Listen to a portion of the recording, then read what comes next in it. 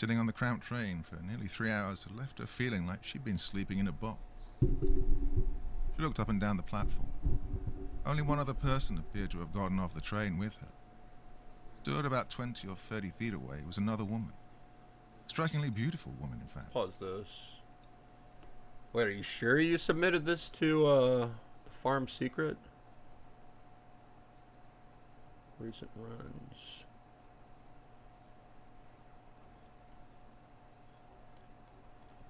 I don't know if you're still here, Jared. Or do I gotta look through here? First time I've moderated a speedrun forum. Are you called Jared Lenny?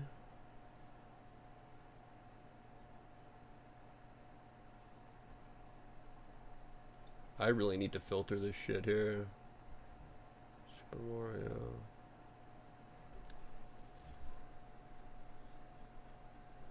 Hold on.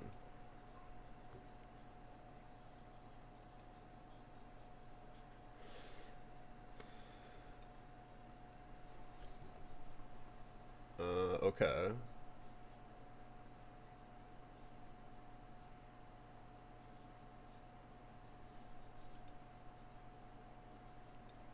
I'm not sure where I'm supposed to find people's submitted runs. Like, did you maybe put it to Last Vigil?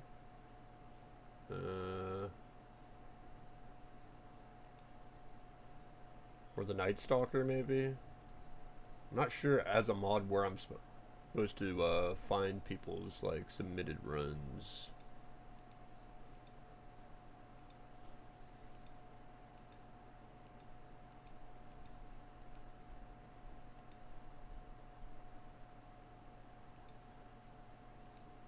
Hold on. Farm secret. Like, is there a rules? Moderators, that's me. Runs. I don't see any pending runs, Jared. Are you sure you sent it? View all. I'm not seeing it here. I think this is where I would look to, like, verify.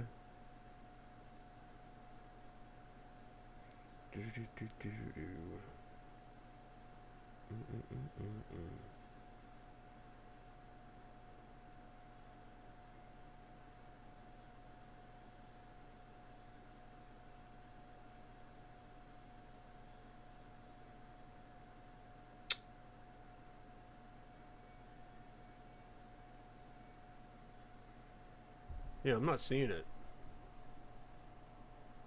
Leaderboard. Pending. Are you sure you put it in, Jared?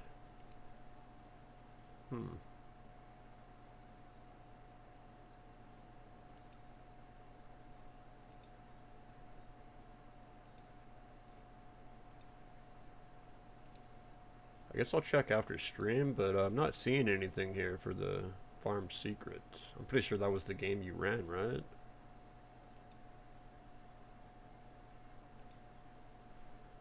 Anywho. It's time to sit back and relax with your favorite drink. And World of Warcraft was unable to start up 3D Accelerator. What?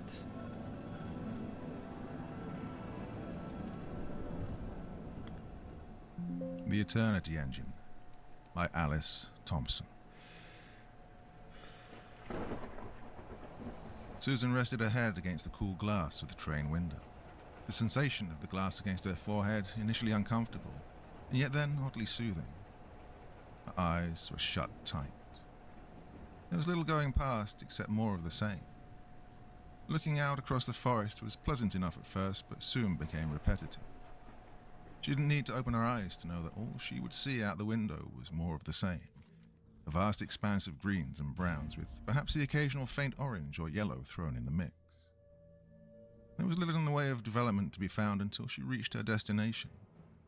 The tour guide she'd spoken to a few days earlier had in fact claimed that much of this land was protected. Building anything out here was expensive at best and impossible at worst. Not that she minded that.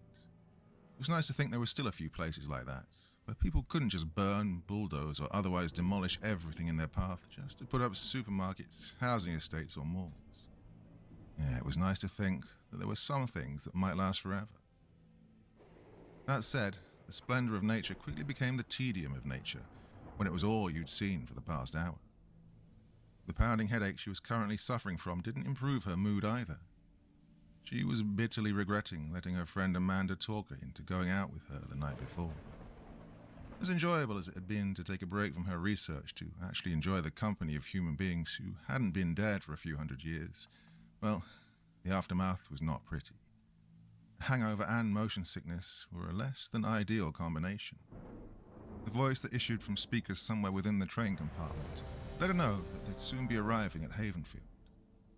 Reluctantly opening her eyes, she went through the contents of her bag.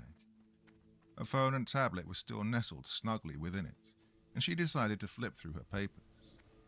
They were a jumbled mishmash, some of them handwritten while others were neatly typed out and had been printed off at one of the various libraries she'd stopped off at when she'd gotten the chance. She'd wanted to save herself time later by typing up and spell-checking and proofreading as she went, whenever she got the chance to do so. But at some point in the process, she'd lost track and now had the sinking feeling she'd have to go back and retype the whole thing when she was done. Upon the first page was the title, In Search of Sebastian Stanfield, the Forgotten Da Vinci. Getting off the train as it pulled into the station, she took a deep breath. The air really did feel cleaner out here. Oh, she'd always thought it was just something vegans, hippies, and white people who thought it was a good idea to put their hair into dreadlocks said, to sound wise and connected to Mother Nature. But it really was better than in the city, in that respect at least. Complete lack of signal on her phone, and the knowledge that she'd have to get back on the train and travel about 80 miles to get to a decent cocktail was less welcome.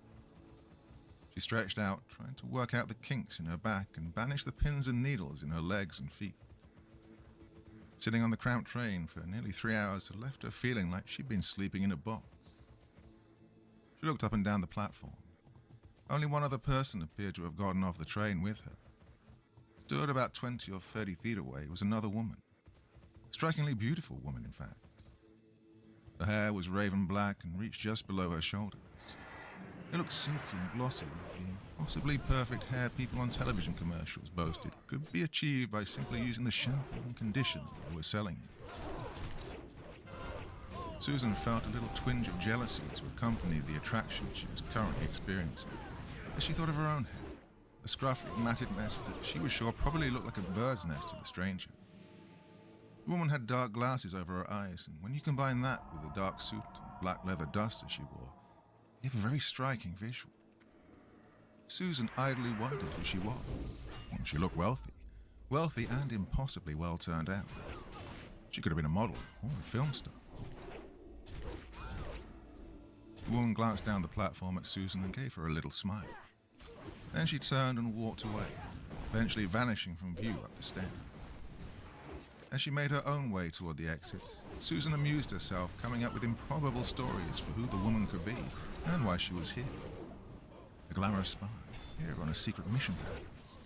The kind who always had a clever quip prepared for when they dispatched the henchmen of their nemesis, and who never ordered their martinis stirred. Or perhaps some famous movie star here to get away from the stress and tension of her career. Here in this out-of-the-way town, incognito, to hide from the paparazzi and her adoring fans, or have a clandestine rendezvous with a forbidden lover. Some scandalous Hollywood affair that could only be carried out in places forgotten by the hustle and bustle of the big city like this. When she was finally able to get enough signal to call a cab, Susan had it take her to the small hotel she was staying at. The sign had once declared the building to be the Lakeview Hotel, but now it read the La Head, though you could see the imprint where the letters had once been. When she brought it up to the man at the check-in desk, he just grunted, puffing on the cigarette he was smoking in cheerful disobedience of the "thank you for not smoking" sign. Kids, what can you do? We used to replace the letters, but they just steal them again a week later. like Sisyphus pushing that boulder, Susan replied, trying to make conversation. Syphilis? What's syphilis got to do with it? The man asked. And Susan decided to give up trying to make conversation. And I thought his instead name just was asked for her pronounced room. Syphius. The room It's was been a while. small, I know what despite they're the talking about. It's hotel's like that name, name where it's did not like provide her with a lake. Did give her a full view of the street below. and it's like a dude She pushing a supposed if she ever rock got up the a urge hill. to stare at a Chinese restaurant or a furniture warehouse which had signs informing anyone who was curious that it was going out of business, everything must go, then she would be well served. Still, it wasn't as if she'd booked the place for a luxurious getaway. She doubted she'd use the room for much besides sleeping and sometimes eating. As she looked out of the window, something caught her eye. Walking down the street was a woman with dark hair and a dark black duster. She wondered idly if it was the woman from the platform. A sleek black car that looked like it cost more money than most people in this town would have seen outside of films came to a halt where the woman stood, and a man dressed in a somewhat comically old-fashioned chauffeur's uniform exited, opened a passenger door for the woman, and then got back in behind the wheel, the car gliding out of view. Susan found herself pondering whether that had indeed been the same woman from the train station, and if her fantastical speculation had actually been near to the truth. Perhaps she really was someone famous, out here filming a movie perhaps. There was certainly no shortage of locations in the town that might be ideal to film a horror movie in. The drive through the town had revealed numerous old and dilapidated buildings. Some looked modern, if shabby, while others looked as if they could have been transported through time from the 1800s to the present day. It was easy to imagine Dracula lurching from the darkened doorways, or some mad scientist with a hunchbacked assistant lurking within the candlelit halls of the ancient and abandoned husks that had once been people's homes, committing unspeakable acts in the name of some mad whim. She was sure that it was incredibly tacky of her to be looking at a place that was home to so many people and making up lurid fantasies about it. She'd hardly enjoy it if people came and gawked at her home, pointed and laughed at things they found ridiculous about her hometown. Still, it was hard not to have such thoughts when some of the houses and abandoned buildings she glanced at out of the taxicab window looked like the kind of place Bela Lugosi or Christopher Lee might call home in one of their more macabre roles. After a change of clothes and a chocolate bar that would have to serve as lunch, she headed out to meet the cab she'd called, and before long was on her way to the place she'd actually come here to see, Stanfield House, or as the little sign outside referred to it, the historic Stanfield House. The merit of that claim was extremely dubious. So far in her research into Sebastian Stanfield, she discovered all of 3 books about the man, one of them self-published and replete with spelling errors. It did speak well of his pedigree as a historical figure that there were more books out there about William Henry Harrison than him. There was no one else there when she walked through the front door and up to a ticket desk with a sign helpfully suggesting, "Pay what you think is fair," with a little smiley face beside it. There was no one at the ticket desk, which suggested to her that whatever they'd been getting paid as a wage Yeah, hadn't Jared, seemed I'm very not fair seeing to her. it. There was also a small and somewhat amateurish-looking black and white leaflet that looked like it had just been printed out and folded. Upon it were the words, "Sebastian Stanfield, the American Da Vinci," and the similarity to her paper's title made her wince. Still, she doubted that the people who owned this museum would ever see her paper, much less accuse her of plagiarizing them. And looking around the dusty front desk, she had a strong suspicion no one who owned this place could afford to sue. The museum closes in 20 minutes, Ma," a voice called out to her. Turning, she saw a blonde woman in a powder blue suit walking towards her. Her face was heavily made up and her eyes had a kind of manic friendliness to them that told her this was probably a tour guide. She had the look of someone who had constantly to be cheerful as a profession, that awful false happiness found on the faces of stewards, waiters, and summer camp counselors the world over. Susan Tanaka? I spoke with someone here on the phone a day ago," Susan said. The woman's fake grin relaxed somewhat and was replaced by a more genuine smile as she nodded and walked over to Susan, extending a hand with bright pink nails. Susan idly had the thought, Its obscure historical figure, tour guide Barbie, passed through her head and tried hard not to snicker. She then felt a little guilty for such a mean-spirited thought and tried hard not to look guilty.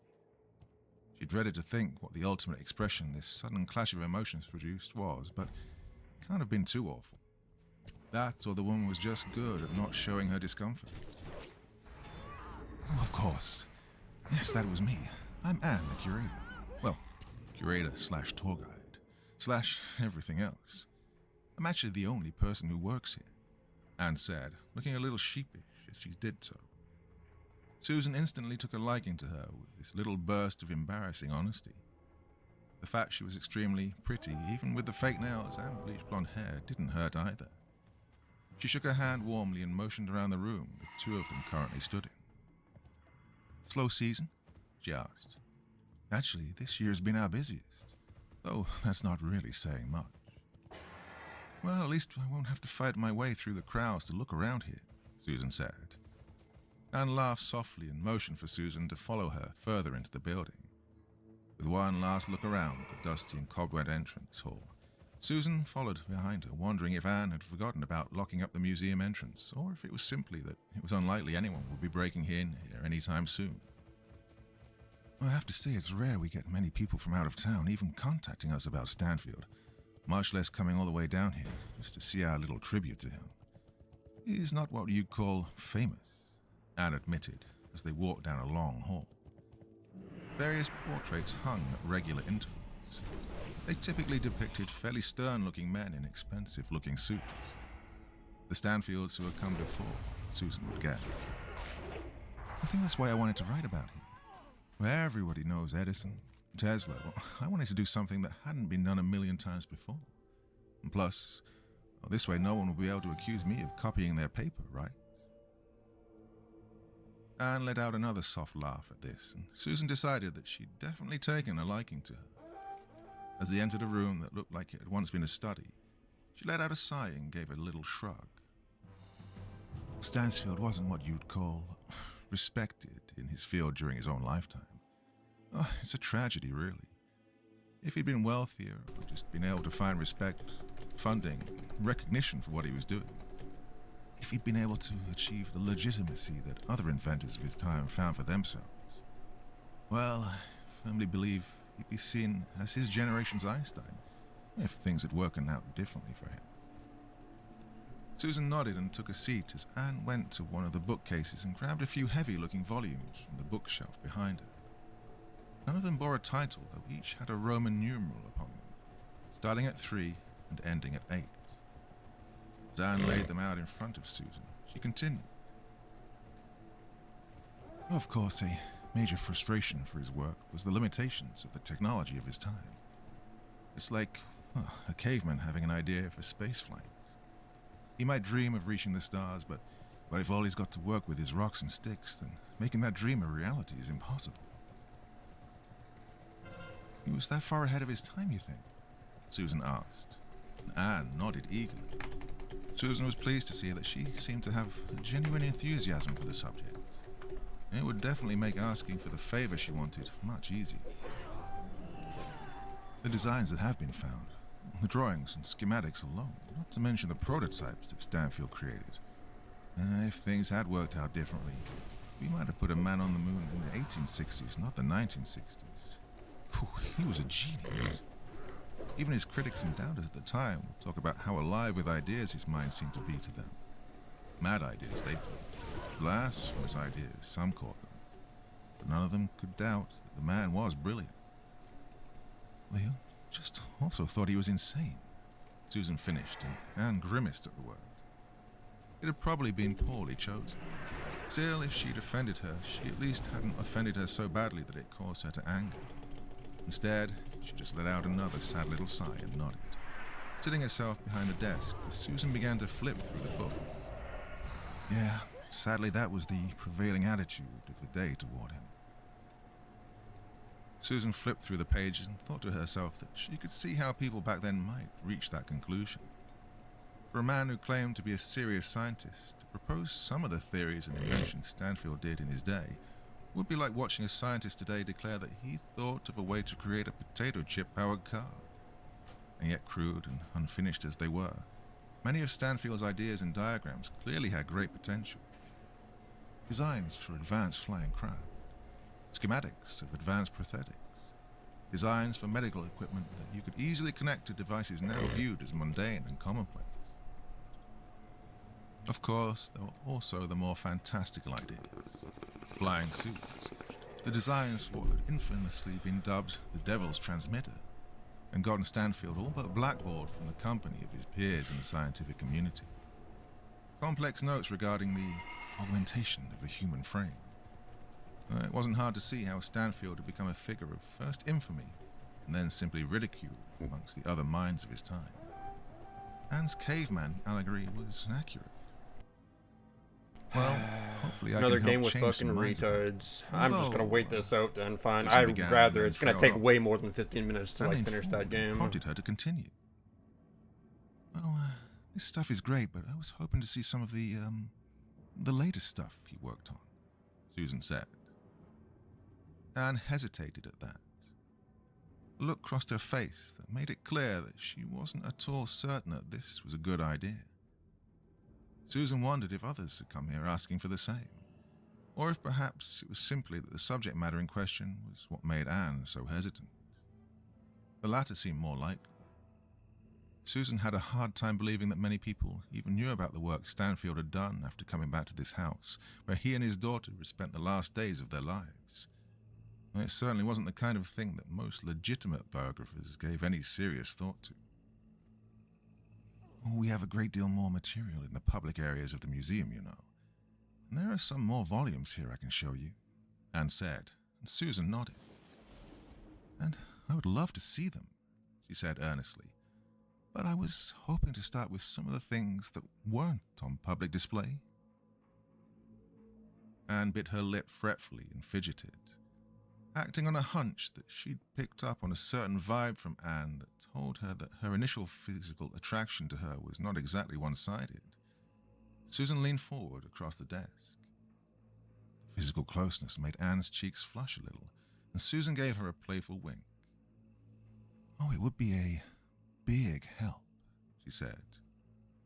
Well, I suppose it wouldn't hurt. You'll have to be very careful. Much of the private material is extremely old and delicate. It needs to be handled with care, Anne said. Susan beamed widely at her. Trust me, I know how to be gentle. Anne led her down a set of steps and then another. They came to a large door in somewhat poor repair that clearly wasn't part of the usual tour route that Anne took people through the museum. Producing a rusty key from one of her pockets, Anne gave the door a few hard shoves and it eventually creaked open. Swinging slowly and somewhat resentfully inwards, Susan mused that if the rest of the town had already given off a Hammer horror vibe, then this certainly took it up a notch. The creak was so loud it was almost too perfect. Part of her wondered if there was a sound effect cassette set up somewhere within the basement. This was all part of the tour after all. She could imagine it being a hit at Halloween. Anne taking a group of spooked tourists down the old stone steps into this drafty old basement. The room beyond was lit by flickering lights. There were dozens of shelves, some holding books, others holding various strange-looking objects. On one of the walls was a portrait of Stanfield himself. A dark-haired woman in a black dress stood beside him, who Susan imagined must be his daughter. Carmina Stanfield was almost as much of a historical oddity as her father, and if half the stories were to be believed, the illness she'd fallen victim to was half the reason Stanfield's life had taken the depressing trajectory it did. Of course, there's nothing sinister about why this material is kept out of view. It's simply a case of it being extremely fragile and much of it not really being the kind of thing the public's interested in, Anne said. Susan privately mused that she sounded as if she was trying to convince both of them. With most of the items down here, we don't even know what they were used for. Given the condition of his notes... can I see some of those? Susan asked. She hoped she didn't sound impatient. She didn't want to annoy Anne, especially given that she was the only one she knew of who could give her access to what she wanted to see down here. Fortunately for her, it seemed that Anne didn't mind her eagerness, and she nodded, grabbing one of the large and heavy-looking tomes off the shelf and allowing Susan to begin leafing through it. Occasionally, as she did so, she glanced up at some of the items on the shelves. Some of them corresponded with the drawings in the book, while others she didn't recognize. "And is this everything?" she asked. Anne shook her head. "Some of it was sold off to a private collector a few years back. We were having financial difficulties. Some of it was taken away by some kind of trust, I think, or museum. It was before I got the job here." Susan nodded and returned to the book, flipping carefully through its aged and yellowing pages. She was eager to see this, but also aware that being too rough with it might cause the pages to rip or crumble, and then she wouldn't get a second chance. On each page were lovingly and meticulously drawn illustrations of fantastical-looking devices. Devices that were not just unusual for the era Stanfield had lived in, but for any era. The intricacy of the illustrations and the copious amounts of annotations around them made her wonder how long Stanfield had spent on each idea.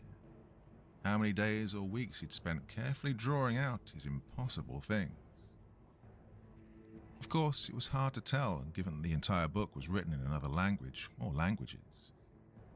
Parts of it resembled katakana and kanji, while mixed with that were what looked like pictograms of some kind, and then parts that looked like Latin. Susan possessed some rusty skills when it came to the first and last of the two, and thought that the writing, while it possessed superficial resemblances to both, didn't truly look like either. As she settled on the next page, she opted to ask Anne just what languages the book was written in. "Language, well, we don't know." "Language?" Susan repeated. Anne nodded. "All of this is in one language, one that Stanfield appeared to have created for himself, from what we can work out. Or perhaps cipher would be a more accurate description." "He wanted to keep his notes secret that badly?" Susan asked. We assume so.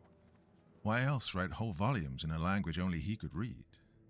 The only words we've been able to translate are the 3 that Stanfield translated himself." Without further invitation, Anne began to flick through the book before finding the page she was seeking. The image on the page was a round sphere from which sprang what looked like piping or tubing of some kind.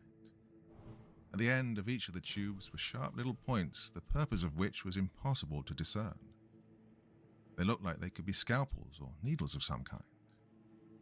In addition to the tubing, multiple thinner lines sprung from the device, like wiring or rope.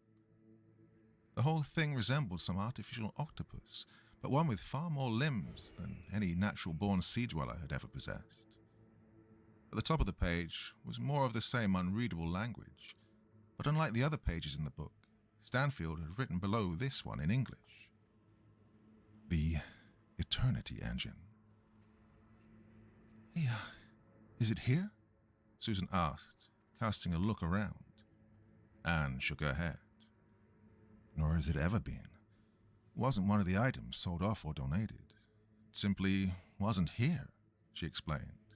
So this Susan person asked where that verified was. at least the Well, game. who can What do say? they speedrun? Perhaps it was destroyed or stolen in the years before Stanfield's death, or by thieves who raided the place before his body was discovered. Or it might be that he never got around to actually building it. Many of the items in these books were she purely speedruns, theoretical. fucking hell. The ones that Stanfield did build never actually worked, of course. Or rather, the ones he did definitely didn't do what they were supposed to do. Susan nodded. That certainly checked out with what she'd read about this stage of Stanfield's life. One of the books she'd read about him, which spoke of him as an oddity, 120 a stars. This is crackpot, crazy. and a genuine inventor. 8 Had minutes? spoken Wait, at great 8 length hours, about 9 the hours. It's useless just like, hold on a impossibilities second. he'd spent so many years of his life inventing. It had postulated somewhat cruelly that his daughter, wasting away from an unknown and quite incurable disease, had snapped the mind of the man who was never all that together in the first place, and that the end result was him escaping into fantasy to cope. Susan took one last look at the devices that were on the shelves. Her eyes lingered on what looked like it might have been intended as some kind of surgical tool. It resembled a golden hand with each finger ending in what looked like a hypodermic needle. Oh, she winced at it. It surely had an innocent explanation for its use, but it was hard not to picture it being something. No one gave a Robert shit Englund for might this wear while category here. slicing Only and 6 dicing his way people in the through a last cast of 5 screaming years. teenagers. 6 years, I guess. You, I remember believe this what guy, people say. Darkest Uno. I think this How guy he lost his moderates. Susan He's asked. one of the moderators for the It was speedrun perhaps a for tad too blunt and OSRS. straight to the point, but Anne didn't seem to mind. Perhaps she'd heard the same question asked many times. It was likely at least a few of the people who visited the Stanfield house knew of its darker history. Do I think that his daughter's death damaged him in some way? Yes, I think so. I think it's hard to imagine that kind of grief, that kind of loss not having some negative effect on anyone. Do I think it turned him into some mad butcher who was Jack the Rippering his way through the townsfolk? No, not for a second, Anne said. The deaths had all occurred perhaps less than a year after the death of Stanfield's daughter. He'd shut himself away and gone from being the town laughingstock to the town recluse. Few people even remembered he lived there at all. Well, they saw him so rarely. Right up until the murders had begun, that is. Bodies found lacerated with strange and ghoulish marks, some looking as if they'd been ripped open, their flesh plucked apart like the carcass of a Thanksgiving turkey. All of them drained of blood, some displaying grotesque damage done to the internal organs. It had been the single most gruesome crime to ever occur in the town, one that had yet to be matched in infamy or ferocity. And as the police tried and failed to find a suspect, the local talk turned to the mad doctor who lived so far out of town. Before you could say the words lynch mob, a group of angry townsfolk had stormed Stanfield's house and broken in, only to find that someone had beaten them to it. Stanfield was dead, his throat a bloody mess. He left no suicide note, and despite no obvious signs of forced entry beyond the one that the mob had just committed themselves, it was eventually ruled a homicide. Stanfield was officially recorded as another victim of the killer plaguing the town, though that didn't stop people from suspecting him still, particularly as the murders stopped after his body was discovered. Susan shivered a little. She really didn't want to dwell on such things. It was hard not to, however, given where she currently was. She asked Anne if she could come back tomorrow to take some pictures, assuring her that there'd be no flash photography that might risk damaging the items contained in the museum or its basement. She got Anne's consent to do so. After a friendly goodbye, after which Anne generously offered to call her a taxi, Susan stepped out into the cool evening and began to make her way toward the waiting car. It was as she did that her eye was drawn toward another car altogether. Loitering on the road directly in front of the Stanfield house was the sleek black vehicle she'd seen earlier. The dark-haired woman, loitering on the road directly in front of the Stanfield house, was the sleek black vehicle she'd earlier seen the dark-haired woman getting into outside of her hotel room. She paused in mid-stride and stared at it. Seeing the same woman twice in one day in a small town wasn't so odd as to be anything more than a coincidence. Seeing her a third time, so far from the main town in a spot that few people would ever come to, and even fewer would approach after the museum's closing hours, well, that began to feel far less like chance. She told herself that it must be a different car. Then how many people in a town like this would be able to afford such an expensive vehicle at all? As she stared toward the car, part of her wanted to approach it, to rap on the window and ask the occupant inside if she was following her. Another part was too afraid of being foolish if the woman inside had no idea what she was talking about, or worse, if against all odds this was not in fact the same car, and she wound up making an even bigger ass of herself. Before she could make up her mind, the car started up and drove slowly off down the road.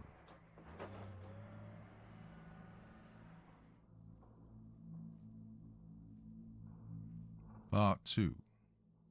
Greetings.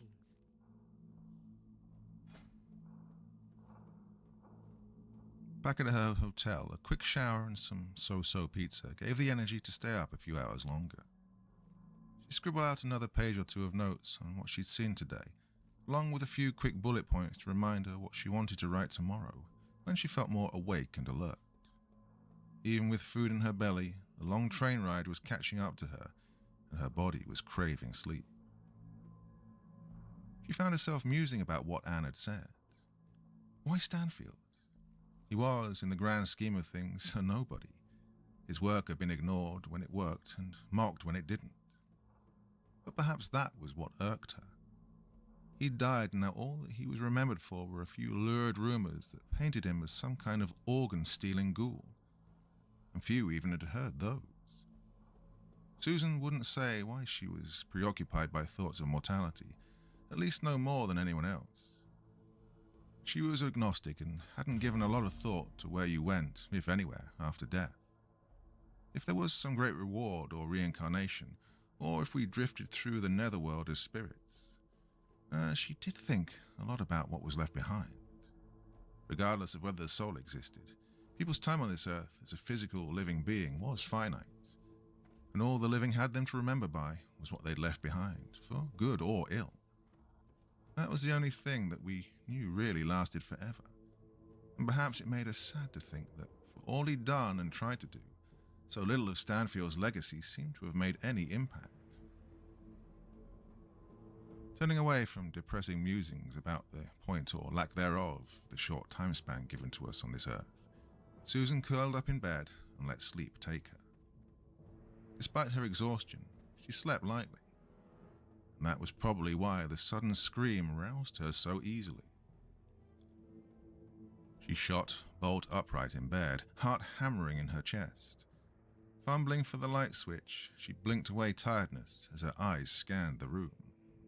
She wondered if the scream had been part of a nightmare at first, just some figment of her imagination brought on by the gruesome thing she'd been thinking about earlier. But the sound of raised voices outside her room made her doubt that explanation. Pulling on a robe and opening her door just a crack, she peered out into the hall to see maybe 3 or 4 people clustered around the open door of a room down the hall from hers. She felt ghoulish as she walked towards them to peer at whatever had caught their attention, like those people who slowed down when they passed car wrecks to get a good look at the twisted metal and broken bodies. She tried to tell herself that she was trying to see what had happened out of concern, but she knew it was actually morbid curiosity that pushed her forwards down that hallway and made her peer above the heads of 2 of the shorter individuals in front of her. It looked as if an explosion had occurred in a butcher's shop. The white bedsheets and off-cream wallpaper was splashed with crimson. In fact, the sheets looked soaked through as if someone had been bled dry over the bed, their veins opened and their body hung upside down like a carcass at an abattoir. There were lines of red streaked across the walls and what looked like bloody footprints upon the carpet. The body laid upon the bed, a man in a state of undress with his throat and chest covered in what looked like medium-sized holes, as if someone had used a screwdriver to puncture his form repeatedly. The grotesque damage done to his body left it deathly pale, and the clash of the bloodless-looking corpse and the violent red of the blood soaking into the sheets and carpet around him created a ghastly contrast.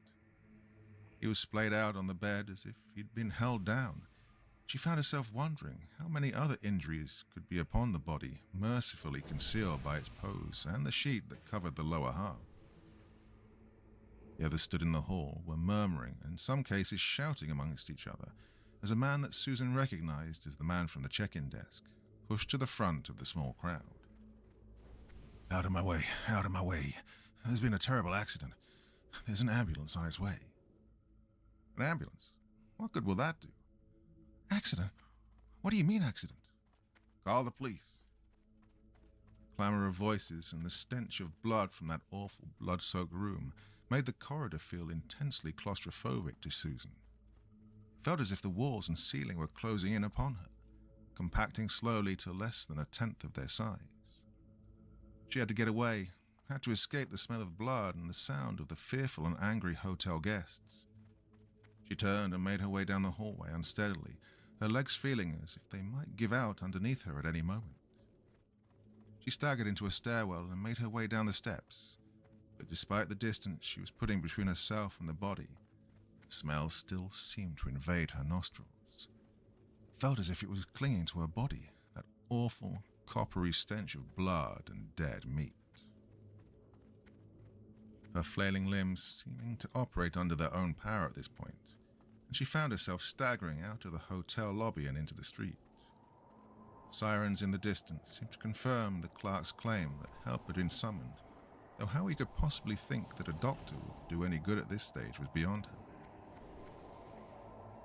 She took in a deep lungful's worth of air, praying that it would banish the smell.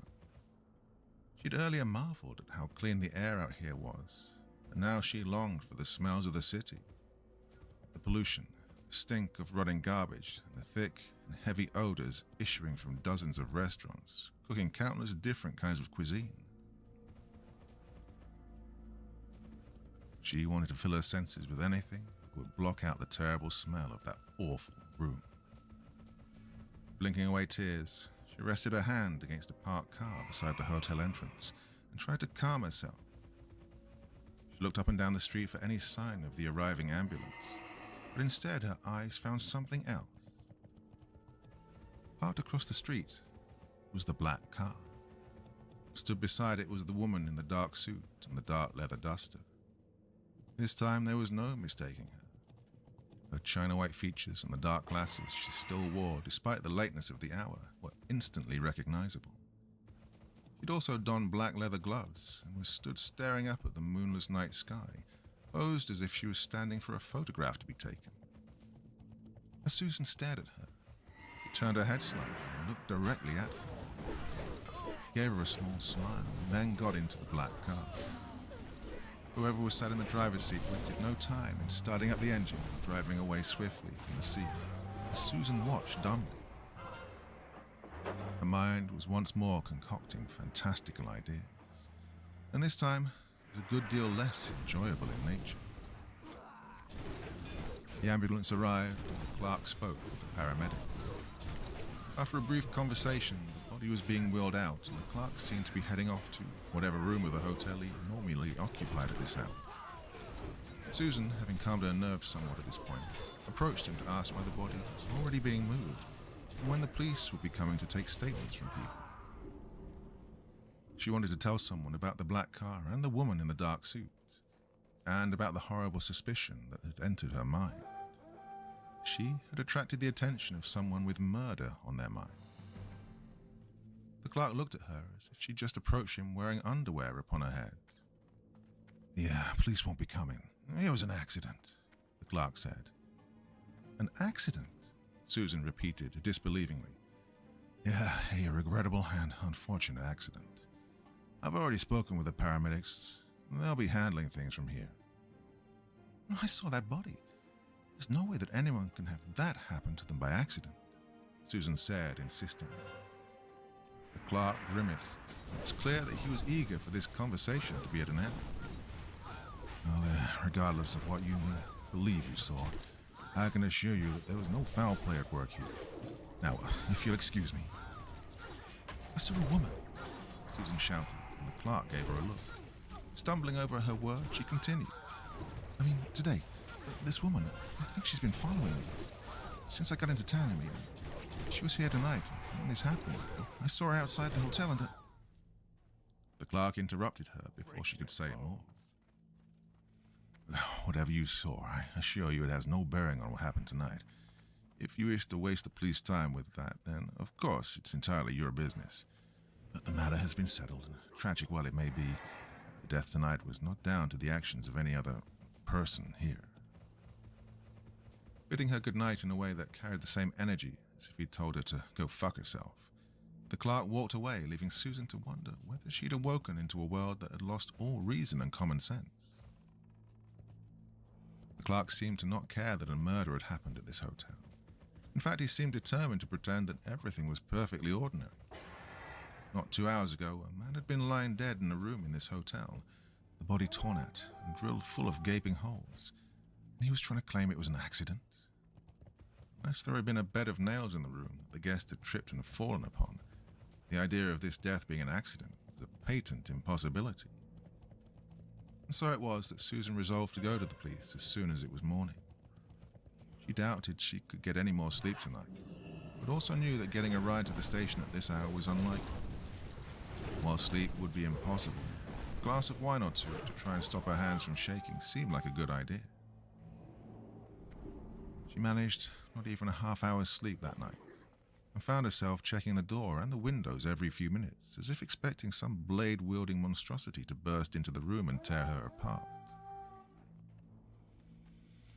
However, apart from some raised voices from the room next door, she didn't hear or see anything else that night. Not that this calmed her. If anything, it just made her anxiety even worse. By the time the first rays of the morning sun began to shine through her window, she was a nervous wreck, and she'd finished both bottles of wine in the minibar fridge. It didn't take her long to make her way to the local police station, but she found herself waiting longer than she would have expected to actually speak to her. When she was finally escorted into a small office, it had been nearly 40 minutes since she'd arrived. She had a hard time believing that a small-town police force like this had that much taking up their time, and wondered if this was a case of the town's cops not having much interest in making outsiders feel welcome, or perhaps just outsiders who looked like her. Still, if that was the case, the man who sat behind the old oak desk that dominated most of the cramped office didn't do anything to show it outwardly. Instead, he just motioned for her to take a seat. He looked like he'd gotten even less sleep than she had, and the weary look on his face was matched by his tone of voice, as he asked her how he could help in a way that suggested he was praying that whatever she wanted wouldn't require anything approaching effort. Susan did her best to explain things as coherently and succinctly as she could. She'd spent most of the previous night and the cab ride over thinking about how to explain her suspicions without sounding like a crazy person at worst or just a paranoid person at best. The man behind the desk, who according to the nameplate on his desk was named Andrews, nodded and made little noises at times before leaning back and letting out a loud sigh. He drummed his fingers upon the desk before opening his eyes and leaning forwards to give her a less than friendly look. So, your story is that this woman who followed you from the train station broke into the room with a person next to you in this hotel, killed them to freak you out, stuck around afterwards to taunt you, and then just drove off? The way he said it left no doubt as to what he thought of her story. And admittedly, when phrased that way, the whole thing did sound ridiculous, or at least very strange.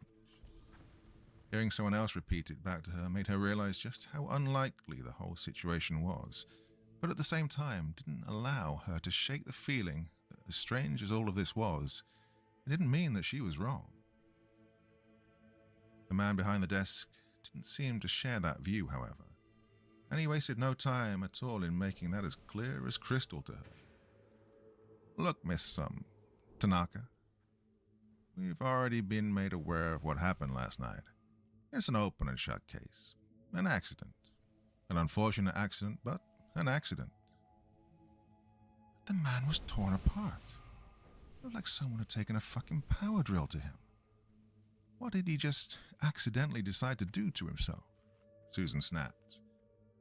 Outside, she could hear a few loud murmurs, and glancing out of the office at the men and women moving around the station, she could see that a few of them had stopped what they were doing and were looking in her direction as well.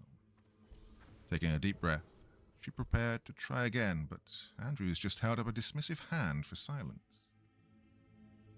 The matter has been settled. Now, you're not the first person I've seen come through here. Try to play the amateur sleuth when something they think is peculiar happened around these parts. They're all the same. They all think us poor local hicks must be dumb as a sack of hammers, and they'll figure out something we didn't. And it always ends the same way. No one ends up happy. Susan didn't particularly like the way he said that, but she was also smart enough to know that starting a fight with this idiot was probably a quick way to get herself thrown in a cell for a few days for disturbing the peace or something like that. And so she did her best to keep her temper in check, and as tempting as it was to tell this condescending little prick exactly what she thought of him, She instead replied in as calm and level a tone as she could. At the very least, will you talk to this woman I saw? Found out what she was doing at the hotel last night, why she's been following me. Andrews let out another long sigh. He puffed out his cheeks like a deflating balloon as he leaned back in his chair, his relaxed posture only serving to further aggravate Susan. She hadn't known what to expect when she'd come here today. She'd allowed herself to dare to hope that a police officer might be a little bit more concerned about a possible homicide and a stalker. Oh, no one in town I know of who matches the description you gave us. I'm not about to waste my officer's time and the town's money on a manhunt for someone you think might be following you around. Look, if you see her again and she threatens you or does anything to make you feel unsafe, call us. Maybe then I can help, but unless that happens... Yeah, I get the idea. Susan stood up to leave. She could see that she was wasting her time here. She didn't know if the man sat behind the desk was lazy or a crook, but either way, she wasn't going to be getting any help from him or anyone else here. As she made her way out of the office, he called after her. He asked her how long she planned to be staying in town for. She answered truthfully that she only planned to be here for one more night before she headed back home. Probably for the best, he replied. Once again, she didn't like the way he'd said it one bit. She was tempted just to cancel her plans and get an early train home, but she'd already booked the ticket and money was tight. She didn't much like the idea of having to spring for another train ticket home on top of the other expenses the trip had already cost her. On top of financial concerns, she did still really want to get these photographs of Stanfield's inventions, the notebooks and research notes. Some of that stuff had probably only ever been seen by maybe 2 or 3 other people who were still alive. Having it included in her paper would definitely make it stand out from the crowd, and would be a nice little feather in her cap. She also wouldn't mind seeing Anne again and saying a proper goodbye after how friendly and helpful the woman had been. And, she told herself, it wasn't as if she knew she was in danger. She tried to convince herself that perhaps she really was making too much of it. The eerie reappearance of the woman in black. The horrific scene in the room near her. Perhaps she was seeing danger to herself where there was none. Maybe the woman and her constantly crossing paths yesterday had been just some strange coincidence. Maybe the scene in the hotel room hadn't been what she thought it was. The cops, the paramedics, the hotel clerk, they all insisted it was an accident. Either dozens of people in the town were all in on some labyrinth conspiracy to conceal the nature of one random man's death, or else perhaps the sight of the blood and the lateness of the hour made her shocked mind see the scene differently than it actually was. Perhaps it really had been an accident. What was more likely? That all these random people were willing to cover up a murder, or that she was wrong? Occam's razor told her that the latter had to be the answer.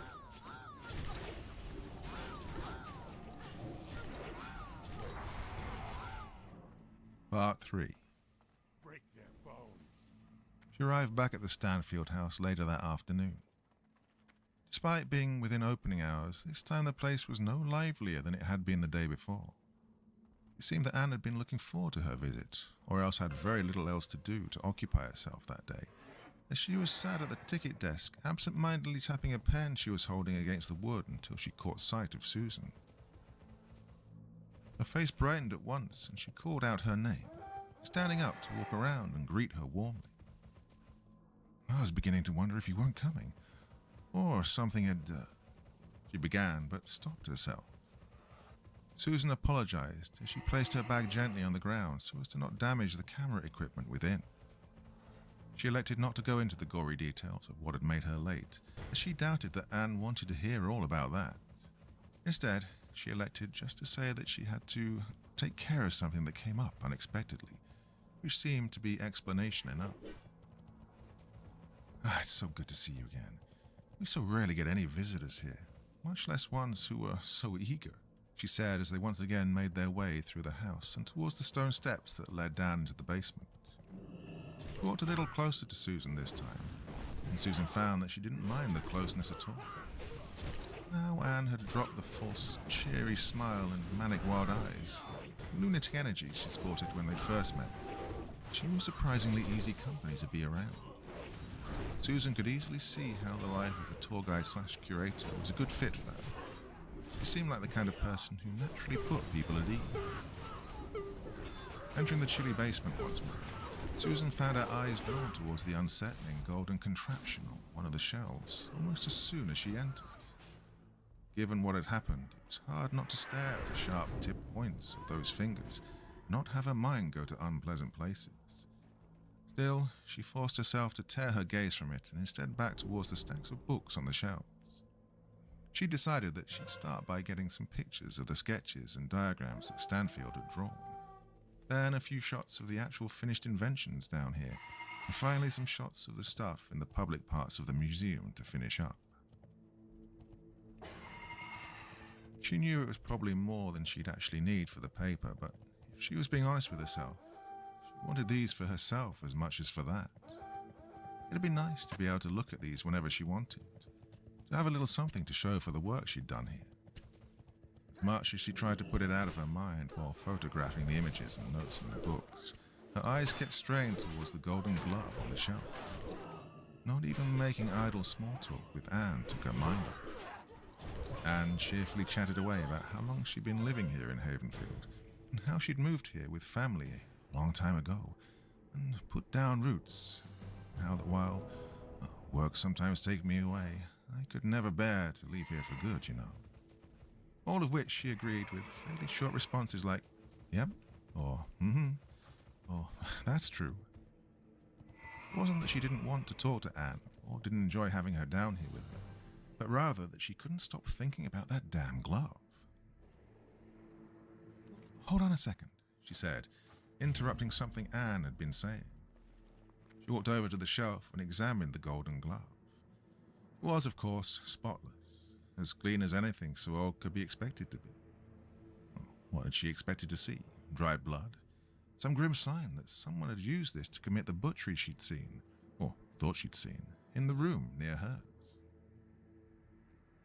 She became aware that Anne was leaning over her in the same way she was leaning over the glove, and with a deeply worried look on her face. She imagined that her behavior must look truly bizarre to her, and she stood up swiftly, hoping that she wasn't blushing at how embarrassed she felt. She felt awkward enough around people that she genuinely liked.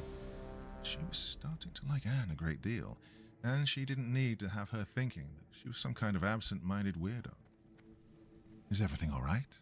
Anne asked, sounding concerned. Susan nodded and turned away from the glove, back towards where her camera rested. She was about to say that everything was fine, but instead decided to take a somewhat different tack.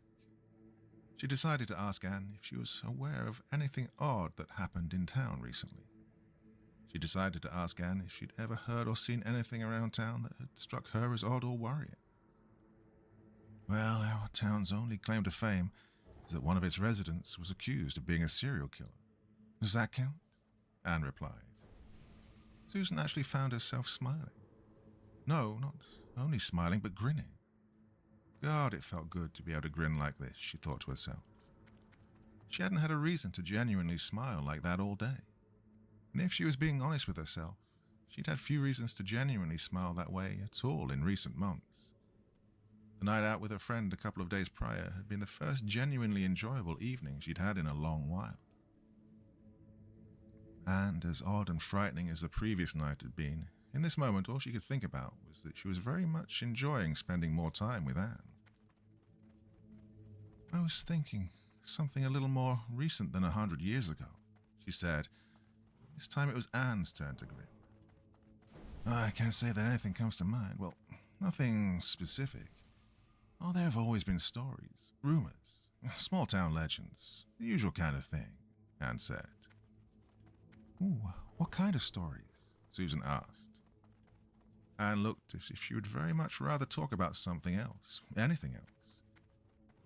From the look on her face, Susan got the impression that whatever the subject matter of these stories might be, it wouldn't be something that made for cheerful listening. And that did little to calm the increasingly anxious thoughts plaguing her brain. Still, she decided to turn the subject of conversation back towards slightly more cheerful subject matter. As she finished taking the rest of the photographs, she and Anne spoke a little more about Stanfield. Instantly, Anne's mood seemed to pick up, as the familiar energy and passion returned to her voice. She spoke almost reverently about the work Stanfield had done here in this very house, and how lucky the town was to have had a bona fide genius living amongst them, not that they appreciated him. She said this, and with that last statement, her tone briefly became bitter and almost angry. However, it was only for a moment. She would eagerly point out particular inventions or gush cheerfully about the artistry of the designs on the pages. She seemed as enraptured by the designs themselves as she was fascinated by their possible purpose. Oh, he could have been an artist, I think. He painted that himself, she said, pointing towards the portrait that hung on one of the walls. Oh, I didn't realize, Susan said, looking for an artist's signature on the portrait. Anne said that it had been mentioned in one of his journals that he kept after moving into the house to care for his ailing daughter and work on his projects in private. Susan assumed that it must have been one of the ones that had been written in English instead of the strange made-up language that he had created to keep his research notes safely confidential. She found herself wondering more and more about that.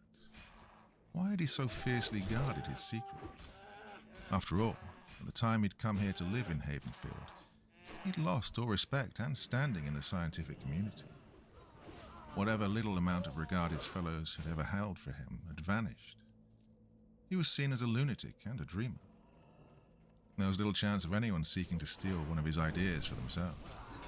In fact, there was no chance as far as Susan could see. It would be like Thomas Edison breaking into a lunatic asylum to copy down the scribblings of one of the patients that had been left on the wall.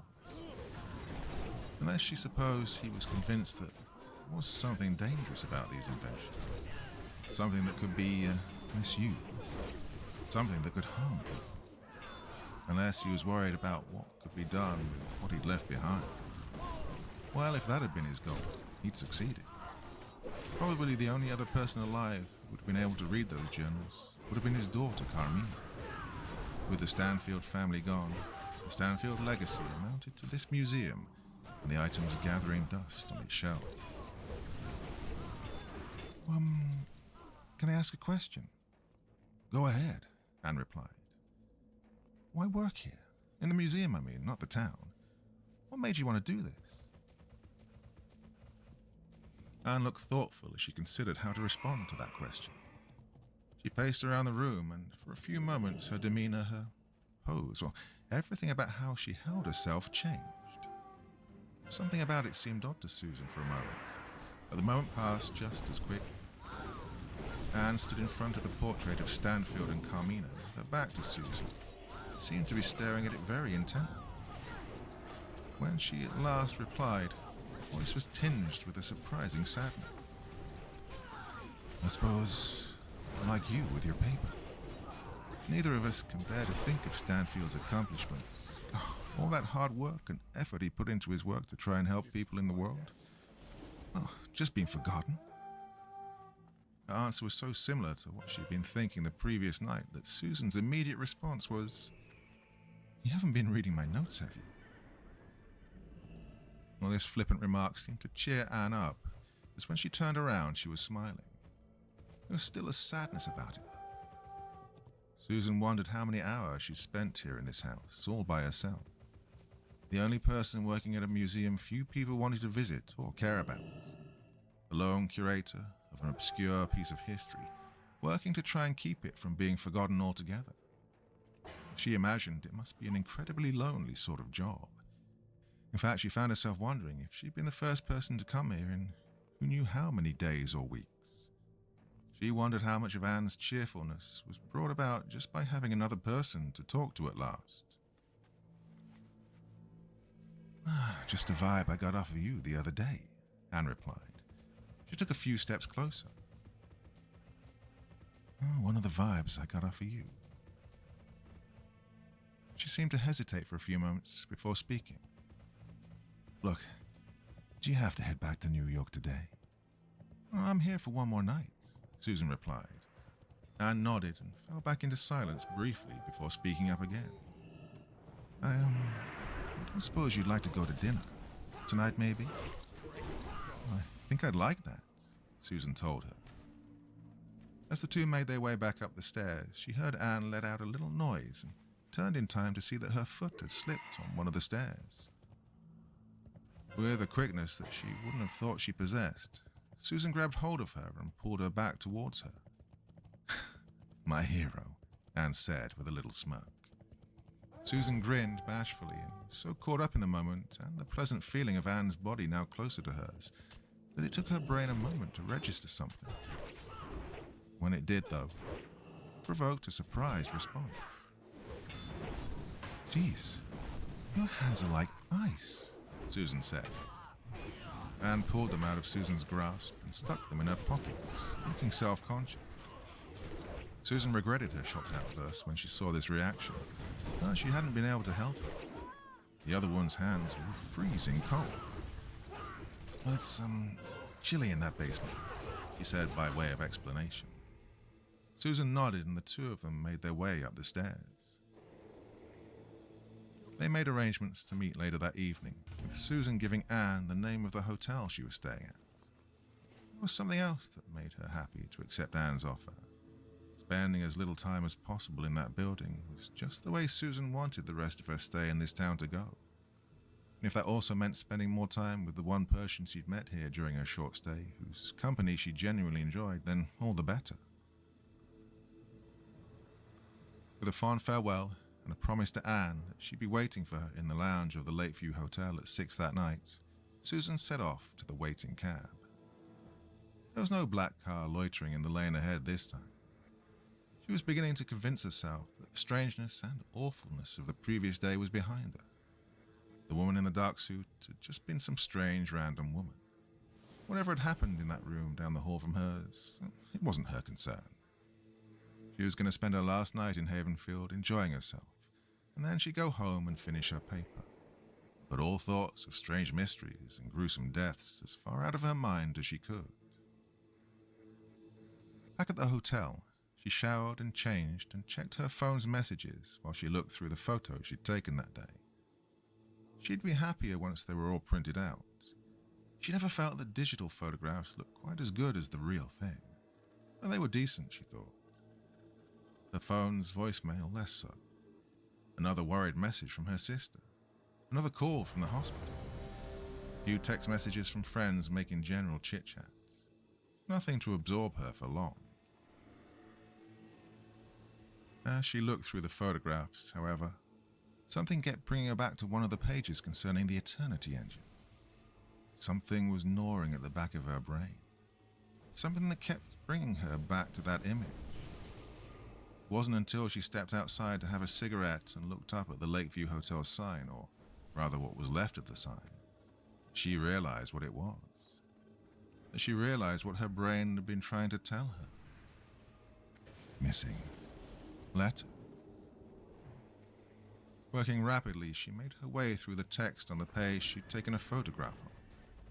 Using the fact that she knew what 8 letters of this made-up language or code or whatever it was meant, she used the zoom function on the photos to identify as many occurrences of them in the text regarding the Eternity Engine at the top of the page. What she was left with resembled a game of hangman or a crossword puzzle. She began doodling guesses as to what letters might fit. The first sentence was almost certainly once, something in the chest of something. The Eternity Engine is designed to reverse the something of the something by re-engineering the something of the something. Well, it wasn't a lot to go on, but it was a start. And she thought to herself, a start that she could build on. Imagine, she thought, she wound up being the first person to crack the code Stanfield had written these notes in. If she was the first person in 100 years to be able to decipher exactly what he'd been working on, even if it only worked for this one particular page and this one particular invention, that would be an accomplishment.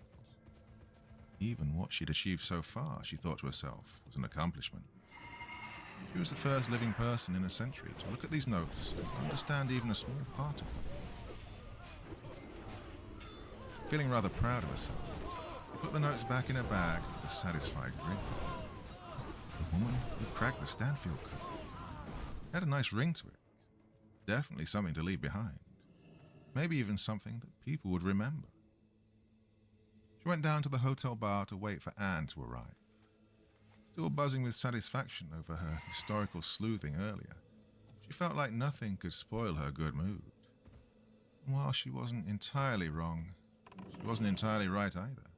She found out when a man came up to sit beside her at the bar with a worried look on his face. He looked familiar to her for a moment, but at first she couldn't place him. Then she'd realized that she'd seen him the previous night in the hallway. He'd been one of the guests who had, like her, clustered around the room of the dead man and witnessed the grisly aftermath of whatever had happened to him. "Hi," she said in a way that was polite enough, but also made it fairly clear that it was just the casual politeness of someone who does not want to spend a lot of time talking to the person they're greeting. The man nodded stiffly in order to drink. Taking a deep swig of it once it arrived, he set the glass down on the bar and then looked over at her again. "You're the girl from last night. The one that the clerk was arguing with," he said. "Yeah, I'm sorry if I caused a scene or whatever," Susan said, aware of the patent absurdity of the statement. She doubted anything she could have said or done would have caused more of a scene than what had already happened that night. "Oh, you were right, you know. Weren't no accident. Whole thing stinks." She was a little curious now. Who was this man and why had he decided to approach her like this? And more to the point, did she want to know? She'd be leaving town tomorrow. Did she want to spend her last night here getting drawn into whatever was happening at this hotel, or in this town in general? Still, she remained seated where she was and didn't say or do anything to discourage the man. In fact, she turned in her seat a little so she was facing him, and he seemed to take that as an invitation to say more. "I was on the force too many years to not know a goddamn murder when I see one.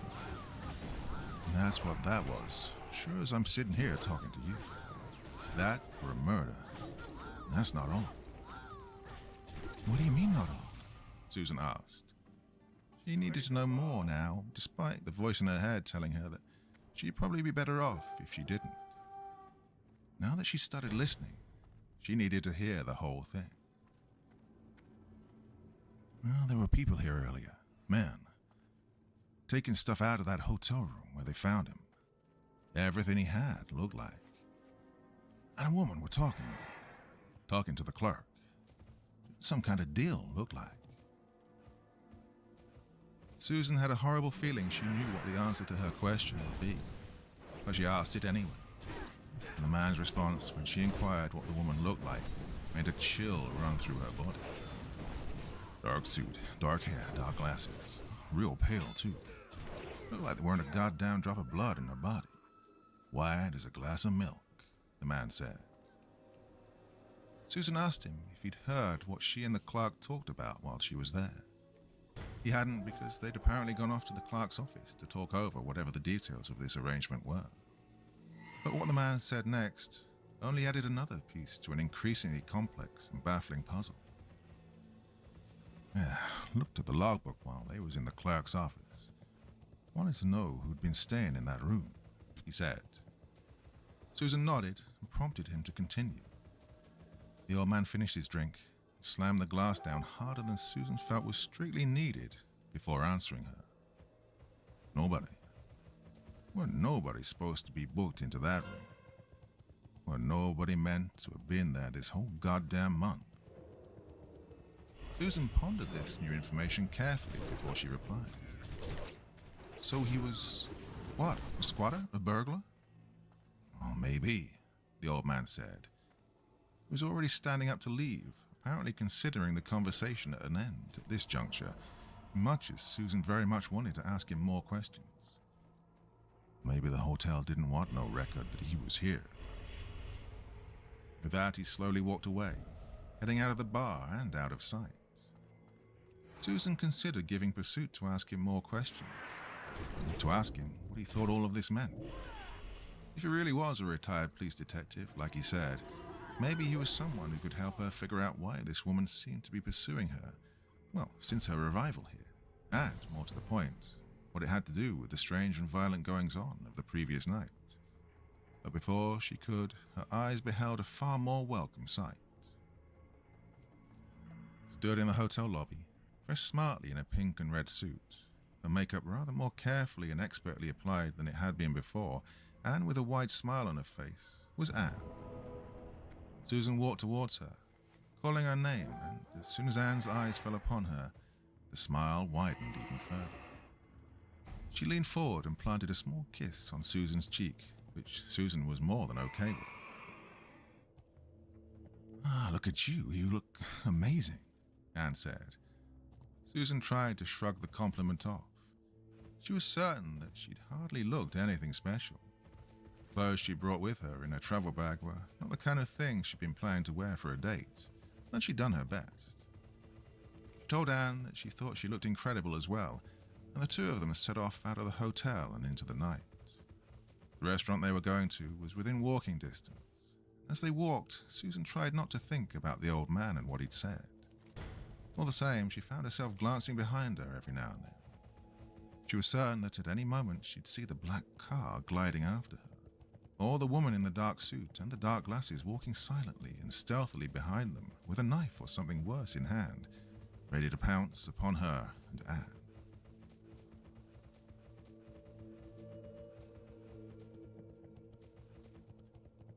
Part 4. However, they arrived at the restaurant without incident, and soon they were seated at a table and drinks had been ordered. While the waiter went to get them, Anne placed a hand on Susan's. Like before, it was icy cold, but this time Susan didn't comment upon it. She was worried it would be something Anne was self-conscious of, with how she'd reacted earlier that day. "Do you mind if I ask you something?" "Anything you like," Susan replied. "Is something wrong? Because you kept checking behind us the entire walk here," Anne asked. Susan thought about telling a lie, but she decided to go instead for giving some of the truth. She really didn't want to spend her date with Anne talking about a gory possible murder, but she could also see that Anne clearly wasn't stupid and could tell something was frightening her. Before she could speak, Anne, "If it's about, this, people here are more open-minded than you might think small-town people would be. It's safe for us to be out together," Anne said. "I wish the small-minded idiots were all I was worried about right now," Susan replied. Carefully, she explained to Anne about her arrival and the woman at the train station, how she'd seen the woman or her car at various locations she'd been at the rest of that day, and had found out today that the woman had been lurking around the hotel while she'd been out. She left out the part about the murder, and the worrying feeling she was getting about something larger than a simple stalking was at work here. Instead, she simply said that she'd gotten a worrying and dangerous feeling from the woman, which wasn't exactly a lie. It was very true that she felt that the woman in the dark suit was dangerous. She just didn't bring it up exactly why she was sure that was the case. Anne asked her if she'd spoken to the police. Susan assured her that she had, but that at the same time, she very much doubted that they'd be much help. Again, this was at worst a half-truth. The fact was, she was increasingly certain the police wouldn't do anything because, after what she'd learned today, she was beginning to think that what she'd earlier dismissed as a paranoid conspiracy theory, that the cops might somehow be actively involved in covering up the murder that had taken place, might well be the truth, close to it. Even with the part she left out, it was clear that what she kept in was enough to worry Anne. Or perhaps she was just that obviously shaken and frightened that it was easy to see even without her revealing everything. Either way, Anne clutched her hand tighter and leaned forward a little. "I promise you, this is a safe town. I know it might not seem it right now, but this really is a decent place to live. I don't think you have anything to worry about while you're here. But if it would help, you could... If you don't want to stay at your hotel tonight, you could, Wow, you move fast," Susan said. And as Anne let out a laugh and then told her she hadn't meant it like that, Susan found herself laughing again as well. The tension had broken. She was here in a normal restaurant with a normal person doing normal people things. No knife-wielding serial killer was going to lurch out at her. No sinister conspiracy was following her or plotting against her, or seeking her demise or worse. She was a college student doing research for a paper, having a night out with someone she found incredibly good company. And once again, she could put everything else out of her mind. As they enjoyed their wine, the two of them talked animatedly.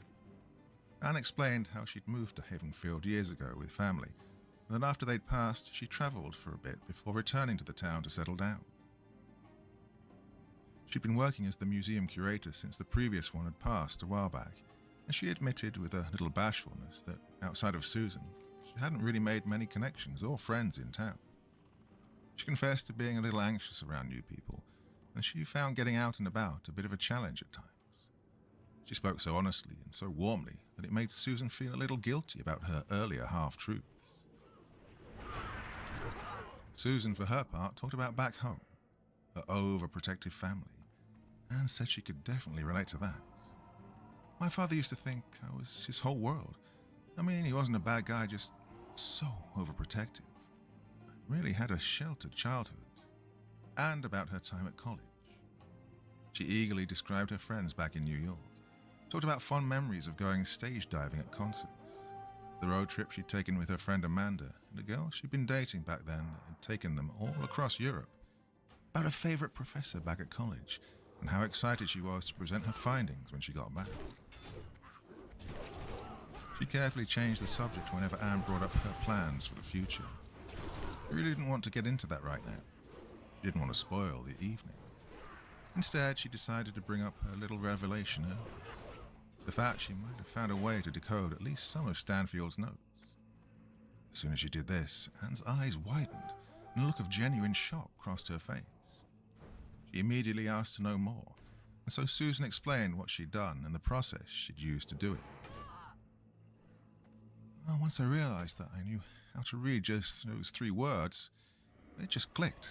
And that meant that as long as the rest of the text on that page follows the same code, which logically it must, then I could use that to decipher some of the text. And if I could decipher some of it, then you could start to decipher all of it, Anne said. Exactly. Just think, I could be the first person in years to actually know what these notes said, Susan said excitedly. Anne had a look on her face that Susan couldn't quite place. She leaned across the table conspiratorially and lowered her voice a little. Well, the second one sitting at this table, she said. Susan was sure that if she were a cartoon character, this would have been the point her jaw dropped.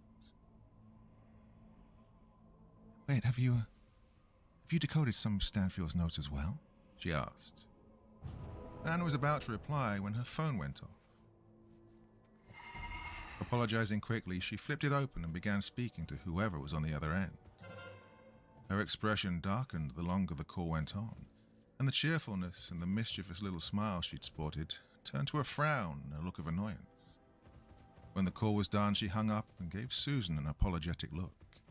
It was clear that something was wrong, and sure enough, the next thing she said revealed just how wrong things had gone.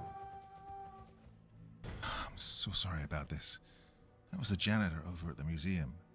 There's been a break-in, he says. The cops are already there. Looks like I'm going to have to head back there to sort this out. Do you want me to come with you? Susan asked, but Anne shook her head, putting a hand on her shoulder. No, you stay. There's no reason both our nights should be screwed up by this. I'm really sorry about this. I was really looking forward to tonight. I really want to do something normal, you know. Susan could absolutely relate to that feeling, and she told Anne so. Apologizing again, Anne called for a cab, and shortly she was gone, headed back to the museum. Susan sighed to herself. It looked as if her hopes to have an enjoyable last night in Havenfield had been dashed to pieces. She tried her best to enjoy the meal on its own merits, but eating by herself, no matter how nice the meal was, couldn't really compare to spending more time with Anne. Deciding against dessert, she instead paid up and decided to head back to the hotel. The building was oddly silent as she entered. Silent and dark. As she made her way back towards her room, she felt strangely isolated. There was no sound coming from any of the other rooms. No TV switched on, blurring out the sound of sitcom laugh tracks or music. No loud or even medium volume voices from behind the closed doors. It was as if she was the only person in the building. The silence all around made the beating of her own heart in her chest and the sound of her footsteps on the rough carpet sound like a cacophony. The overall effect was deeply eerie. But that was nothing compared to the feeling that she experienced when she saw her room's door was wide open. She knew for a fact that she closed it behind her after she left. She wasn't remotely that absent-minded, and as she entered the room, any possibility that the door just hadn't closed properly behind her as she left disappeared completely. Her room had been ransacked. It was clear that someone, or perhaps multiple people, had searched through her things. Even though she hadn't brought anything worth a great deal of money with her, the feeling of anger and distress she felt at that moment was palpable. The idea that someone had just let themselves into her room and been through her personal belongings made her feel ill. She started to try and tidy the things that had been left lying around the room and try to work out what, if anything, had been stolen. But she could feel early on that she was too angry to do a good job of it. As far as she could see, her things were still here, which just made this seem even more senseless, and only served to make her even more infuriated. The idea that someone might have done this just for the sake of vandalism made her dearly wish that she could get her hands on whatever bastard had done this. And then she realized that something was missing. Something had been taken.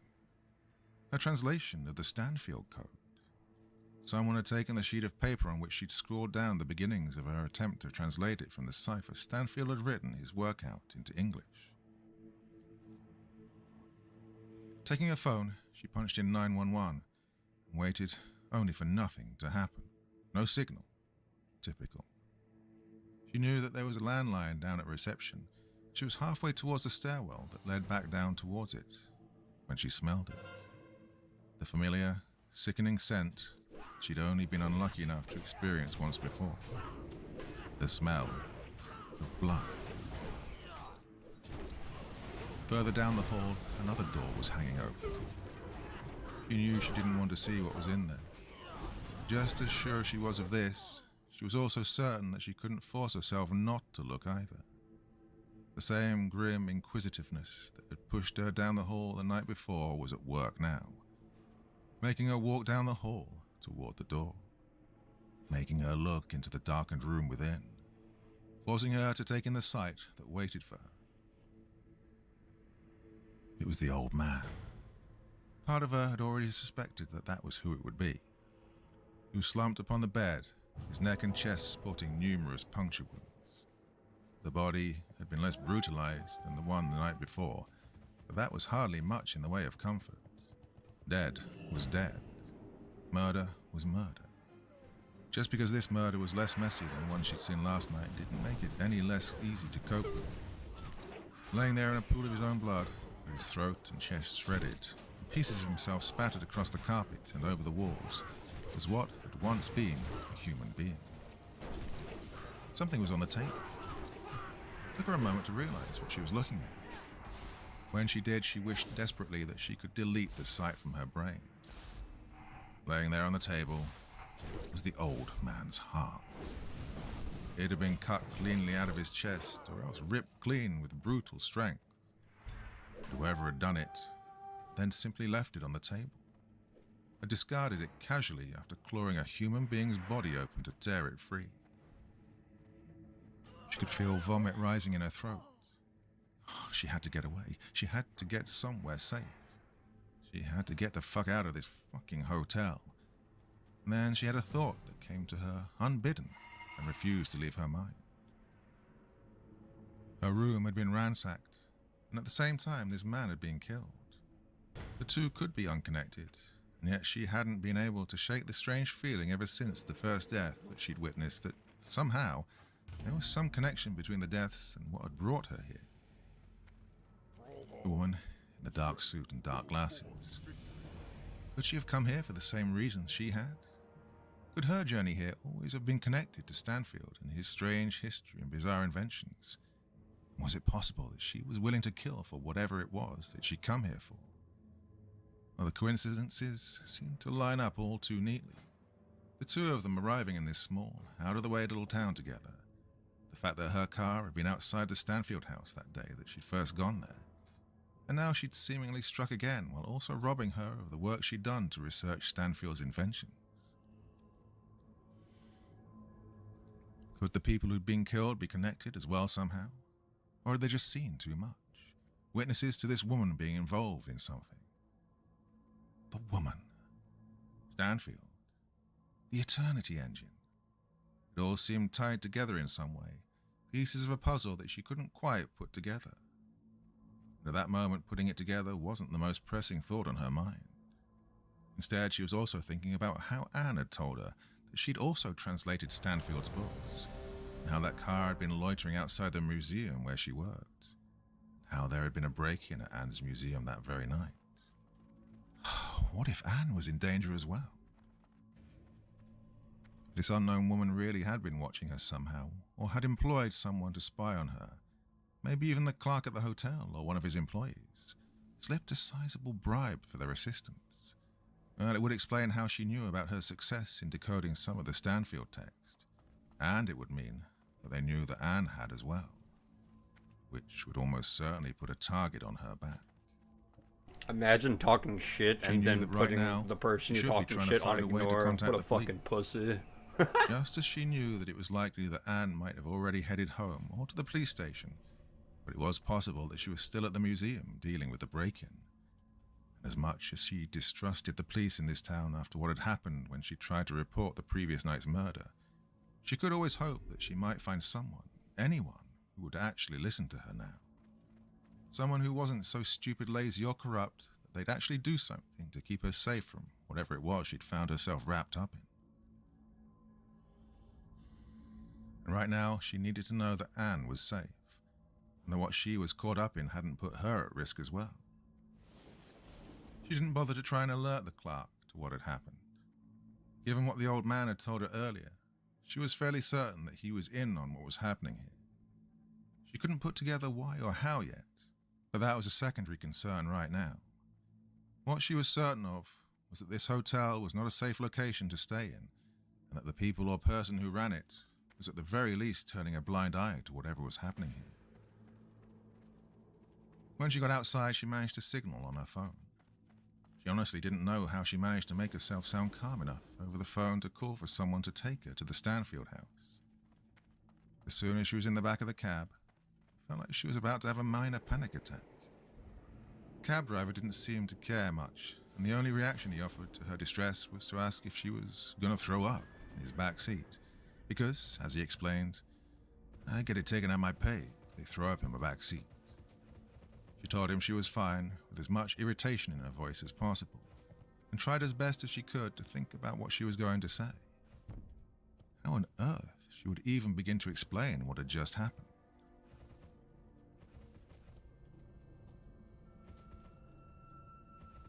Part 5. The cab came to a stop after she thrust money into the driver's hand and asked him to wait there and keep the engine running. Then, before she knew it, was making her way up to the house ahead. The lights were still on and the front door was open, so she assumed that Anne was still talking things out with the cops about what had happened. She hoped to whatever god or gods or whatever was listening that the cops there would be more willing to listen and help than the assholes she'd spoken to that morning. And as that thought came, it struck her how insane it all was that this had happened in the course of a day. Before today, she could count the number of murders she'd seen on the fingers of no hands. The most frightening thing to happen to her was a couple of catcalling creeps who'd followed her a block or so from a club. The worst things she'd seen were limited to documentaries, horror films, and true crime websites. Now she'd seen 2 dead bodies, both of them the victims of a murderer who'd ripped them open. She was certain that she was being targeted by a stalker with some measure of influence or control over the people of the town. It was like she'd taken a wrong turn and stumbled into the plot of a crime. As she stepped through the door, she called out Anne's name. There was no response, so she ventured further into the house. Some rooms were still darkened and empty, while others had the lights on. She would peek into them, calling out for Anne as she did. Each of them was silent and devoid of life. No sign that Anne, the police, or anyone else had entered them in quite some time. As she made her way through the building, each step only increasing the unbearable sensation that she was utterly, inescapably alone in this place, she continued to call out for help. Her eyes fixed on something at the end of the hallway, the way a drowning sailor might lock onto any light in the distance as a ship that could rescue them. There was a door ajar, and a light on beyond it, and she unsteadily stepped through it to find a part of the house she hadn't seen on either of her previous visits. It was a bedroom by the look of it. A bed, dresser drawers, a wardrobe, a table with a menu, jewelry boxes, and... Her heart leapt into her throat. For a second, she was sure, in the dim light, she was looking at a human head placed there on the table. It was only as she fumbled for the light switch and her eyes adjusted to the dark that she realized that what she was actually gazing at was a doll's head with a wig placed upon it. A blonde wig. She imagined it must be Anne's. It looked like her hair, or what she'd taken to be her hair. She was still pondering why Anne might wear such a thing when her eyes drifted to the contents of the table in front of her. There were various articles of makeup. Some of it was the kind of thing one might expect to find anywhere at any given cosmetics counter at any given store that sold such things. But other items were more unusual. Face paint and other prosthetics you might expect to see in the makeup department of a TV show or a film. Anne's press-on nails were popped off and carefully arranged on the table. And beside them, well, beside them was something that made Susan cry out softly. She pressed her hand to her mouth to stifle the noise. There on the table was what looked like a pair of eyes. Anne's eyes. As her own focused more clearly, she saw that they were artificial. In fact, as she reached out to touch them, she realized they were cold and had the feel of glass or plastic to the touch. None of this made her feel any less confused or frightened. She was halfway through calling out Anne's name a final time when a door clicked open and a figure stepped out. It was Anne, but it also wasn't. The hair wasn't the bleached blonde of Anne's hair. The hair was black and glossy and straight. The skin wasn't like Anne's. It was bone white. She was shorter than Anne, no doubt because the addition of heels and lifts in Anne's shoes granted her a tallness that this woman lacked. As she backed up against the wall, all Susan could do was stare at the woman who stood before her. As she rubbed the last of her face paint off on a towel she held in her hands, the woman in the dark suit stepped into the room. Tossing the towel aside, she turned her head slowly to look at Susan, and the final and crucial difference became clear. Her eyes. Her eyes were black glass. Black glass with twin red points blazing somewhere in their center. Susan couldn't breathe. It felt as if the world was about to collapse inwards upon her. I realize this must be a little alarming, Anne said, except her voice was different now. Are you going to kill me? It was the first thing that popped into Susan's head. Anne, or whoever she was, shook her head. Then she took a step closer. Now she saw her up close like this, Susan could easily see how much her profile resembled the woman in blacks. She felt like a fool for not having seen it earlier. Take away the trappings, the different skin complexion, the change in hair color, and the wildly different wardrobe. The two were twins. Do you want to die? Anne asked. Her tone wasn't threatening. It sounded curious, as if she was genuinely asking the question with a desire to hear the answer from Susan's own lips. She backed up slowly as Anne regarded her carefully. Those little red points of light seemed to twitch and expand and shrink as she stared in her direction. Did you do something to Anne? Susan asked. She shook her head and smiled. It was the same smile from the train station. The same smile that night at the hotel. There never was an Anne. It's just a name. A name I use sometimes. Anne was me. Just like Claire, and Jane, and Mary, and more. So, who are you? Susan asked. Anne, or the person who'd called herself Anne, seemed to consider her answer for a moment. Her expression was hard to read. The lack of eyes didn't help. But finally, she answered. Carmina. My name is Carmina Stanfield, and this is my home. Susan turned and ran. She ran through the hall and towards the exit of the house. She ran toward the freedom of the open air and the waiting cab. She spared a single glance behind her and found nothing waiting. She was yelling at the driver of the cab when it happened. It was so swift that it was almost a blur, as if all of it occurred too fast for the human eye to keep up with. In an instant, Anne or Carmina or whoever she was stood upon the roof of the cab. In the next moment, Susan watched what occurred. Something came from the woman's fingertips. Long, thin wires or tubes tipped with sharp little points. The cab driver was screaming as they wrapped around his body and dragged him through the window and into the air. Whatever they were made of was durable and strong, and his struggling and kicking and screaming didn't seem to perturb this Anne, Carmina, in the slightest. As the tubing wrapped around the man's body, the sharp little points at the end seemed to find their target. As Susan watched in petrified fascination mixed with horror, they began to dig into the man's form. They began to burrow into his body. Oh, he was screaming to heaven for someone, anyone, to come and save him. He was howling for someone to make it stop, as the first points of the needles and then the tubes slid into him.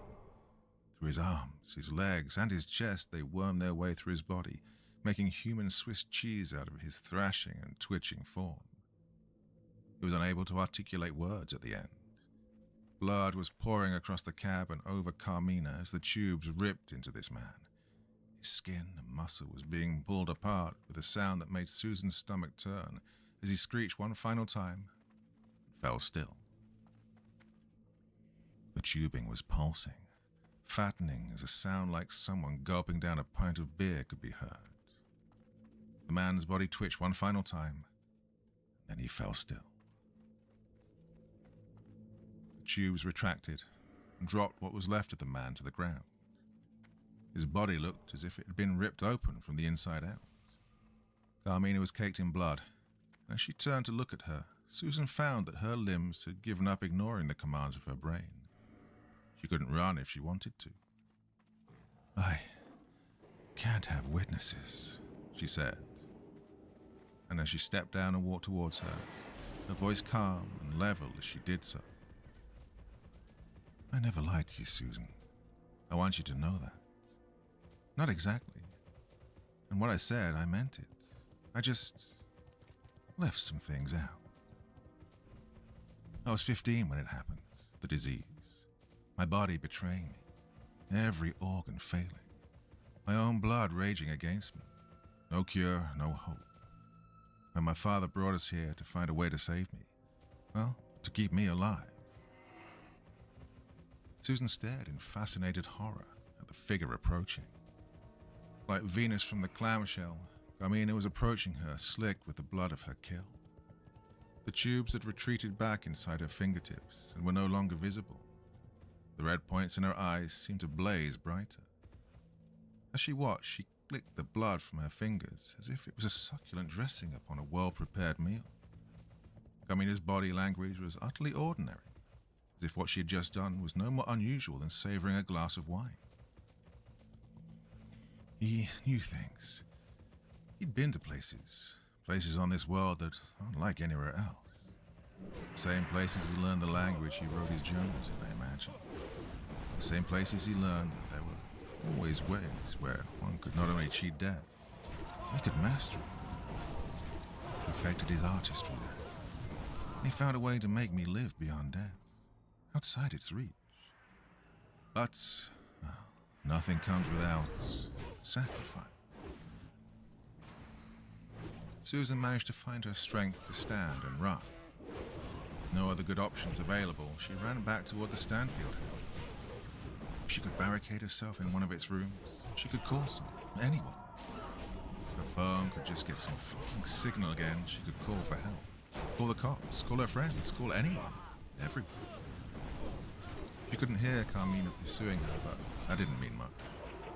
She hadn't heard her pursuing before. That hadn't stopped her tearing the cab driver open.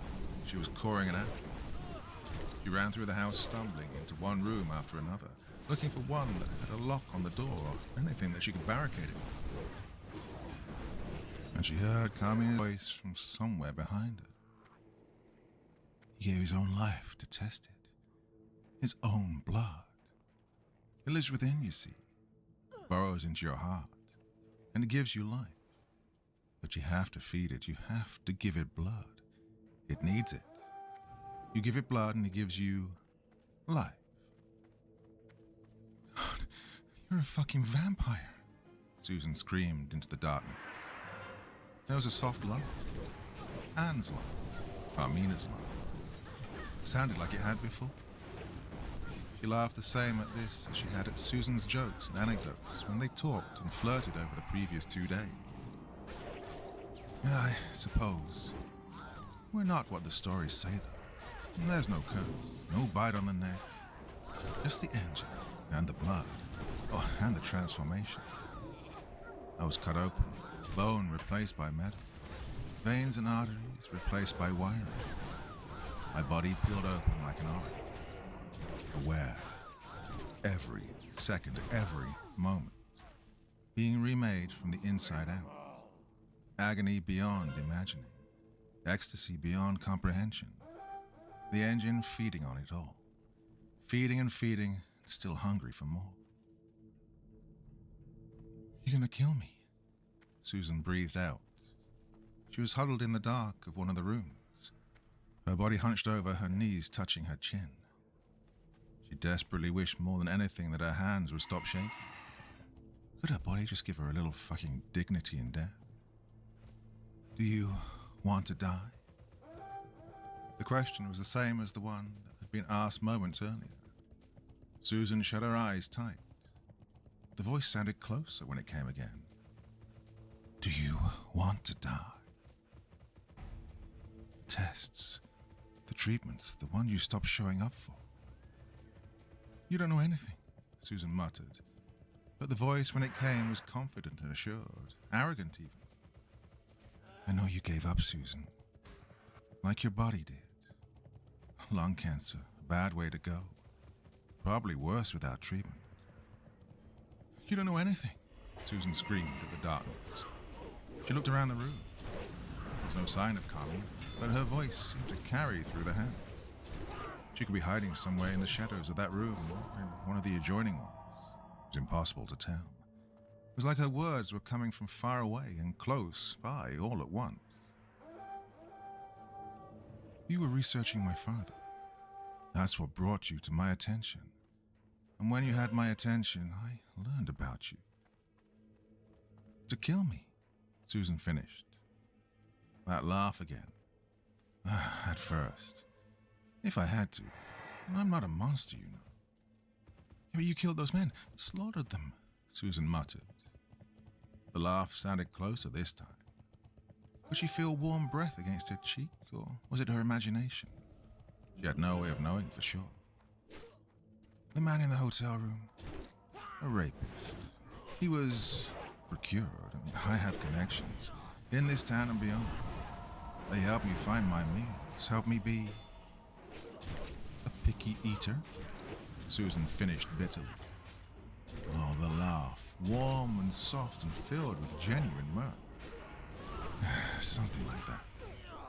The other man tried to blackmail one of my associates. He had to be silenced. And the cab driver, unfortunately. I prefer not to kill the innocent. Well, that makes it okay then, Susan spat bitterly. There was a sigh from somewhere in the room. She could see twin red dots in the blackness. She knew what they were. No, it does not, and I am sorry. This is not what I wanted to happen. You wanted to kill me somewhere more isolated, I'm sure, Susan muttered. I had no intention of killing you. The only crime I've committed against you is theft. What do you need? I stole your notes and your translation of my father's notes. And I deleted the photograph of the Eternity engine. I apologize for this, but no one else can know how it works. Just get it over with, Susan shouted. She wanted her just to do it, kill her, put her out of her misery, and the fear building in her heart with every passing second. But she wouldn't. I don't want to kill you. I told you I became interested in you, and I didn't lie. Before, I did not deceive you about how I feel about you, about how I feel around you. And what the hell do you want? Susan asked. There was a silence in the dark for a while. She wondered if Carmina had left, but finally she spoke again. There was something in Carmina's voice this time, a sadness or a regret. I want you to live. Carmina was beside her now. Susan took a deep breath as her hand gently wrapped around her neck. She could feel the tips of those needles brushing against her skin. She could feel each breath against her skin. She could see the strange red light that glowed within those black glass eyes fixed upon her. You could leave. You could live another year, 2 perhaps. Or I could give you more. I could give you eternity. As a slave? Susan replied. Carmina shook her head. No, as an equal, as something like me. As someone with me, if you want. Or to live your own life, if you wish. The world can give you nothing. I want to give you forever. The tone was genuine. As Susan stared at her face, she saw her lips curl into perhaps the most unhappy smile she had ever seen. It was a smile devoid of joy or humor, but instead one that seemed to take a bitter pleasure at some private joke at the wearer's own expense. Would tears convince you of my sincerity? I'm afraid they're rather difficult for me, Carmina said, and tapped a finger at the strange glass orbs that resided in her eye sockets. Does it hurt? Susan asked. The sad smile was then replaced with a more thoughtful look. Creation, destruction, they always hurt. You have to die a little, but after it's something else altogether. And then? And then, everything. Forever, no death. The engine repairs everything. Susan thought about the offer. As Carmina's needle-like fingers softly caressed her throat, she thought about what she'd said. To live forever. To be forever. She thought about the hours spent in doctors' offices and hospitals. She thought about the tiresome men and women who droned at her, telling her not to do this, not to go there, not to spend the tiny amount of time she had left to live living. She thought about how utterly alone she'd felt every time she stepped into one of those ghastly antiseptic rooms. She thought about how little she had to leave behind. She thought about how if the disease took her one night, no one might notice at all until the squeaking of her ill-tempered pet bird got too loud and too unruly for the neighbors to put up with, or until she fell behind on her payments to the various organizations that wanted her money. So you, what, bite my neck? She asked.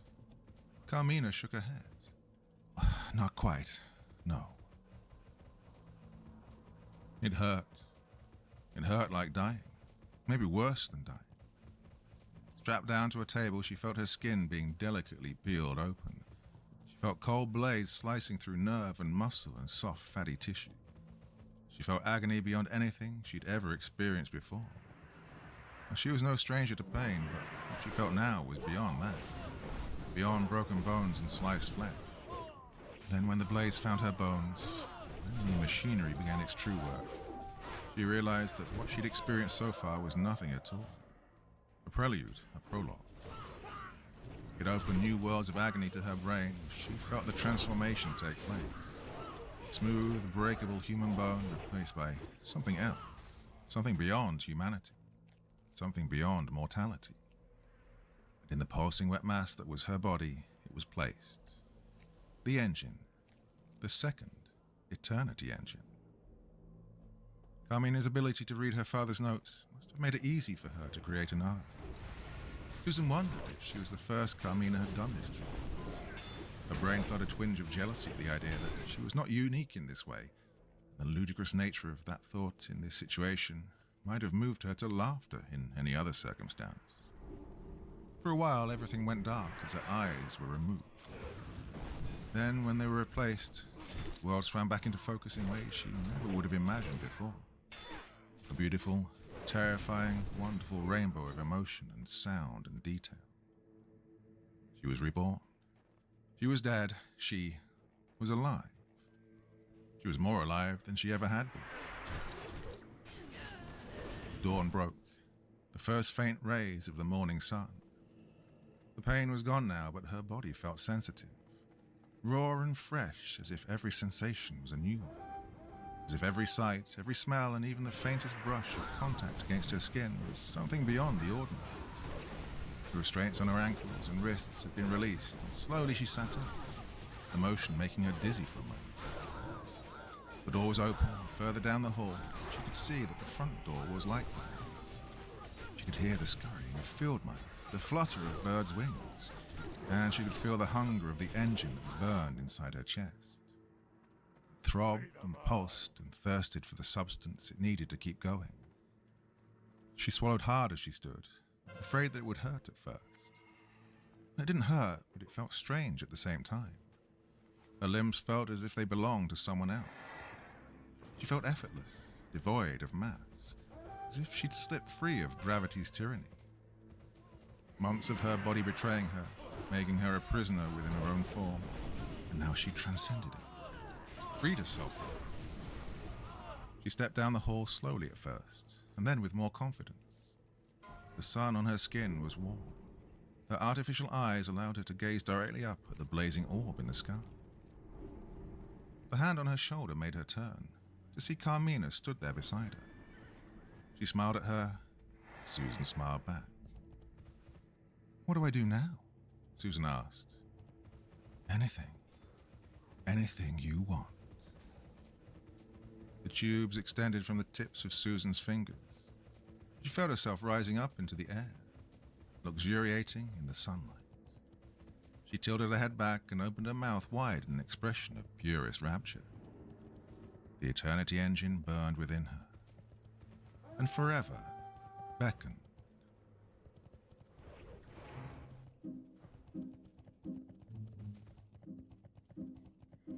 Oh my. What on earth have I just read? Well, just to think all that happened in the space of a couple of days. Well, things can happen quick when you searching for eternity, I guess. I don't know. Anyway, yeah, as you can probably tell, I've pretty much read that all in about the space of 3 and a bit hours, so brain not working so well right now. I think that was only reading. 2 hours. Okay, so that is enough waffling for me for this evening. Back again very soon. Hope you enjoyed. Yeah, that was like less than 2 hours. Bro's like 3 hours. So next time, my dear friends, very, very sweet dream. Bye-bye. Where the fuck are my heels? Jesus. God damn it. Thank you so much for taking the time to listen to this story today. Really means a lot to me and to the author of the story, of course. Well, if you want... Okay, my YouTube is not bricked.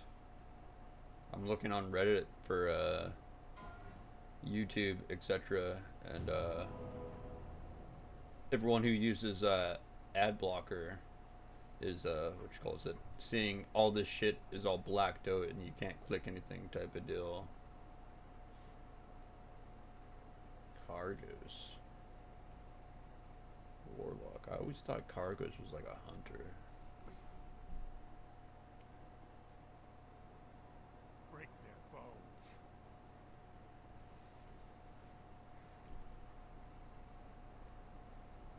Wasn't there a Mudahar video? He's like, sorry guys. I think that's the title of it. Oh yeah. I should probably move.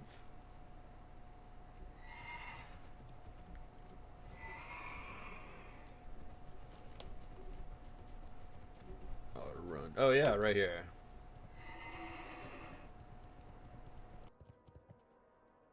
Hello guys and gals, me Mutahar, and let's just talk about it, ladies and gentlemen. I made a mistake. I ended up buying that Nintendo Switch 2, even though I said that I was going to hold off. I wasn't just going to go buy it outright. And there I was, going on a midnight release, and I ended up picking it, you know, just on a walk-in. Now, of course, ladies and gentlemen, there's no way to sugarcoat or cut around this. I did, in fact, commit a hypocrisy. I made a mistake. I should have not bought this product. Now, I made a few videos on the Switch 2, well, not a few, several, and I've basically covered it. I've not been the most positive viewer of it, especially around certain things like those game key cards, and especially about their TOS, when apparently it seems like they can just brick your systems, and more specifically around the fact that maybe the system is in fact a brick when you ended up picking it up. Now, as you all know, yesterday I made a pretty big mistake. I actually made a video with the Switch 2 inside the actual frame. I actually had one on screen. I bought one. I used it to play Cyberpunk 2077 on it. Now, the reason why this was a pretty big mistake, and I do absolutely believe I should actually apologize to my audience, is I didn't practice what I preached, you know? I said, you should vote with your wallet, and what did I do? I straight up charged my card and got the Switch 2. And for that, it's actually a pretty big apology. Like, there's no way to really say anything. There's no really any way to sugarcoat it. It's an actual mistake. You know, you can sit and blame other people, but ultimately, I saw this on Reddit. I think the community kind of made it known where they're that like, I would be one of this those gamers you. that would It's fall like a into day FOMO. before. He's like, I'm not going to buy I it. don't personally think that I'm the reason that video games have just gotten more expensive. Ultimately, the actions that I did do contribute to the fact that video games would have gotten more expensive, or at least the aspect of it would become more normalized. And ultimately, there's really no other way to, you know, just apologize and say that I'll do better moving forward, you know? And to be fair, the biggest sigh of relief for me is to sit over here and apologize for purchasing a video game system, right? There's a lot of things that a YouTuber can do that would be very illegal, very wrong, ethically, not even just legally, that I could sit down here and apologize for. And that is the only thing that I've really thanked God today for not doing. You know, I could apologize for far more worse, but, you know, realistically, it's just apologizing for purchasing the system that, you know, I kind of made a big hullabaloo about, right? Now, obviously, gaming boycotts are something that, unfortunately, traditionally do not work, just because people end up buying them, and in this case, I was one of those people. Now, I do want to kind of defend myself a little bit and just kind of talk about this, you know, because I don't want to just say that, you know, I don't want to just say sorry. I do want to give an explanation. Obviously, that night I was coming home, bought a Switch, and one of the reasons I wanted to buy the Switch is to kind of look at that brick capability. I wanted to see if you can fire the system up, you can make a local account, you can connect without, you know, utilizing any patches, and thankfully you actually can, you know, as long as you have a Switch 2 and of course a game, which this is something that I'm actually keeping stock, or not just actually, I had a Cyberpunk 2077. As long as you have a game with an actual, you know, completed update on the cartridge, this system is completely usable offline, which was pretty important to me because I didn't want to see another system release as a pure-on brick. So as long as you have a system with, again, a video game, it seems things can just work out of the box. Now, as far as Switch 1 stuff goes, that still needed you to patch for getting the backwards compatibility going in. But if you were just buying Switch 2 games, then surprisingly, everything just worked out of the box.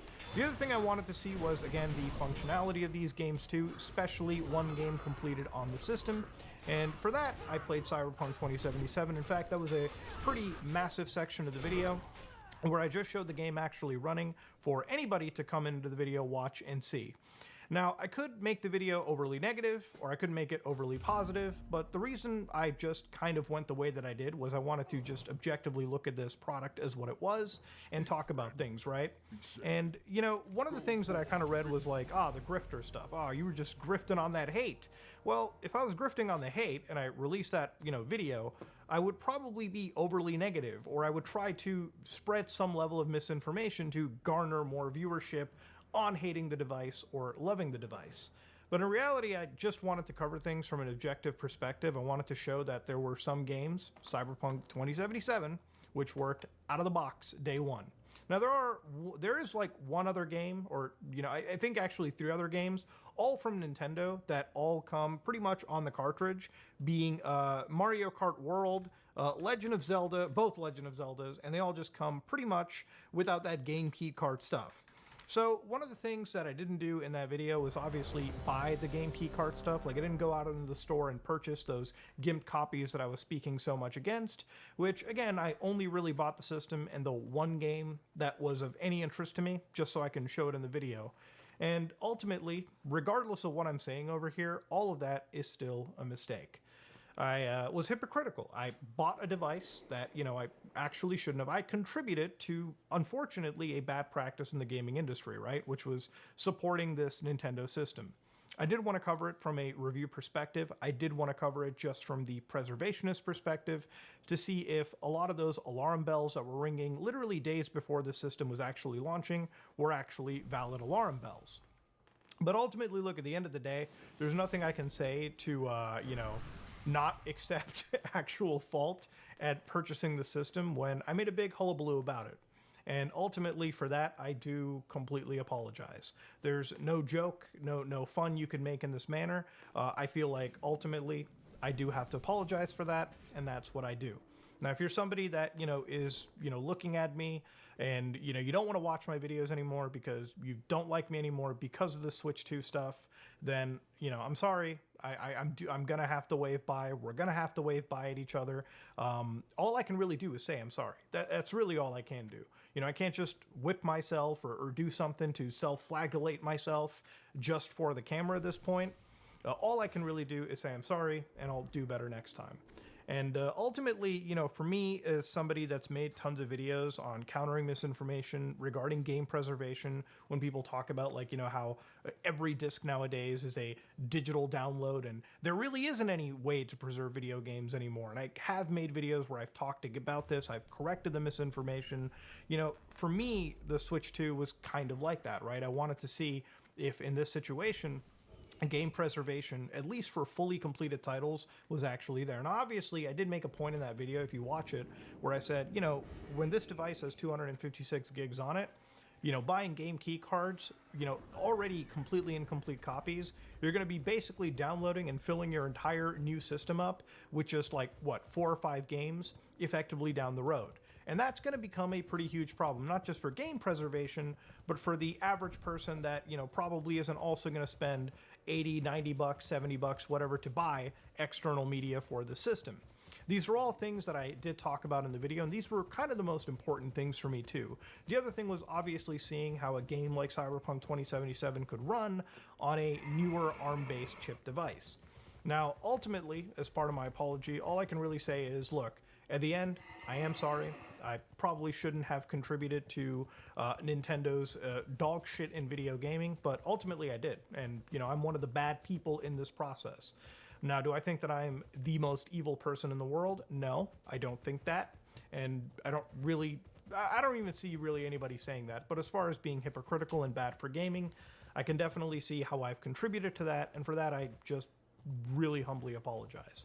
There's no if, and, or but around it. It is just a straight apology to anybody that felt slighted, hurt, or disappointed in this entire process. For that, my community is pretty important to me. And ultimately, I really did feel like, because I had a platform, and I could talk a little bit about the game preservation angle, maybe it was worth showing. To me, if there was something really scathing about it in this device, it would have been a completely warranted purchase, because then I could at least alert some people that, yeah, this thing is actually a confirmed brick. Yes, actually, all these games, even the ones that ship completely on cart, don't just work day one. These would be pretty huge points.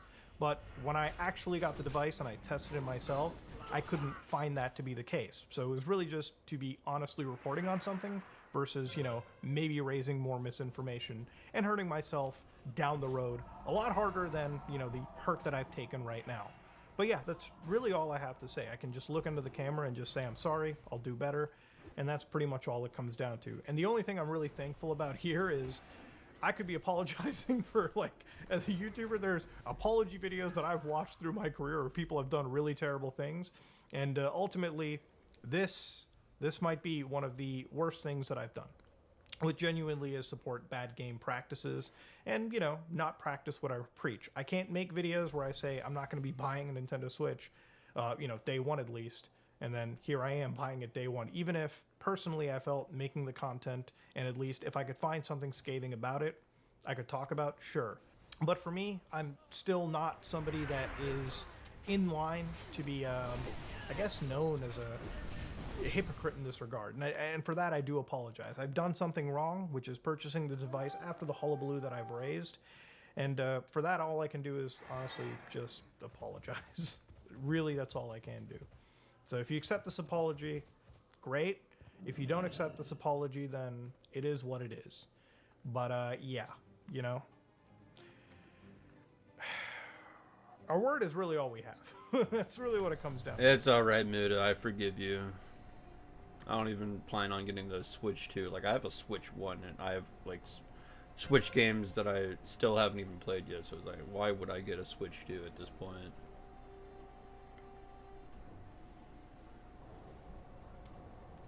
Oh, we going? Hold on.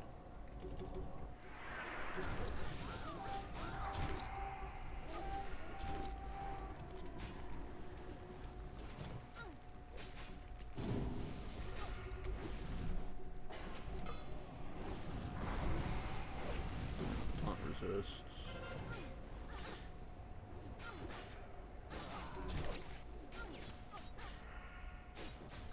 Nice kidney.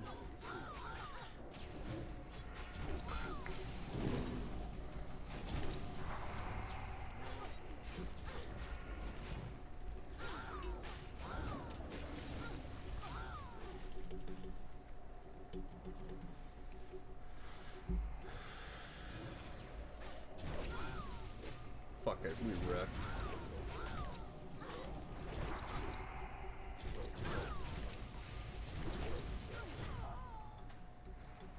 Alright. Destroy them.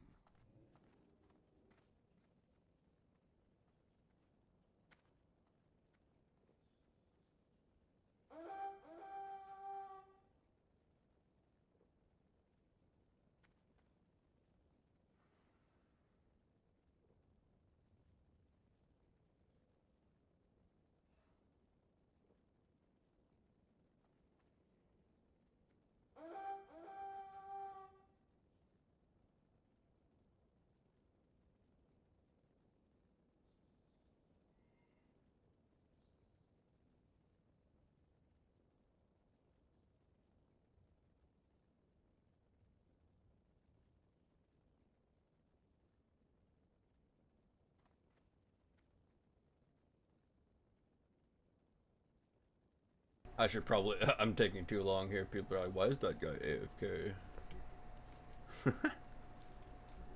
Hold on. I mean, I could listen to music, but I feel like just listen to something else, someone talking.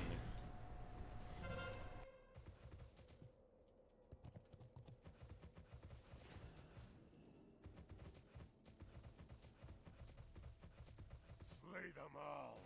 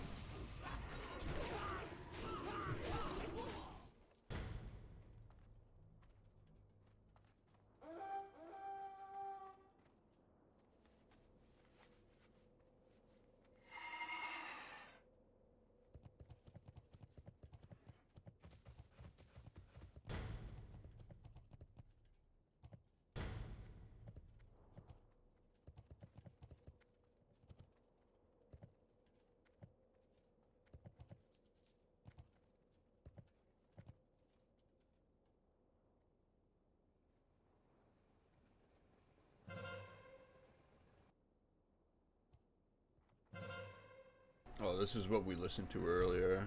Whoa.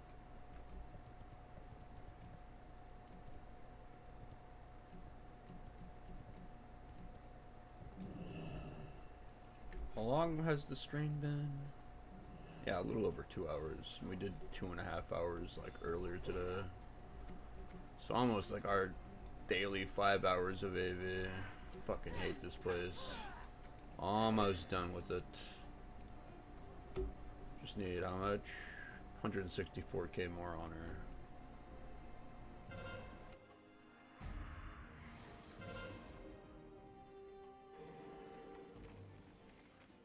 Oh yeah, I've got Elden Ring Night Rain downloaded. Tanks, Mr. Pandaria. This is stuff I kind of know already. Kinda. I remember playing Brewmaster. Let's hear it.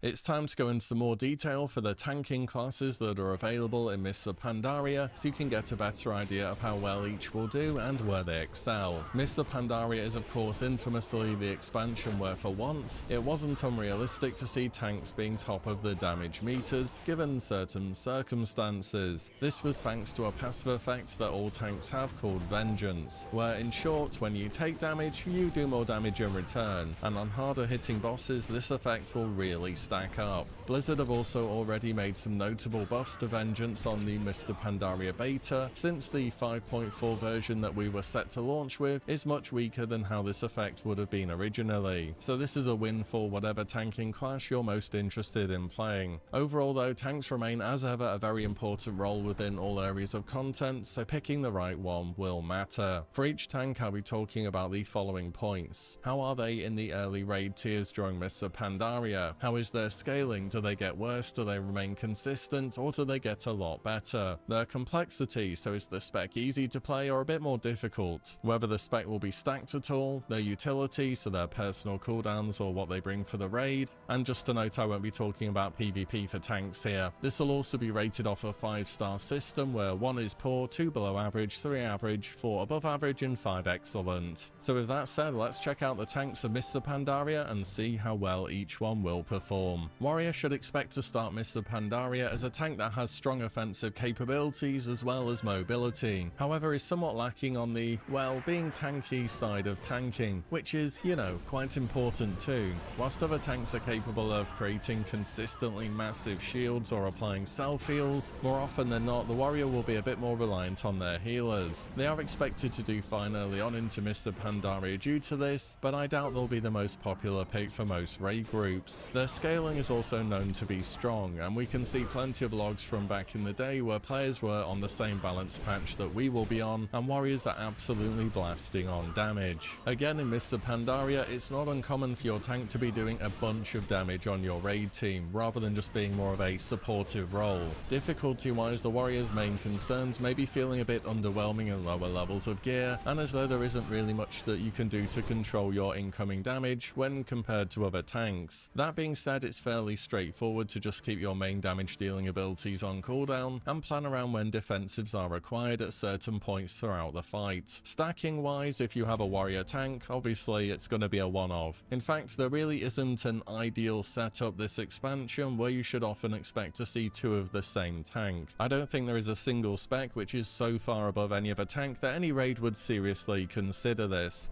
And that's definitely a good thing. In terms of utility, most of the good things that the prop warrior can offer in terms of stuns or interrupts and banners could also just be brought by an arms warrior, which means prop warrior either has to be really good defensively or offensively to justify its raid spot. On the offense side of things, I think that they are good enough, and they should definitely improve as the expansion progresses, but compared to other picks, they won't be as good early game. Protection also has crazy good mobility for a tank, which is always great for things such as ag control. Because of protection being generally weaker early and having good utility, way, Prot Warrior should more often expect to fulfill the off-tank role in Mists of Pandaria until they can start stacking up gear later in the game and perhaps graduate to main tank. Overall, I think Prot is just a bit off what I'd say will be one of the meta picks for MoP, but due to their strong damage and utility, I think higher end guilds will find more use for them on average. Druid's brand new tanking spec is Guardian, and it follows a similar kind of pattern to the Warrior. It's another tank where it's expected to have a slow start to the expansion, on average taking more damage than other tanks due to a lack of stats. Their active mitigation tool, Savage Defense, is also quite RNG heavy in that it just gives you a bunch of dodge chance, and sometimes the numbers just don't go your way and you're going to be getting hit a bunch, although on average it should be effective. Guardian should also feel more reliant on their healers than other tanks as well because of this, and whilst Guardian won't be all that great early on, what they do have going for them is scaling, because this spec scales like an absolute beast into later game raids. Again, checking some logs from back in the day, you can see a whole lot of Guardian Druid representation from the top guilds. Difficulty wise, Guardian on a base level when main tanking is pretty straightforward to play, with lots of procs happening, using your active mitigation correctly, and keeping your debuffs active and spells on cooldown. And when it comes to utility, Guardian really isn't offering a ton that any other Druid spec couldn't already do, to be honest. Because of this, Guardian really wants to have that main tank role within your raid, but as we've already talked about, they're not going to be doing too well at that straight out of the gates of Mists of Pandaria in the opening raids. And on top of that, the off-tank spot is much better filled by, well, to be honest, almost any other tank really. We know Guardian has huge potential come later raids in the expansion, but I don't think they'll see a ton of play early on into Mists of Pandaria. This may be a tank that you pick up midway through the expansion if they do scale as well as expected, and once Siege of Orgrimmar goes on the PTR and you can gear up for free and really test them, I think that'll be the moment when we see if they are as good as we think they'll be. Overall, I'd expect more Guardian Druids towards the end of Mists of Pandaria than the start, and though they don't appear to be that strong early, they definitely finish in a very powerful spot. Next up, let's talk Blood DK. So the Blood Death Knight was just way overpowered during the whole of Cataclysm. I think in fact, even in the last MoP, 2 weeks right? of logs for Dragon's Soul for tanks, They there got are more hella people soaking. playing Blood DK than every other tank spec combined. Heading on into MoP, Blood remains a very strong and flexible pick, but now they definitely have more competition than they did before. The Blood DK is expected to start the expansion as a powerful tank, with their key strengths being in their single target damage output and their massive toolkit of self-heals and cooldowns. The scaling on the Blood Death Knight should also be above average, and as they gain more gear, they get more resources, which can add up to a lot more damage and self-healing for them. Throughout the whole expansion, Blood DK should be more than capable of holding their own, making them a very consistent pick, with abilities and cooldowns such as Death Strike, Vampiric Blood, Rune Tap, Dancing Rune Weapon, and tons more. Blood DK always feels as though it has something to press and a way to live through just about anything. You know, the way Blizzard designed the Blood DK, even back in Wrath of the Lich King, was 2 expansions ahead of any other tank. They were in charge of their health pool and their cooldowns, whilst other tanks were just still getting hit in the face. It's just nowadays, the other tanks have also started to embrace this active mitigation playstyle and have closed the gap to a large degree. Nevertheless, I've always found Blood super fun to play because it feels as though you just have so much control over your own health bar. Complexity wise, I'd say things are fairly straightforward here, with the main challenge simply coming from the amount of different cooldowns that you can press when you're in danger, but improving on that front will simply come with practice. All DKs have great utility in Mists of Pandaria, mainly through talents such as Anti-Magic Zone and Gorfine's Grasp. But on top of this, it's also important to note that the Blood DK can work fine as a main tank or an off tank here as well. As a main tank, they're going to be doing tons of damage thanks to their Vengeance stacking up more, and they can take better advantage of Death Strike healing and their Mastery Shield. As an off tank, their damage remains respectable, and they offer the same good DK utility, albeit DK DPS specs could offer the same here. Overall, Blood DK is a super flexible pick for MoP. It works well in both tanking roles, and you can always respec to Unholy if a fight really only demands one tank, and it's just a spec which should always be in a strong place. Brewmaster starts off in a really strong spot at the start of Mists of Pandaria, and is a highly mobile tank that packs a ton of self-sustain and absorbs. Their main mitigation tool is Stagger. This causes some physical damage to be taken instantly, and some as a damage over time effect, and their mastery improves this. Brewmaster has good damage on both single target and especially AoE, and should certainly be a popular pick during its opening expansion. It's also expected to scale well as gear improves, giving them a bunch more stats, which makes both their damage and mitigation more effective. Really, there shouldn't be a moment where Brewmaster feels as though it's a weak pick during Mists of Pandaria. Difficulty-wise, Brewmaster has a few different things that are all happening at the same time. You'll need to be managing your stagger stacks, keeping abilities on cooldown, being aware when big damage is incoming so you can use your defensives, and positioning correctly too. I think Monk in general is quite an involved class for a new one, and because of that I'd say they're a bit more complicated than your average tank. The Brewmaster Monk utility is largely things that can be brought by other Monk specs. So similar to Guardian Druid, this puts them in a place where ideally they want to be the main tank, and early on into Mr. Pandaria, fortunately, I think Brewmaster could very well be one of, if not the most popular main tank specs, and they should very much be playable in this role throughout the whole expansion. Though in later raid tiers, as we have already talked about, there's definitely more competition as different specs start to get better. Overall, Brewmaster should be a safe pick for a tank, especially main tank. For mythic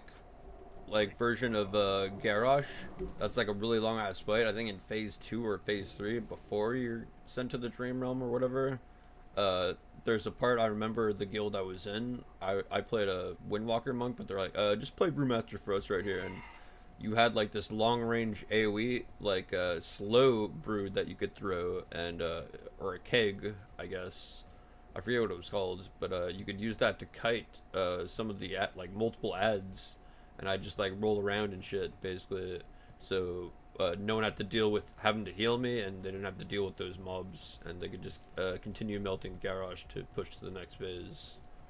That's like the one thing I remember like that I did that was very meaningful, remaining a great pick from the start to the very end of MOP. And finally, we have the Protection Paladin. This is going to be another pick that starts off slow at the beginning of the expansion, but gains a ton of power as time progresses. Prot Pala should start off in MOP as another tank that will be, on average, taking more damage than some other picks, especially if you try and put them in the main tank role. Their main concern is really getting enough haste to where they can have respectable uptime on their active mitigation, which is Shield of the Righteous. And the bottleneck here is just how fast they can generate holy power to spend on this ability, and in lower levels of gear you're just not getting a ton of holy power. Thankfully, as we reach later raid tiers, Prot Pala will start to gain enough stats to truly be effective, and by the time you're gearing up through Throne of Thunder, they should be in a much better place as a whole. Beyond that, in Siege of Orgrimmar they keep improving, and by the end of the expansion are providing themselves with a massive amount of damage mitigation and self-healing, making them a great long-term pick for Mr. Pandaria. In terms of complexity, baseline, it's just generate holy power and spend it to make sure you're reducing your damage taken, but paladins have always just had a lot of optional buttons between your basic rotation, your cooldowns, your mitigation, and so on, and this is where the Prot Pala really excels on the utility side of things. Not only do they have that good standard paladin toolkit of hands and blessings for the raid, but they can also offer a decent amount of damage mitigation and heals to the main tank even when they're not actively tanking themselves. This puts the Protection Paladin in arguably the top spot for the off-tank role this expansion. Prot Pally should be a pick which I think sees more play as time goes on, but it should always be a solid consideration for the off-tank role. I don't see much Prot Paladin main tanking early on into the expansion, but given their scaling they should definitely feel better to play either way by the time we hit Throne of Thunder and beyond. And those are all the tank specs for Mists of Pandaria. With my just guildmaster in Raid Leader, how they should do he was the main this tank, and he was a expansion. paladin. As always, things are subject to change here, so treat this as a guideline for what to expect. But Let me I know your re-rolled thoughts in on what I've WoD gone over to here Hunter, in the comments that down was below. my main. And as I was, always, like, thank you playing all with so them much on for an watching alt. and listening in,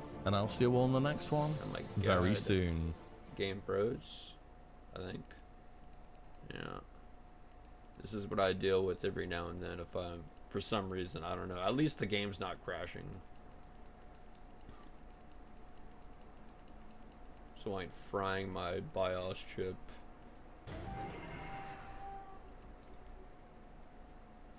I think this guy covers like healers as well. Willie. Let's listen to that.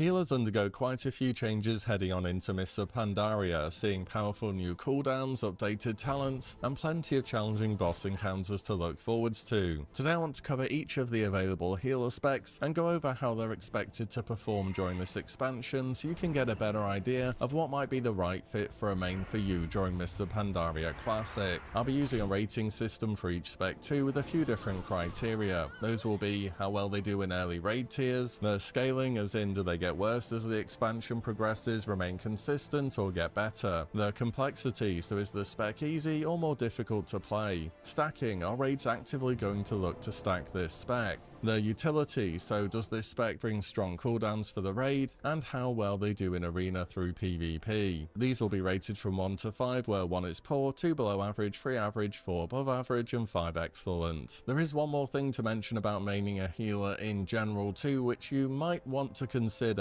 So during progression, your raid is going to need more healers than when you are on farm. So what people inevitably realize is that they can drop healers on farm and defeat bosses faster, and the healers which aren't as necessary in the raid will be the first to be asked to respec to damage. I'm not saying this will happen in every guild, but especially if you're playing in a more hardcore environment, don't be surprised when this happens. So if you want to play a healer and only a healer, it's often a good idea to pick a spec which more or less cannot be replaced by you swapping to DPS when raids are on farm, unless you want to swap to DPS that is, and you see that as a benefit. So with that said, let's make a start and see how each healer spec is going to perform during Mists of Pandaria. Let's begin with the Restoration Druid. They were already in a pretty solid spot during Cataclysm and maintain a highly mobile and flexible style of healing in MoP. Notable changes for the Druid are an increase on the duration for Life Bloom and their mastery so they can more easily keep them going. They have better tank healing in comparison to Kata, where they can actually do quite well here now. And Efflorescence can now be a totally passive effect on your wild mushrooms thanks to a glyph. This feature is a massive quality of life change since you can always pick where you want your Efflorescence to be. Also, your wild mushroom stores overhealing, and it can be detonated to instantly heal all nearby targets for an amount of healing stored split between them. Resto Druid still keeps that preparation based playstyle where you need to understand when big bursts of damage will be happening so that you can ensure you're as ready as possible to start blasting on heals. And Resto Druid can put out a very decent amount of burst healing now too, thanks to talents such as Incarnation, Nature's Vigil, and Wild Mushroom Detonate. Early on into Mists of Pandaria, they are for sure a very powerful and fun pick to play, and as the expansion progresses, I think they keep a spot of being in the top 3 healers for the entire expansion. I reckon due to their preparation based playstyle, they can be a little more involved to play than certain other healers, and you do need some understanding of how your symbiosis spell will work and which targets will be the best for it given certain encounters. Despite all this, it's unlikely that raids will actively seek to stack Restoration Druids. As good as they can be, having 2 heal over time focused healers has often felt a little bit awkward. Ideally, you need different healing styles to cover others' weaknesses. So as much as I rate the Restoration Druid, if they are brought to a raid, it's likely going to be a one-off. Also, I think that this spec will be considerably more popular in 25-player raids, and is also one of the healers who is likely at some point to be asked to go to DPS once you've got stuff on farm. Resto Druid's utility is pretty great, but most of what makes them good is just standard Druid stuff. It's not anything Resto specific, so things such as Innovate, Battle Res, Stampeding Roar, Symbiosis, and Soul Vortex. Symbiosis, where Restoration Druid bro. is a bit weaker than some other healers is definitely in their cooldowns, where their baseline ones are Iron Bark as a 20% damage reduction on That's a single like the target, whole as cool well thing as about Druids and Tranquility. MoP is These like, are still very you good can though. get a Druid Others just ability have things from which are a little bit better. Druids, and then Restoration Druids Druids can are get also expected a to ability perform very from well in depending the arena, class on and who they keep their symbiosis playstyle as with. a super mobile healer with all that aforementioned utility, and of course you have Cyclone to spam in PvP as well. So Restoration should be a pick that you see fairly often during this area of content in Mists of Pandaria. Next up we have the Priest, and we'll start with Discipline. So the Disc Priest is all about stopping damage from ever happening via their shields primarily, and it's played this way since Wrath of the Lich King, where back then they made Power Word Shield super overpowered and you kinda just spammed it and were one of the best healers. Heading on into Cataclysm, things became less about your shields and more about shielding a bit and atonement healing. Atonement meaning a portion of your damage done would heal allies automatically. Now in Mists of Pandaria, Pandaria, it's like we have the ultimate version of Disc Priest, where they combine the ability to create crazy massive shields alongside good atonement healing, and this spec is just straight up overpowered. The fact that atonement is a smart heal, meaning that it's always going to target people at low health, means just when you're spamming your DPS, you're still going to be getting value all of the time. And this atonement isn't like more modern Discipline Priest in retail, where you need to have to set up and buff people before atonement will heal them. It just does this automatically all of the time. This means Discipline is able to contribute some damage too, which on harder fights can make that small extra addition which you sometimes need.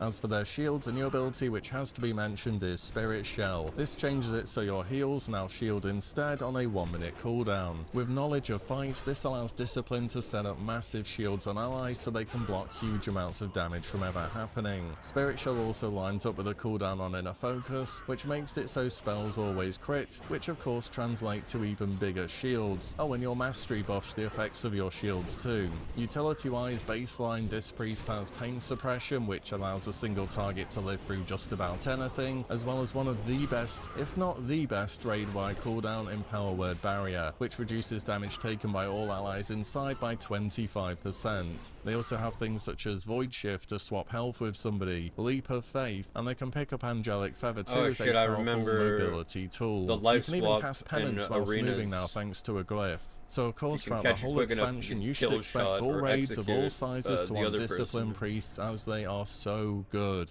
In terms of difficulty on the Disc Priest, similar to Resto Druid, you do need some advanced knowledge of fight so you can set up your shields to ensure you're making the most of your kit, which I'd say gives them a bit of a learning curve on newer content. Stacking Discipline Priests will now absolutely be a thing in Mists of Pandaria, especially in 25 player raids on progression. Unlike previous expansions, there really isn't a downside to bringing more than one of this spec given how good they are, so raids will be seeking out more than one Disc Priest for sure. As talked about before, their utility is great with one of the most powerful raid-wide defensives in the game, if not the most powerful in Power Word Barrier, on top of having a healing style which is just, well, it's just inherently overpowered. Blizzard eventually had to move priests away from their shield playstyle and more into atonement for heals. In PvP, Discipline is also set to fare well, equally benefiting from their strong healing playstyle, as well as contributing damage as an extra benefit across a wide variety of comps. All in all, Discipline has to be one of the top 2 healers for Mists of Pandaria, and should be very much in demand for all areas of content. Holy Priest in comparison feels similar to Wrath and Kata though, as it is still just lagging behind Discipline. Where Discipline is all about stopping damage from ever happening, Holy Priest is more of a throughput based healer, where they can just put out tons of raw heals, but oftentimes demand for this healing style has already been covered by other classes who also bring much better cooldowns, which will always leave a lot of people asking, why are you not playing Discipline instead? Due to this, as well as mana issues in low levels of gear, Holy Priest isn't expected to see much play early on in Mists of Pandaria, but they do scale very well with gear however as the expansion progresses. I think by some later raid tiers you could get away with playing Holy fine on certain fights where perhaps the standard double disc combo doesn't feel as necessary. Difficulty wise, Holy Priest's main concern is being in the right chakra for the right moment. Serenity focuses more on your single target heals, whereas Sanctuary is for more AoE situations instead. It's another spec where fight knowledge and being able to prepare for incoming damage is important. Stacking wise, as we understand the game right now, Holy Priest isn't really expected to be picked up all that often in early MOP, to be honest. It may just be a one-off spec here and there later on in the expansion, so I wouldn't say it would be stacked. Their utility is just not on the same level as Discipline either, or many other healers for that matter, and the main things they offer are Lightwell and Divine Hymn, both of which are fine on throughput heals, but that's kind of it. In PvP, this spec is also unlikely to see much play compared to Discipline, being comparatively lacking when it comes to defensive options and utility. Overall, for Holy Priest, it might see some play later on in Mists of Pandaria, or for a bit of fun during farm raids, but it's not considered to be one of the meta healers this expansion. Next up is the Monk with their brand new healing spec, the Mistweaver. During Mists of Pandaria, the Mistweaver has a pretty unique healing style. This kind of sold me. I don't know if it was like a Mike Preach video. It was like covering how kind of badass it was to heal as like a Mistweaver monk, because like you could roll through your entire raid and that did AoE healing basically, and like you like roll through them twice. You do like a 180, roll through them again. You know, you get 2 rolls.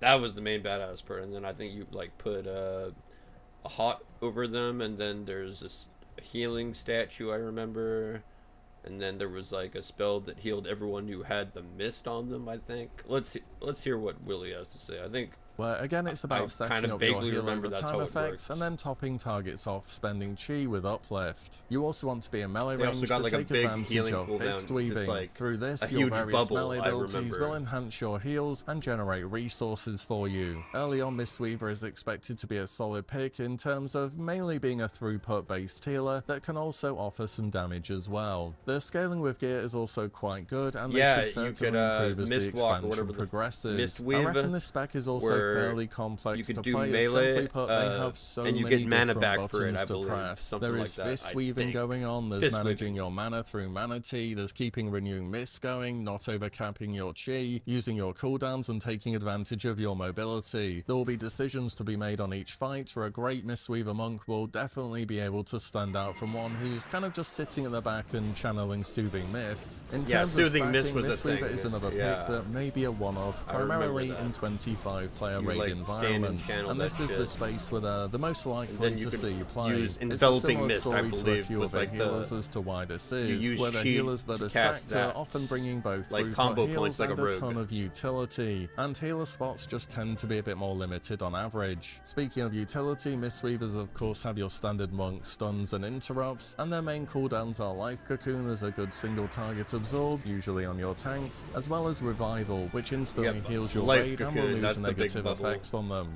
In PvP, Mistweaver should also be a solid pick as well, offering good on the move heals, very high mobility, and some damage. They also have a passive called Dematerialize, which makes attacks miss them for a short duration after they are stunned. This is a super powerful defensive just to have your kit, which happens automatically. Was so annoying. Overall for Mistweaver Monk, I think they'll see the most play as a one-off in 25 player raids and for Arena. Touch of Karma, that's what it was called. And if you do damage to them while that's up, you're hitting yourself, and that's simply basically. Because the Monk's DPS spec is melee, and adding melee to your raid can be problematic. And now we have the Shaman, and Resto Shaman has seen big improvements compared to Cataclysm, and it was already good there as well. Something to know is that totems are more short duration buffs now, rather than persistent things. I remember I played with 2 Japanese people. It was on, I think, Conjurious before I moved to Blackrock, or it might have been Blackrock. I think it was Blackrock, yeah. And it was on Alliance side. I was playing KFC, so that's like Warrior, Hunter, and Healer. And had a Resto Shaman for that.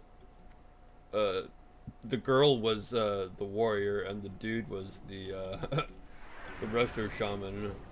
But like, there was like a hella kind of a language barrier, but we still managed to push up to like 2.1k in which calls it 3v3. That was the first time I ever got over 2k rating with people that I couldn't even fully communicate with. Like, they could kind of understand some of the English words I was saying, but they'd be talking in Japanese basically.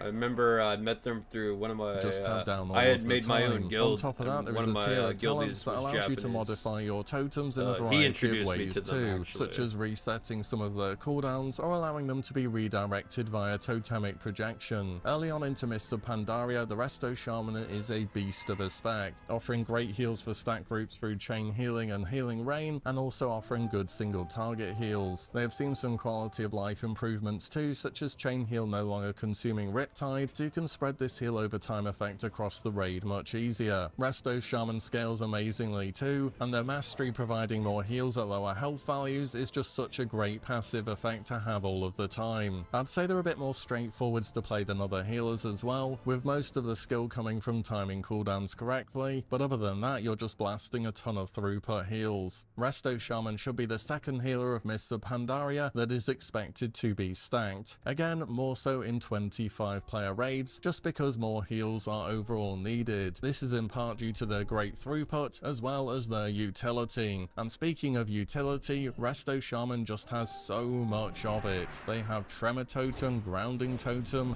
Windwalk Totem to immune root effects, Ancestral Guidance to duplicate heals, Ascendance which also duplicates heals, Healing Stream Totem, Healing Tide Totem, Mana Tide Totem, and Spirit Link Totem. So this spec just has an unreal amount of buttons to press, which makes bringing them to raid very good. Resto Shaman also does well in PvP too. I wouldn't say they are as dominant as they are in PvE, but they're another good pick that can fit into a variety of comps. So again, with their excellent utility and a bunch of cooldowns, they should see a good amount of play here as well. Last for the healers is the Holy Paladin, where for the first time ever in World of Warcraft during Classic, they are not expected to be a top tier pick during this expansion. They had some nerfs midway through Mists of Pandaria, and since we'll be playing on the last patch from day one, that style of class balancing isn't going to be doing any favours for the Holy Paladin. I know they were definitely good back in the day during some of the earlier tiers, but outside of Blizzard doing any targeted changes, the Holy Paladin may not be seeing as much play as it typically does. They just don't offer as much as other healers do early game, particularly when it comes to their AoE healing, where they feel noticeably lacking.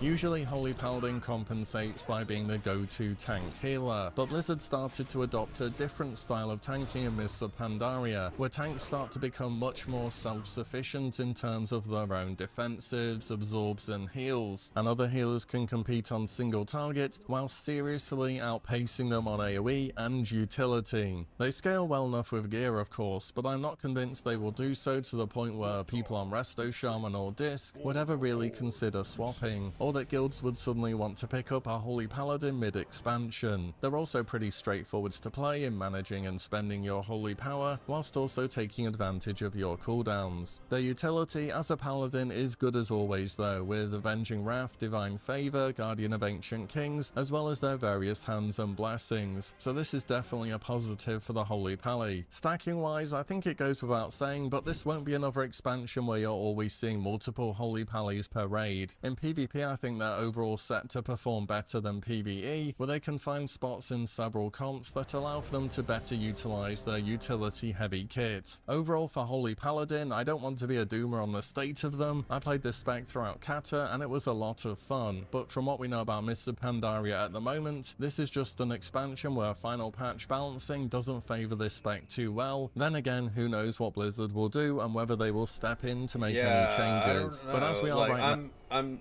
mainly going to be playing MOP for the PvP and arenas, but I mean I definitely will partake in the raids of course, but when it comes to MOP I'm more of a PvPer than a Dragon Slayer. Like this is more dragon slaying, like classic WoW. I've always wanted to play a warrior and pump because I've always been a lowly shaman, and I never did get to play it like when it first came out because I started in TBC, I believe, during Black Temple patch. So yeah, I was pretty late to the game. I think I was like 11 or 12 or some shit like that. Where was I going with that? Probably just adding my own lore or something, I guess. Now that is the expected state of healers in Mists of Pandaria. So really it's Discipline Priest and Restoration Shaman at the top, followed by Restoration Druid, Mistweaver, and then Holy Priest and Holy Paladin, I would say. At the end of the day though, your preferred heal comp and what you want to play should always be important, but harder content tends to really benefit from more meta picks just by the nature of it being difficult. Which healer are you planning to main for Mists of Pandaria though, and do you think things will turn out differently from what I've gone over here? Let me know below. And as always, thank you all so much for watching and listening in, and I'll see you all in the next one very soon.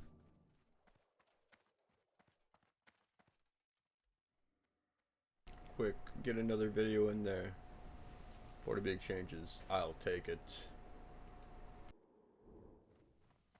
Mists of Pandaria changes and introduces a truly staggering amount of content to World of Warcraft. Out of every version of WoW that's been replayed so far under the classic name, this one by some margin has the most new stuff. In fact, I go as far as to say that this is where WoW truly took a turning point from being mainly raid or PvP focused to now embracing so many more types of gameplay, including more content around completion, collection, side questing, and tons more. And sure, it already had some of these things to some extent, but Mr. Pandaria really builds on all aspects of the game. So today is going to be a quick fire video of a bunch of things that Mr. Pandaria did to the game, so you can get a bit more familiar with what to expect if you're planning to give this expansion a try. So with that said, let's make a start on this and go through just some of the ways that Mr. Pandaria changed World of Warcraft. Let's start off with a few special mounts which are introduced. You'll be able to get a water walking mount from the Anglers at Exalted, which is a nice quality of life thing to have on different characters, and will come in handy now and again. I don't think I ever got that mount until the next expansion. That allows you to herb whilst mounted, which is a big buff for everyone who hasn't been playing a druid with herbalism. This does need an item though called Jard's Peculiar Energy Source to make, and this came in the final content patch, so I doubt we'll be able to make this straight away, and you'll probably have to wait quite a while. There is also the Reigns of the Grand Expedition Yak, which is introduced and sold over in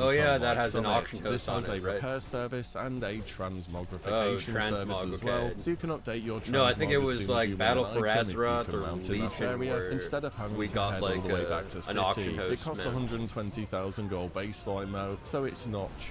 It's in Mr. Pandaria that the Goblin Glider gets added to the game. This is one of my favourite random use items that's ever been put in WoW. Though it's not just an item you can have in your bag as any profession, in this expansion it's a cloak tinker with a relatively long cooldown. But it's still, really it's always fun to use. You of can course, do the talents are PvP, revamped from you getting 1 talent aerial point every 2 or PvP, so like levels if someone runs encounter, away, down to getting 1 point every 15 shut level. Up.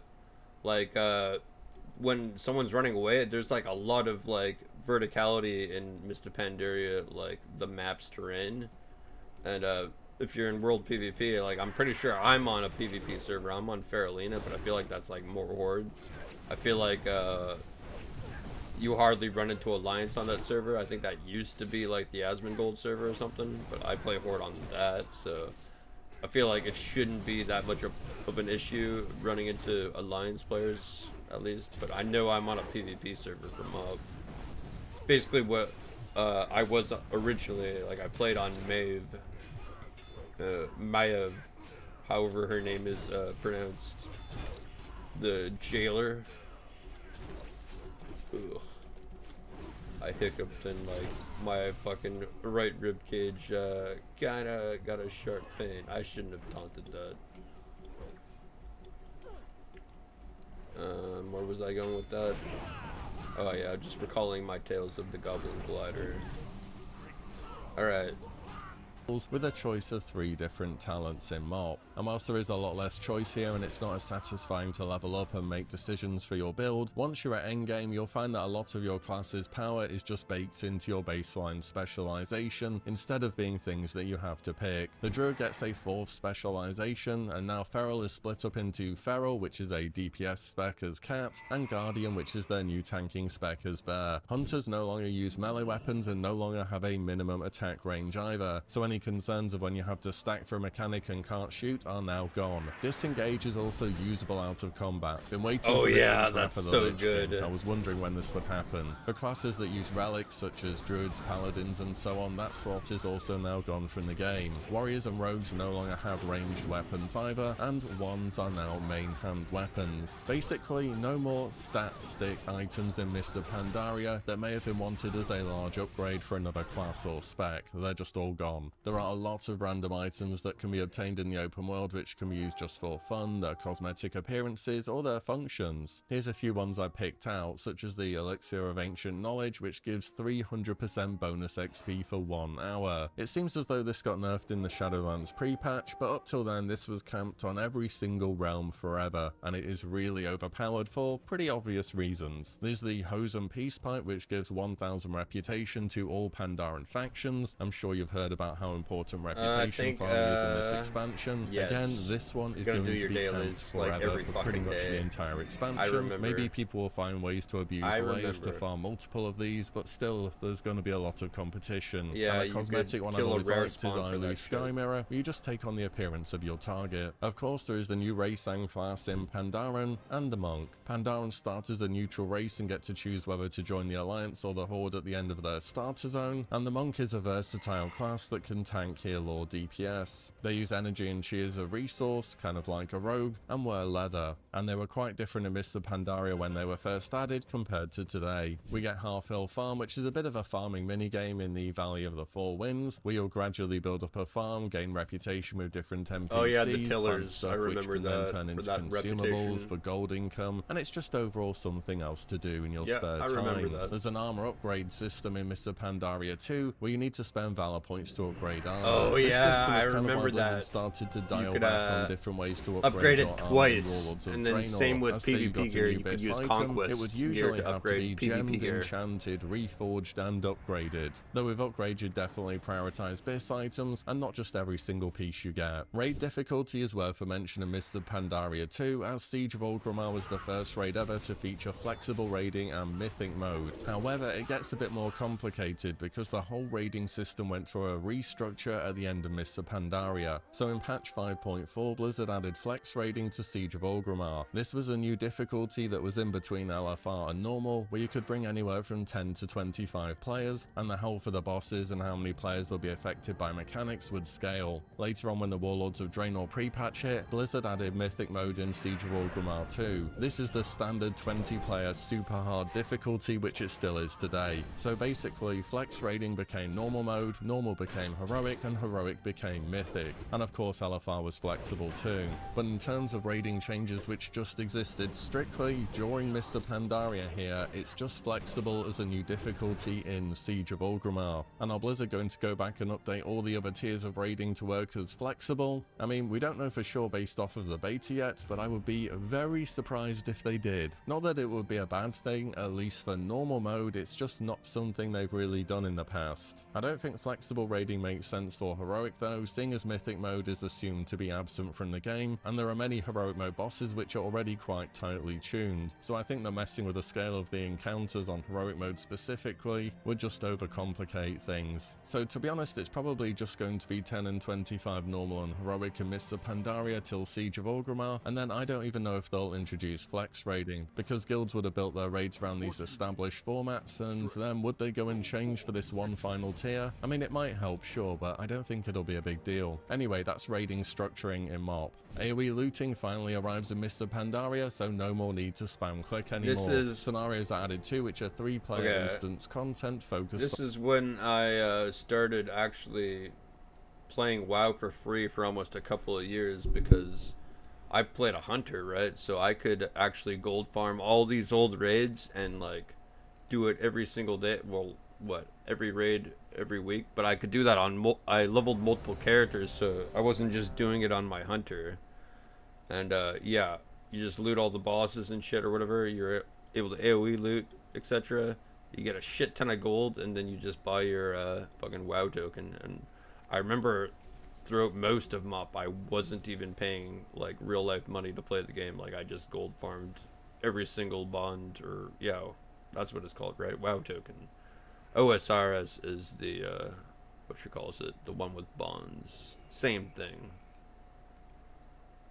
On the story. There are also heroic modes of scenarios too, where some bosses can hit kind of hard and can be annoying without a tank, but the biggest memory I have of these is doing the daily battle on the high seas in about 5 minutes to work towards your valor cap. They didn't do scenarios again, I kind of get why. They're fun to do the first time around to see the story, but they don't really have a ton of replayability. Speaking of replayability, Blizzard also added challenge modes. These are the precursor to Mythic Plus, I remember, except they work in several different ways, such as scaling down your gear to a certain item level. The whole idea is just to do the dungeon as fast as... There was a reason to do scenarios. I remember they like boosted the valor of it like later on. Like I don't know if it was Siege of Orgrimmar where they did that, but I remember definitely there was a reason to do scenarios to get like your weekly valor out to get a piece of gear, etc., or upgrade gear Valor was used for a lot more than just getting gear.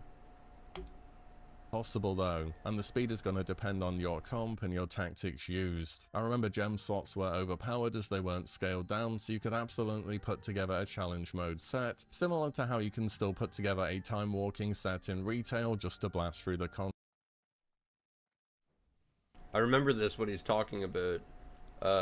You could get the tier hunter. Well, there's a specific cosmetic set you could like transmog your gear to.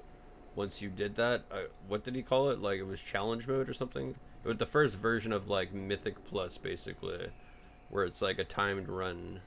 I remember definitely having like everything, like he said, gem slots, because shit gets stored down, but gems don't. So I would just stack agility on everything. Like, I would find trinkets that had gem slots. Like, didn't even matter what they did. Like, I want to stack agility as a hunter, so I'd find rings, whatever gear had the most gem slots up. Like, I had legs or a chest that had 3 gem slots. I would put agility in all of them. We're not even going for like the set bonus from the gem slots. Like, if you get the correct colors in them for that bonus, like, no, you're just putting agility and everything. And I'd imagine it's the same for like warrior, putting like strength and everything, and like a healer putting int and everything, or whatever. I guess maybe spirit, I don't know, probably a mix of them. I didn't really play a healer for those, but I did it once. Actually, I did it twice on like my horde hunter and an alliance hunter. There are 3 new battlegrounds: the Temple of Kotmogu, where you hold orbs, gain points over time and win; the Silver Sharp Mines, where you escort a cart to score points; and Deepwind Gorge, which is kind of like Arathi Basin in capturing objectives and also escorting a cart. 2 new arenas too: the Tolbia Proving Grounds, this one's similar to Nagram with 4 large pillars and an open area in between; and Tiger's Peak set in Colite Summit. Again, it has the several pillars set out theme, but also raised areas in the middle too for additional line of sighting or outplaying. Mists of Pandaria introduces a bunch of new endgame reputations and is rather infamous for its need to complete daily quests to max out these reps. This has been seen as retrospectively one of the big downsides of the expansion, when typically the need to do dailies has been pretty minimal in Classic so far. It is likely though you only really have to grind on your main, and then ults will have catch-up systems which were added later on in MOP. These catch-up systems include Grand Commendations, which unlock at Revered. They give 100% bonus rep on ults. This was introduced during the first major patch in MOP. The Black Market Auction House is added. This is NPC listed, unobtainable or rare items which will sell for very high amounts of gold. Because of this, it can be nice to have a character on a low population server to count this for certain items. The Brawlers Guild will run in Orgrimmar, and the Deep Run Trown section Oh my fucking no! will. Blitz also have a heroic mode at level 90. Wait. Take part in various different fights. Yes. The Brawlers Guild. I remember that. That's actually probably the most peak single player shit before they had like the Mage Tower and like Legion for like solo content. But yeah, that shit was badass because you would be waiting in line and everyone would be watching the other person do the boss or whatever, and you'd be able to learn off someone else for certain strats. I remember you need to be decently hella geared to get that shit done. The Brawlers Guild will run in Orgrimmar and the Deep Run Trown section of Stormwind. This is a PvE based arena style of content where people can watch and you take part in various different fights at different difficulty levels to earn rewards. This is a lot of fun and a great side objective to work towards. Certain classic dungeons are updated, such as Ragefire Chasm, Scarlet Monastery and Scholomance, to give them a new layout, different loot and bosses. Scarlet Monastery and Scholomance also have a heroic mode at level 90. World bosses are back, and we haven't really seen them properly since TBC, and here they're going to be replacing what Vault of Arkavan or Baradin Hold were, in just a simple and easy way to have a chance at some PvP or PvE gear once per week. Loot is also personal from them, so all you need to do is just tag the boss before it dies to be in for a chance to get an item. Some world bosses also drop mounts too, such as the Heavenly Onyx Cloud Serpent from the Shah of Anger. The pet battle system is implemented, so all of your companion pets will change into battle pets, with a new associated achievements, gold making opportunities from leveling them, and some experience for your character as well. Warlocks get their Green Fire questline as a little something extra. I did that. I did that before. I played every single class in MOP, and yeah, I did that. That was a lot to do on the Island of Thunder, I remember. But yeah, I like probably if my first retail account, like it's banned, but like it has multiple accounts within that account, so I could just resubscribe on one of those. I'm pretty sure I would have the option to give one of my warlocks green fire, since I already did it like on one already, because you get like the title the Black Harvester. I remember that. That was a cool solo quest line for warlocks there in MOP.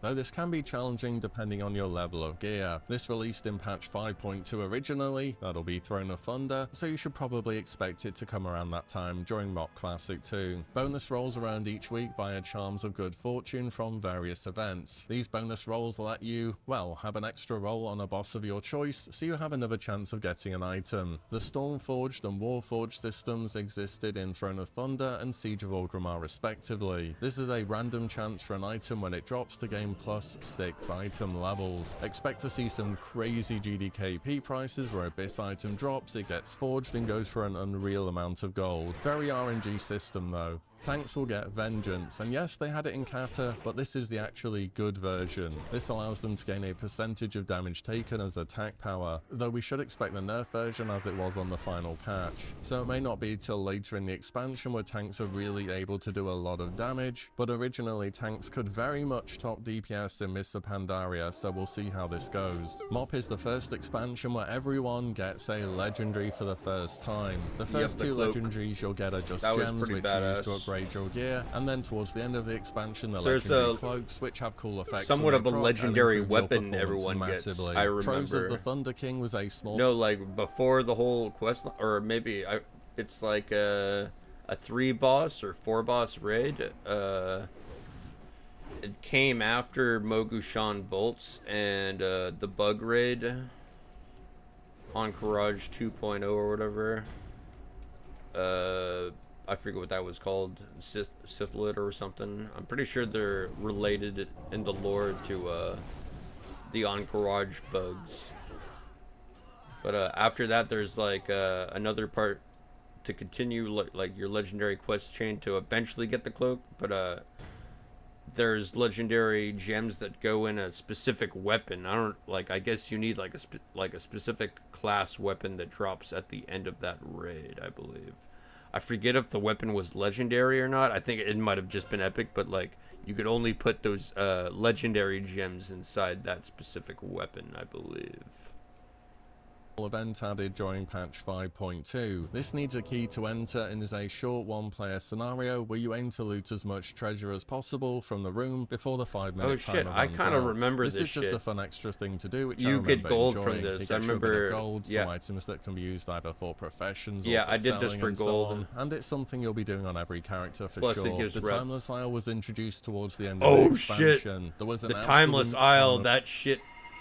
Like, that has 4 world bosses, right? You could kill the 4 world bosses in the middle, and then there's a world boss up top there. But like throughout this entire island, there was like dailies of a lot of sorts that were like repeatable. You could just camp this island or something like that, or the quests came up every now and then at intervals, but you could spend a lot of your time at the end of the expansion on here if you're like hella raid geared. Because I remember, if I remember correctly, PvE gear was like actually way more powerful than PvP gear out in the open world, because you just had way more like attack power, more agility, etc., more spell power from intellect from like raid gear. You had more haste. You had badass trinkets compared to the PvP trinkets out in the open world. Like, you could really body people who are even just in PvP gear. Like, you're still gonna fucking rock them, basically. But you could also get this coin or something. It's an item that can make you basically hostile to your own faction, and you get like these blood coins or something like that every time you kill someone. Like, it could be from the opposite faction or your own faction.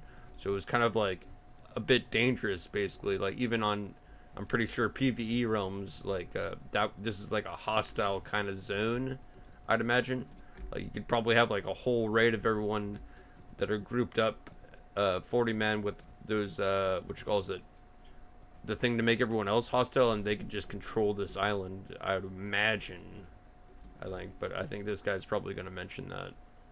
I just see that as one of the downplays with reputations, how and so on. classic players act nowadays. Really been focusing on that. The August Mob Celestial mentality. World bosses, Ordos as another world boss, though I remember you needed the legendary cloak to access him, and there was pretty much always something going on here. Oh yeah, or an that event boss that was at the about top. to You did spawn. need the Zandalari legendary Warbringers cloak were to also like added in jump the patch bridge. 5.2. These are hard-hitting elites that roam across different zones on various respawn timers, and they are always worth trying to take down if you come across one. They drop reputation tokens for various factions, a bag with valuable items, and probably most sought after are their various mounts. We'll see whether Blizzard release these guys in Phase 1, or whether they'll come with Throne of Thunder again. Blizzard added determination stacking to LFR in Mists of Pandaria. This gives players a stacking buff each time they wipe to a boss, but is cleared once a boss is defeated. LFR itself is still not implemented in the game, but we'll see if they decide to release it with this system, which they probably will. Blizzard started to nerf old raids that could be problematic to clear solo during MOP. We can see some examples here from patch 5.3, such as making the Lady Vash encounter less punishing, or reducing the radius of orbs on Void Reaver. So if you're someone that likes going back and clearing old raids for fun, transmog, mounts, whatever it may be, then things should start to get more accessible during MOP. There are the Proving Grounds too. This is basically a PvE testing arena to improve at your role solo. You can queue as tank, heal, or DPS, and there are bronze, silver, and gold medals for reaching certain points in each challenge. There's also an endless mode where you just aim to go as far as possible to see what you can do. Ahead of the Curve Garrosh Hellscream, which is just defeating him on normal or above, awarded a mount, the Korkron Warwolf. There is also a Shaman specific transmog set from the Siege of Orgrimmar. This can be looted from the Korkron Dark Shaman encounter in any difficulty, and was just a cool extra set of armor, which was later put on the black market auction house during WoD, because at that point it wasn't possible to farm solo for a long time. But these are just a few changes to expect with the expansion, and believe me, when people say Mists of Pandaria added a lot of content to the game, they really mean it. Let me know what your favourite addition from MOP is that you're looking forwards to in the comments down below, and as always, thank you all so much for watching. Did he not mention Battle Pets? I think he probably did.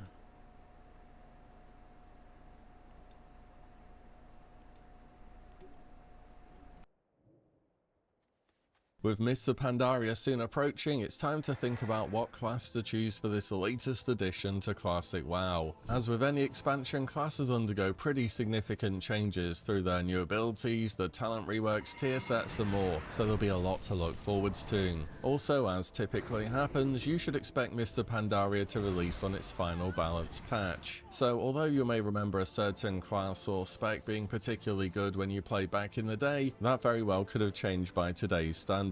Though I will say I think there will be more spec diversity inside each class compared to say Wrath or Kata, thanks to some particularly powerful trinkets, set bonuses and stat breakpoints that become available at higher levels of gear. You may be likely to change mid-expansion as we continue. Blizzard have also shown that they were willing to do some minor class tweaks in TBC Classic, and a few more changes in Wrath Classic to specs that were deemed problematic. They did also say they will be modifying outliers in Cataclysm too, and then they just kind of didn't do that. So if you're wondering whether they will do any class balance in Mists of Pandaria to certain specs, all I can say is maybe, but I wouldn't really expect it. One final thing to mention is, of course, there will be 10 and 25 player raiding, so fitting in as many debuffs and buffs as possible will depend on what classes and specs you have available for your preferred raid size. Basically though, expect the most meta specs to be stacked more often in 25 player, just because they can be. Anyways, with the addition of the Monk, there are now 11 classes to cover here, so let's make a start and see how in demand your class will be for Mists of Pandaria. But before we go on, a quick word from today's sponsor, Boot.dev. Boot.dev is a platform that aims to equip you with the skills to work towards a career in back-end web development through interactive lessons and learning. It stands out by taking you on this journey in an interactive way as though it's an RPG, with experience, leaderboards, achievements and more. Boot offers self-motivated individuals individuals the tools to get on board with the Python, Go, and SQL programming languages. And it does this through hands-on learning, where you're going to be writing tons of your own code, so you really gain an understanding of what works and of course why. And Boot wants to set you up with the fundamentals and encourages you to take your time and really understand each point, rather than just trying to rush you through the course as soon as possible, so you'll be as well equipped as you can be in your future job search. Speaking of which, careers in this field have very solid earnings, often have remote positions, and you can start working towards this today at your own pace. So if it sounds good, why not try them out? You can go to boot.dev and try out the courses for free,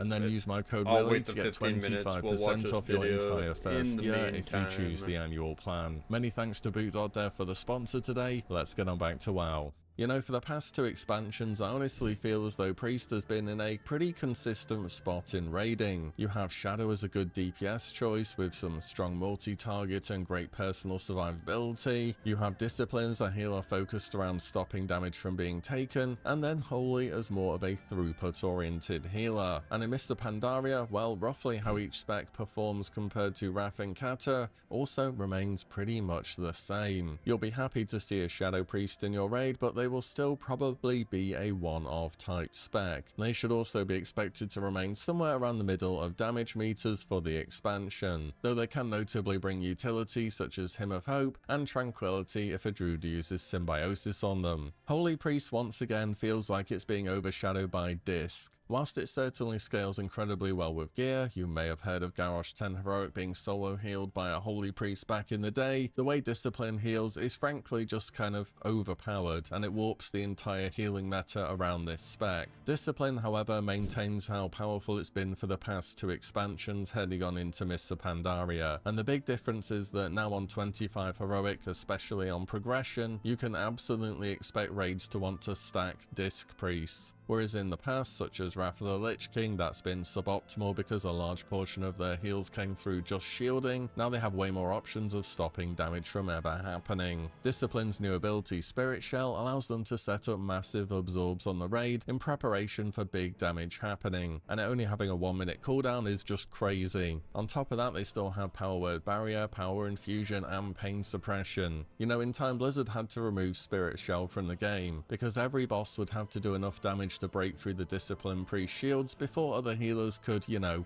do anything. So yeah, this spec is even more broken than it already was in both Wrath and Kata, and it was already overpowered. So yeah, you really can't go wrong with a Disc Priest in Mr. Pandaria. Warlock next. So this class has some room to be interesting, but at the same time you might not like what you're about to hear. So Mop was infamously the expansion where Locke was reworked pretty heavily, with both Destro and Demonology gaining new resources. Demonology was the go-to meta lock spec for much of Mop back in the day, where they could now toggle on meta to spend Demonic Fury, allowing them to have way more control over this powerful cooldown. But Blizzard kept nerfing Demonology as it was deemed too complicated for how good it can be, and on the final balance patch, this spec is just nowhere as near as good as it used to be. So will Demo be worth playing at any point in Mr. Pandaria? Honestly, I'm not sure. This is like the wildcard pick for the expansion, with Classic so far. I remember Demo Lock being good, like in PvP. Like, I remember being able to, or was it WoD? But I know I always picked the very, like, underperforming specs to PvP with. Like, I played a Fire Mage, I played a Combat Rogue, I played Demonology Warlock, I was playing SP Hunter when people were mainly playing MM Hunter, and like I was also playing BM, so I was also like, I mean it was OP, but like it got nerfed, so it was kind of just average. What else? I would play the melee versions of like the hybrids, like I was playing Enhanced, Feral. I guess mainly the main underperforming specs come from the true DPS classes, which are like Rogue, Hunter, Mage, Warlock. Anyways. there's been a much larger and much more min-max focused audience playing the game, so it's entirely possible that given certain setups or ways of playing that Demonology can excel. Also, there are currently a lot of pre-pull shenanigans ongoing in Kata. This means you can activate certain procs, trinkets, set bonuses or so on before engaging in a fight, and Demonology is a spec that benefits heavily from this kind of gameplay, and if MOP is how it usually is, you will also be able to figure out pre-pull setups, unless Blizzard decides it's too much and ends up changing it. So overall with Demonology, there's potential there, but overall I'm not sure it will be the best lock spec at any point in this expansion. Destruction, however, is expected to be your go-to pick early on in MOP. It's a MOP where Chaos Bolt now always crits and does some massive damage, and Destruction starts to I think the more crit you have, the higher your Chaos Bolt hits for. And I think there was like another spell that guaranteed to crit. I don't know if it was Shadow Flame, but I know Destro Lock got like an execute spell. I'm pretty sure that's what it was. More into their speciality of 2-target cleave with a reworked Bane of Havoc that copies a ton more damage. As we head into Throne of Thunder and beyond though, Affliction starts to get very overpowered. With new trinkets, tier set bonuses and haste breakpoints, it should really start to pull ahead of the pack, especially on multi-target encounters. Any like WLS or RLS, LSD, whatever, anything with like an Affliction Warlock kind of fucking destroys. I remember like coaching my younger brother. He was like playing in twos. I'm like, dude, dot that guy up, stop chasing that guy, just change targets, dot this guy up, yeah, press that button, drain soul, yeah, fear him now, and now use your pet stun thingy or whatever. I forget what they had. A good amount of like CC, and there was like they have a spell even in Classic WoW where it's like they make you run away in horror, kind of. It's almost like a stun, honestly, because it doesn't break. But yeah, he was like all giggling and in joy once he won that. I'm just like kind of coaching. I was like, bro, you don't chase that DK around the pillar. Just start dotting the other guy. Like dot them both up. Eventually that healer is gonna go because the Affliction Warlock's like fucking OP, and even just 2s arenas. That's what I was coaching my brother through. And by Siege of Orgrimmar, this spec has kind of outscaled every other spec in the game. Overall, locks are expected to play multiple specs and will be one of the DPS classes that raids actively look to stack, making them a safe choice in Mists of Pandaria as a caster. The last cloth wearer to cover is the Mage. So I'd say Mage is overall in a better spot than Cataclysm. Cata ended up just being play fire for the whole expansion, and whilst fire was good and it could easily top the damage meters on certain fights, it was also very RNG heavy, needing several procs to line up before you could press combustion. In Mists of Pandaria, Hey bro, this guy is just spamming pyro. Like, no, you gotta be spamming like Scorch or some shit. Scorch or Fireball, then use the hot streak shit like on instant like Pyroblast. Don't hard cast Pyroblast. What is this guy doing? Or is that actually a thing? I don't know. Maybe I'm thinking of PvP Fire Mage, but like, do they actually just spam fucking Pyroblast? Like, I might be wrong. I don't know. I haven't played a mage in there will Kata. debatably be a time for all 3 mage specs to excel in raiding, which in my opinion already makes this class in a good place. Early on into tier 14, Frost will be taking center stage as the most popular PvE mage spec, and this will be the first time Frost has been relevant to endgame since raiding in vanilla. This is in part due to a mastery rework, where Frost mages just used to do bonus damage versus frozen targets, which is rarely useful in PvE. Now instead they have icicles, which store a percentage of your filler damage spells as icicles that fire off when you press Ice Lance. Frost is great on single target, cleave, and AoE depending on your glyphs. It's good for like bursting in PvP. Like once you get 5 of those icicles, you like go Nova your kill target, deep freeze them into a hardcast Frostbolt into Ice Lance, and then boom, a huge ass burst right there. It's like you get 100% crit while they're in a deep freeze, but it's like a 2-second window type of deal. Or I think 3. I don't know if you can glyph that to last longer, or it might be 4. I don't know. talents It's been a chosen. while. As we progress on into the expansion, fire does become more viable due to the increases in secondary stats, especially crit, which ends up making their gameplay way more fluid. Fire does maintain that similar playstyle you've known for a while, all about keeping those pyroblast procs going, and it also has great AoE and single target. But the big change for mages is that Arcane will also be very much back on the menu, or at least it will be Oh during yeah, the and I remember you could Scorch. Scorch was like an instant cast ability that always crits, so you could like once you get one hot streak proc, you could like Scorch to get like an instant pyro. There was like this badass combo I remember involving like Frostia to like also get them in somewhat of a 100% crit chance. I believe that was the whole like it roots, but also like counts them as frozen for like shatter that you still somehow have as like fire mage. I think I remember learning it off of Hansel from like later skill cap. tiers of Mr. Pandaria. The Arcane charge system has also been reworked to offer a whole host of different benefits, depending on what you decide to use them on. And all aspects of Arcane, from the single target to the AoE and just the general gameplay, has been a massive improvement upon Kata. There is only really one downside for the mage, and that is Rune of Power now exists. If you don't know what this is, it's a rune that you put down on the Yeah, you would only ever use this for raiding, I remember. I think you even use this like as like Frost as well, like Rune of Power. It's like a talent, right? You choose something else for PvP. I think it was like or Alter Time. I don't know if that's a talent or it's like your level 90 ability as mage, but Alter Time was badass. Like you get Alter Times as you predict you're about to get bursted, then you're like about to die. Click Alter Time again, boom, you're back to full health when you first Alter Timed it. That shit was badass. For PvP at least. I don't know, it's probably useful in PvE as well. Saves healers some mana, maybe.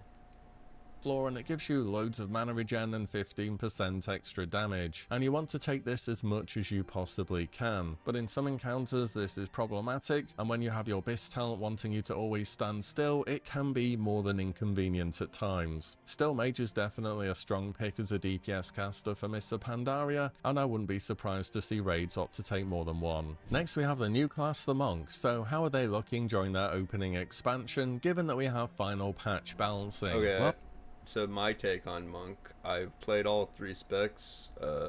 Windwalker mainly for PvP because that shit you could 1v2 people. Like I was a 2K rated, 2.1K rated player at the time, which was there wasn't that much inflation or something like that. So I was definitely like one of the good players out there.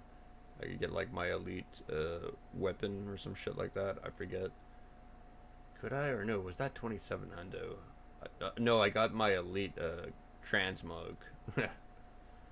And or no, wait, no, that was on Hunter. But yeah, that's where I got my 2.1K experience. But I played every class, so like I was very knowledgeable in like MOP here. But Windwalker was really good at 1v2s, like in 2v2 arenas. Like you could literally carry people. Like I remember I made gold on the side, like doing carries on like 1v2 carries on my Feral Druid, my Hunter, and my Windwalker Monk. Like it was that easy to like kill people like in twos, assuming like you tank your rating over and over and like you're fighting idiots.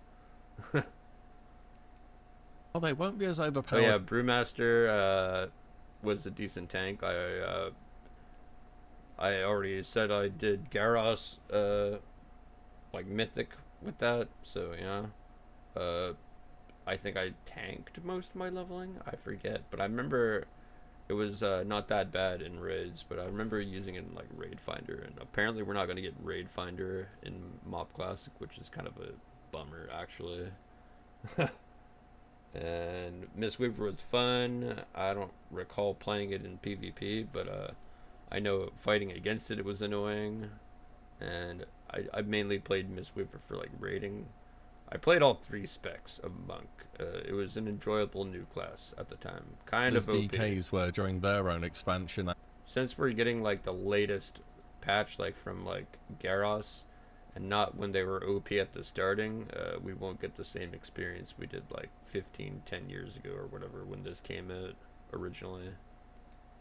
I can tell you that much. First up we have Windwalker as the new melee DPS spec. A key difference back then is their mastery being Tiger's Eye Brew. This is a resource generated through spending chi that can be used to provide a flat damage yeah, buff. I remember One this. problem with it is that there was actually T's and brews you had to like deal with like in all 3 specs actually. One for tanking like gave you dodge, I remember actually. Something like that, dodge and damage reduction for your on-use thing, and you want to stack that up to like max for DPS to like burst someone down. I remember there was like a cooldown combo, like you would leg sweep them, get a like a high sweep kick, whatever. It was like the Chimera shot of like Windwalker monks, like your big hitting move, and then you would like Tiger Palm filler, and then like jab to get more chi. I remember that was your chi generator. And I think that might have costed energy to get you. Yeah, I think so. And you would karma as well if like you were getting bursted on, and then like counter burst them as like Windwalker. And then you had like this flying serpent kick that like has the most mobility in the entire game, honestly, like more than a warrior charge or like warrior leap when they eventually get it. I think they have leap in Cataclysm, right? I forget. Or that might have been Mop when they got heroic leap. I think that is. Then again, I don't play a warrior and Kata currently, just hunter and shaman. Of course you start the fight with no stacks. Other than that, you're focusing around using your big damaging cooldowns such as Rising Sun Kick, Fists of Fury, and then your longer duration ones such as Invoke Zuen. Performance wise we're more... Oh wait, yeah, but I was talking about like the combo, like you would leg sweep them first. Leg sweep is like a talent, you choose it between 2 other talents, I forget what they were, but generally for PvP you would always choose leg sweep, like no matter if you were Windwalker or Mistweaver or even like a Brewmaster, always leg sweep.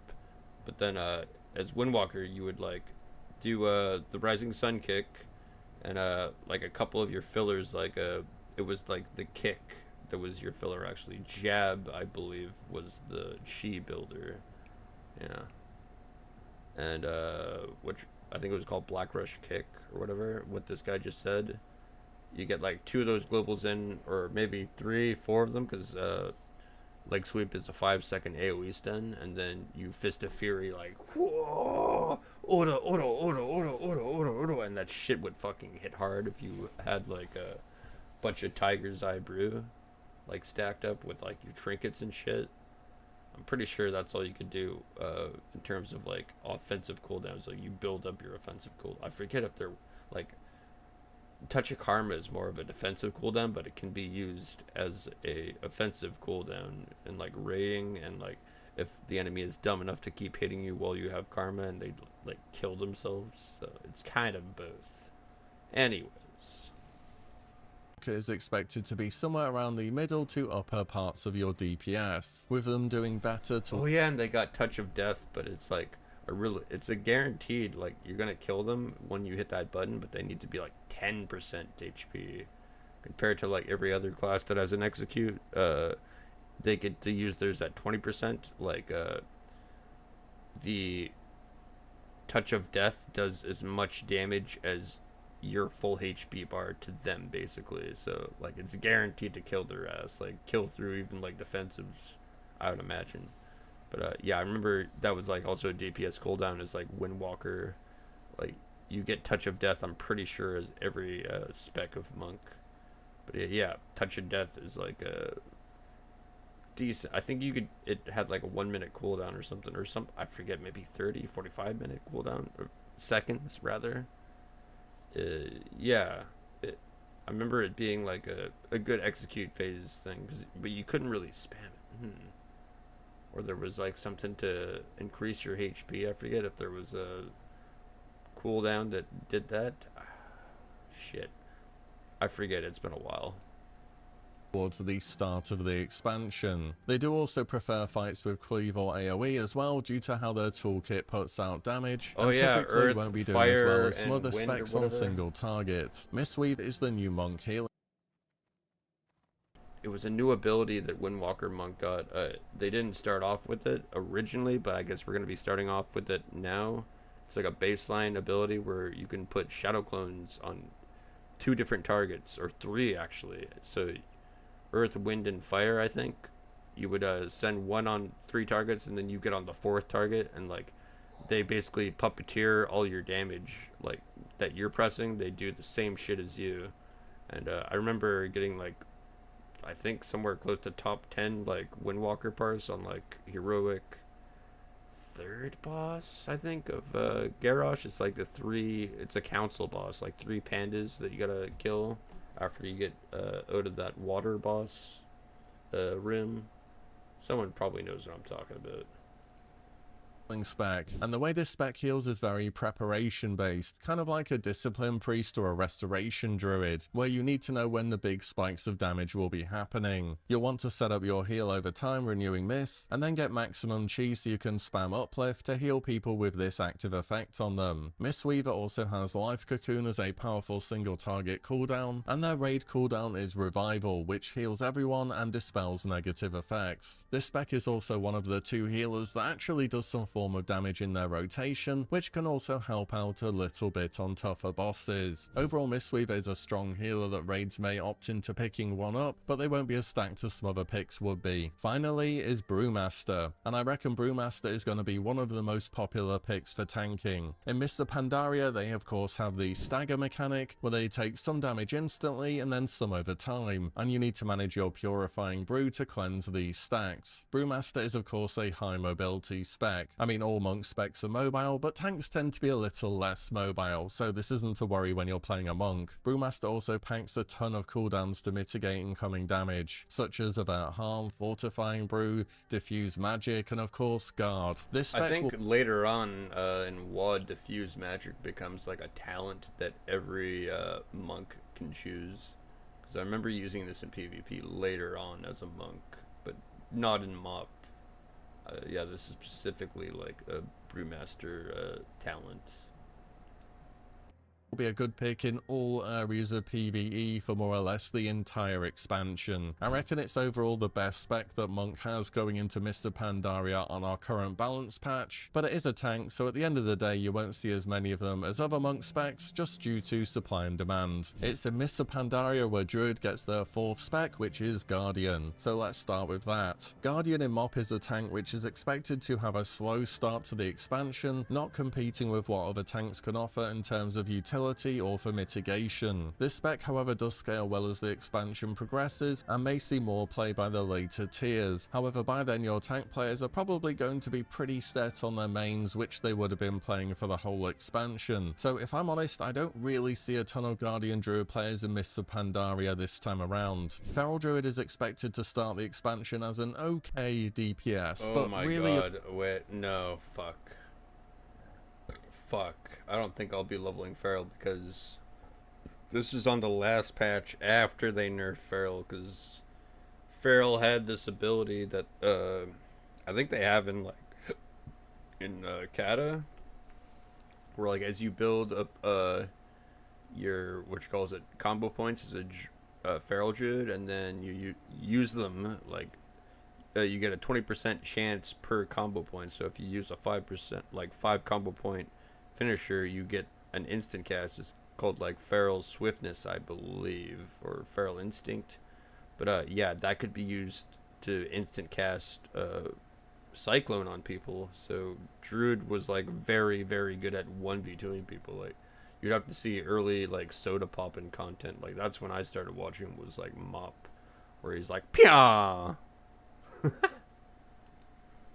We're going to be waiting for Throne of Thunder before you can start putting out impressive numbers, thanks to a trinket they benefit massively from called Rune of Reorigination. The proc on this converts all your secondary stats into the one with the highest value, which leads to some unique gearing strats. As the expansion progresses, they do fall off a little bit and don't scale as well as some other classes, but they remain in the upper tiers of performance. Balanced Druid sees a slow start to Mr. Pandaria in tier 14, however they do scale well as the expansion progresses, and offer a bunch of great utilities such as Battle Res, Typhoon, and Ursol's Vortex to name a few. So if you see a Boomkin, it's probably going to be a one-of in a raid. Last is Restoration Druid, and this is one I played a bunch back in the day. I can say for sure this has to be one of the most fun healers in the expansion, with a longer duration on Life Bloom and their mastery. Efflorescence is now a passive through a glyph, and Wild Mushroom stores overhealing and can be detonated to do a burst of instant healing. The Druid feels as flexible and mobile as ever. That being said, they don't pack as strong utility as other healers, and if they're taken, they're going to be a one-off in your raid environment more often than not, with preference leaning towards taking them in a 25-player environment. Solid throughput healer though, and a lot of fun, just won't be as in demand as some other picks. Next is Rogue. We'll start with combat. It's expected to have another slow start to the expansion, where it will be unlikely to see play over other options that the Rogue has. As I've talked about with some other specs here, it's just a lack of secondary stats from early. This Rogue actually was when I started actually playing Rogue, was near the end of MOP. I mean, I've dabbled in assassination and subtlety. Like, I know how to use the burst, what you would do with Shadow Dance. Like, you Shadow Dance, pop your trinkets and shit, your on-use glove thing from engineering, and you go ham and you start spamming you cheap shot them, right, and then garrote them, so they take more damage from being having a bleed on them and having a stun on them. Then you like ambush a couple times, kind of like chain that and get another cheap shot into an ambush to like hella burst. Like, I remember that. But combat was really good for rated battlegrounds, actually. Yeah, for like capturing flags. Like, you could actually outplay another stealth like defender. You could start capping, they open on you, you trinket then blind them, start capping, they they trinket that, you mark for death them to get instant 5 combo points, and then you kidney shot them, yeah, with 5 combo points. That stun will last for 9 seconds, and assuming you're fighting right beside the flag, you can actually just cap right in their face and get it every single time as combat Rogue. I think I made it to like 1.9k like in RPGs on my Rogue. That was just like an alt, so I didn't play it all the time. I probably could have like got over 2k on it. Yep. Aren't giving combat the stats it needs to be effective. On top of that, combat really needs a fight where it can benefit from as much uptime as possible on Blade Flurry. So any 2-target cleave fight, they might see some play, but otherwise on pure single target, it's going to get outpaced by both other Rogue specs. Assassination has been a consistent high DPS spec that's been pretty straightforward to play since Wrath of the Lich King, and that somewhat continues on into Mr. Pandaria. Typically, Assassination also does well early game, as it's not as reliant on secondary stats as some other specs are. That being said, on single target, whilst it's still straightforward to play and get good results with, it's not going to be the most common Rogue spec you see in MOP, because for raiding, the Rogue spec that you should expect to see the most of throughout pretty much the entirety of the expansion will be Sub. So Sub started to become a viable pick for PvE for the first time ever during Kata, and in MOP it gets even better. With the standard good Rogue toolkit of CC and survivability on top of some consistent damage, Sub Rogue should prove a popular melee pick. You should also know that for all Rogue specs, Smoke Bomb now gives a 20% damage reduction for its duration, effectively giving Rogues a strong raid defensive cooldown if you... Yeah, this could also be used in PvP to like help save your healers smoke bomb on top of them, which would also allow you to like get on top of a melee that's maybe on your healer. That means the enemy healer can't see them because it's LOS inside there. You got to get inside to like heal or damage, whatever. You can manage to stack people for it. Subtlety remains good for the whole expansion too, so outside of some niche fights where perhaps combat can get a ton of value from cleaving, it should be this spec that you see the most of from Rogue by far in Mr. Pandaria. Hunter is probably going to be one of the pure DPS classes that sees the least spec diversity for the expansion. As similar to both Wrath and Kata, it's another showing of strength for survival, with both marksmanship and beast mastery lagging behind. Beast mastery is a spec that does see improvements compared to Cataclysm now. So I guess I'm just playing survival then in MOP, it looks like. If it's starting the game on the last patch, survival is like the best for PvP. Like, I was able to beat Tosen. Like, I think I made a YouTube video. It was like, this is one of like the most badass dudes that, like, seeing their content kind of made me a bit better. And yeah, he played like marksman. I remember I beat him in 2s, like on a season reset where everyone starts back at 0 MMR. So if you're queuing that day, you might like fight some rank 1 players. Yeah, I was playing basically a mirror comp, but he played marksman. I played survival, and I just easily wiped the floor with him because I can get more traps out more often, etc. I've got like a little bit more consistent damage, etc. I can definitely Rorosek his Chimera shots on me, because I know in a mirror match both hunters want to kill each other and CC the enemy hunter's healer, because otherwise like every healer can just dispel the trap, so it's kind of like pointless. You've got to CC the healer in 2s as a hunter. Alright, I'm going off topic, but yeah, SB I guess, but fuck. Do I ever not like it until it actually becomes like a melee spec? Having some AoE, but it just isn't able to compete with survival on putting out damage. But the question will always be, really, why are you not playing survival? Similar comments for marksmanship, really, except MM starts the expansion stronger than Beast Mastery does on average. Okay. As for survival, it's a flexible, mobile range DPS that puts out good Yeah, I single don't think target BM and will be AoE as OP as I'm DPS. thinking it will be at the beginning of MUP. If they're going on the last patch, not the original first patch that they had for MUP, like 4.0 basically. They're starting at 4.3 or 4.4, whatever. So yeah, we won't have broken It's got good BM defensive hunters cooldowns, this time it can always around. bring a variety of raid buffs or debuffs through their pets. I mean, any hunter spec can do this of course, but it's worth a mention, and it's expected for survival to be the go-to hunter pick for the whole of Mists of Pandaria. On top of that, the class is quite stackable as it is a range DPS, so if you aren't so much into learning different specs and just want to stick with one thing for the whole expansion and be in demand, Survival Hunter should be a good pick. Following that, we have the Shaman, and much like Cataclysm, this class should be seeing some Yeah, I think like survival and MM Hunter get True Shot aura, or actually no, I don't know, but I'm still sure like you would want a Marksman Hunter for, what calls it, unless it overlaps with some other classes buff for True Shot aura. overall great representation this expansion for all their specs on all raid sizes. Worth noting God.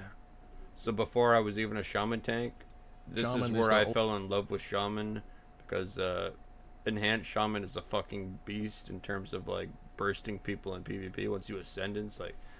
Like what I would do is like I'd precast with like a couple of stacks of Bellstrip to get like a fast precast of like Elemental Blast into like a macro that like made me go Ascendance and instantly zap them with the fucking Sith power of like Storm Blast, I believe. Like your Storm Strike becomes ranged, but it hits fucking hard if you have like trinkets and everything up with Ascendance.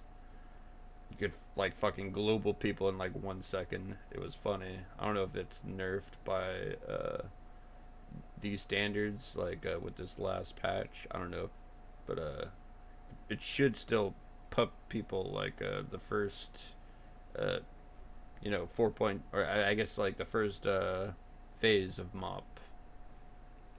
All Phase specs 1. receive Stormlash Totem as a new raid-wide short duration buff, which gives players' attacks a chance to do some bonus damage. It's only a small amount of extra damage, but when everyone has it, especially in 25 player, it really starts to add up. Enhancement and Elemental are expected to both more or less follow the same pattern in terms of how well they will do, and how much people will want them in their raids. They start the expansion as strong picks, both having access to good cooldowns as well as single target and AoE damage. As Mr. Pandaria progresses, they maintain their place in the raid, and I'd expect them to be somewhere in the mid to upper levels of damage, depending on how well you do of course. You could very well see more than one of each spec in 25 player raids, though I doubt people would go out of their way to stack them compared to some other DPS picks. Overall, either Shaman DPS spec is a great pick for Mr. Pandaria throughout the expansion, so whether you want to go Elemental or Enhancement, you should feel fine about picking either and not worrying about having a raid spot. Restoration, however, however, should be the most in-demand spec for the Shaman in Mists of Pandaria. This spec gets noticeably strong. What does it get, actually? No, like, I actually want to know, because I play a Resto Shaman in Cataclysm, so I have experience to something very close what it should be becoming in MOP. Let's see. Stronger compared to Cataclysm. Of course, they pack that standard Shaman great utility, have a ton of cooldowns in Healing Tide, Spirit Link, Mana Tide, and so on. They can heal stacked players better than anyone else through extending a healing raid on top of Chain Heal, and they're just overall a fantastic healer, only really being second to Discipline in MOP. In 25-player raids, you'll also likely see more than one Resto Shaman being brought to the raid too, making them and Disc the top 2 healer picks for the expansion. And now finally onto the plate wearers. We'll start with the warrior. So for DPS warriors, you know how in Cataclysm Arms was way ahead of Fury for basically the whole expansion, but then I guess Fury became kind of playable right towards the end of it. Do you want to do that again? Well, I hope so, because MOP is going to be another expansion where Arms pulls way ahead of... Oh yeah, I did play Arms at the beginning of MOP, and I remember Second Wind was fucking broken at the beginning of MOP, because everyone didn't have the damage, but like you would have to like go phase 2 against warriors.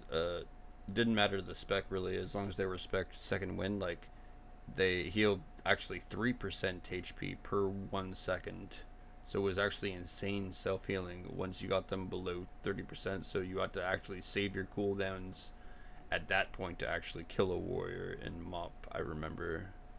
Yeah, shit was crazy. Fury by a pretty huge amount. Fury ideally needs a bunch of extra crit from secondary stats to start feeling playable. As for Arms, it just has more than Fury. I remember, I think they have Titan's Grip in MOP, right? So I was playing Fury though eventually near the end of the expansion, like two-handers in both my hands, you know, just fucking cranking it. Or maybe that was WAD. I know I did it in WAD and Legion as well. Fury Warrior. I remember like you could get Death Wish, where it was a proc where you would proc the ability to which calls it, or no, it was called Sudden Death. Sudden Death. You could get an Execute proc, and I just charge in, use Mortal Strike, execute. Already in execute range again, execute, kill them in like 3 globals. Assuming I pop my like fucking Swifty macro. It's mainly more doable on like mages.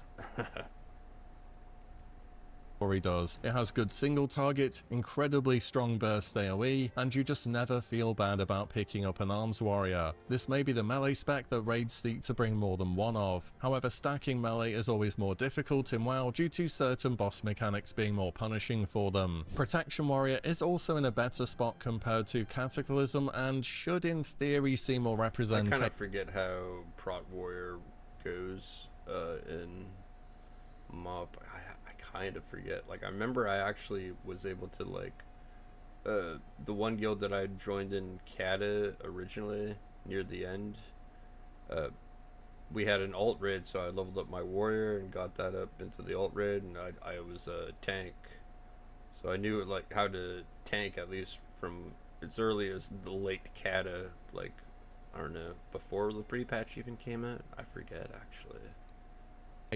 They are a bit weak on the defensive side though, but they put out good damage to compensate. On top of that, as always, Protection remains a very mobile tank, having access to Charge, Heroic Leap, Intercept, and so on. And though it is improved, I'm not sure it... Also, he's forgetting one major thing, like, warriors have way more mobility than that. Like, you pop your banner down and you can intervene to your banner.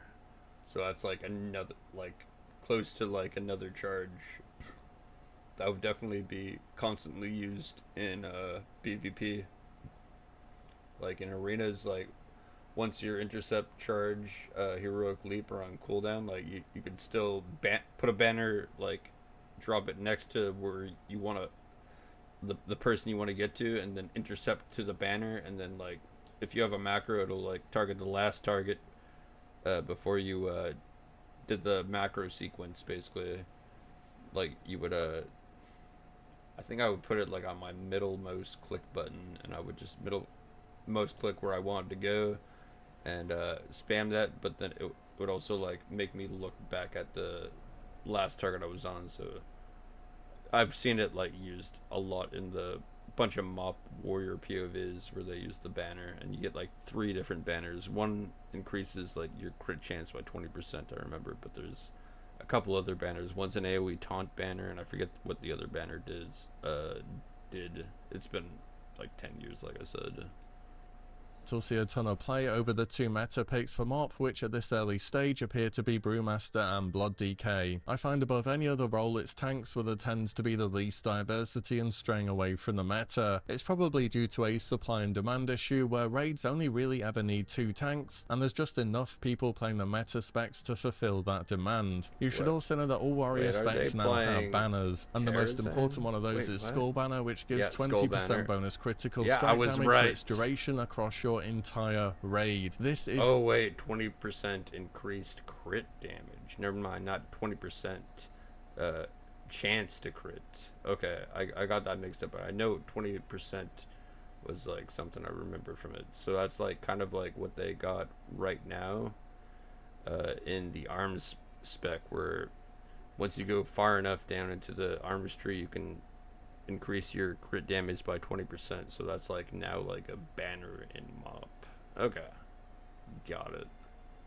Very powerful when lined up with other cooldowns, and this alone makes it kind of attractive to bring multiple warriors to your raid, especially on 25 player. Next up is Paladin. We'll start with tanking again. So protection starts in a weaker spot compared to some other tanking picks. Though it does have better defensive options than it did in Kata, it's just lacking the secondary stats to start being effective. As the expansion progresses, they do scale well with gear, but it's a similar story to Warrior, where I'm just not convinced the not so meta tanks will really see all that much play, unfortunately. If Prot Pala does see play, it'll probably be in tier 15 and beyond. That's Throne of Thunder. Next is Ret, and similar to Prot, they should expect to have a slow start in tier 14. I remember Ret being kind of pretty decent, actually. I think I was like seal twisting, or that might have been WAD, but I know you could get like an instant cast proc as Ret, and I would be like off healing with whatever comp I was playing with at the time, like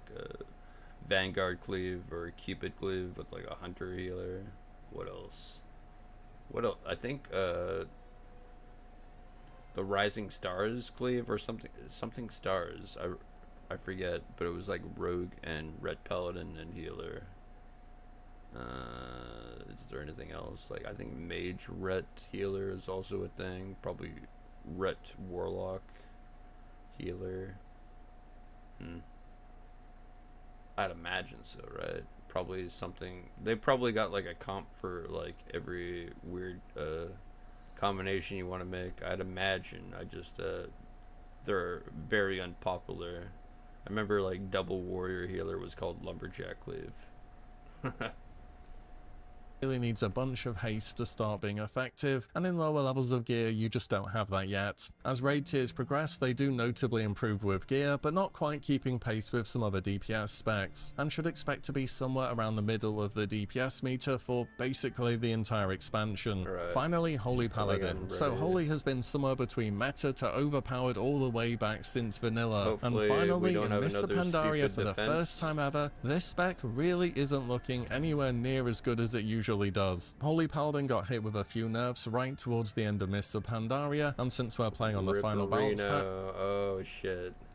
So that means we get those nerfs from day one. That's classic class balancing for you. Anyways, although Holy Paladins have strong utility, as Paladins usually do, on top of good single target tank heals, they really start to fall behind when it comes to AoE healing, and just generally don't offer as much in terms of throughput or raid cooldowns as other healers do. If raids do end up bringing a Holy Paladin, which I'm gonna be honest, people might just skip out on them, it will definitely be a one of type pick. Last but not least is the Death Knight, and we'll start here with Frost. Frost is expected to be the least represented Death Knight spec over the whole of Mists of Pandaria, with it having a slower start compared to some other choices. Though it does scale well with gear, you're always going to feel as though you're directly...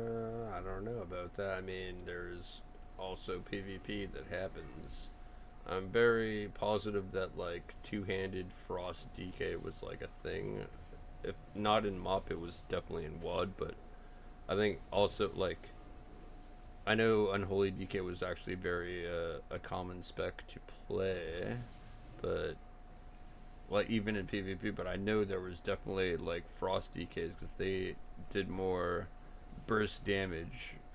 It's kind of like Marksman Hunter does burst damage, and then Survival does steady, reliable damage. Like it's consistent damage, and Unholy also does consistent damage. Like, and they can kind of eventually grow to like a kind of mini burst where they pop their cooldowns once their pet is like a big mode.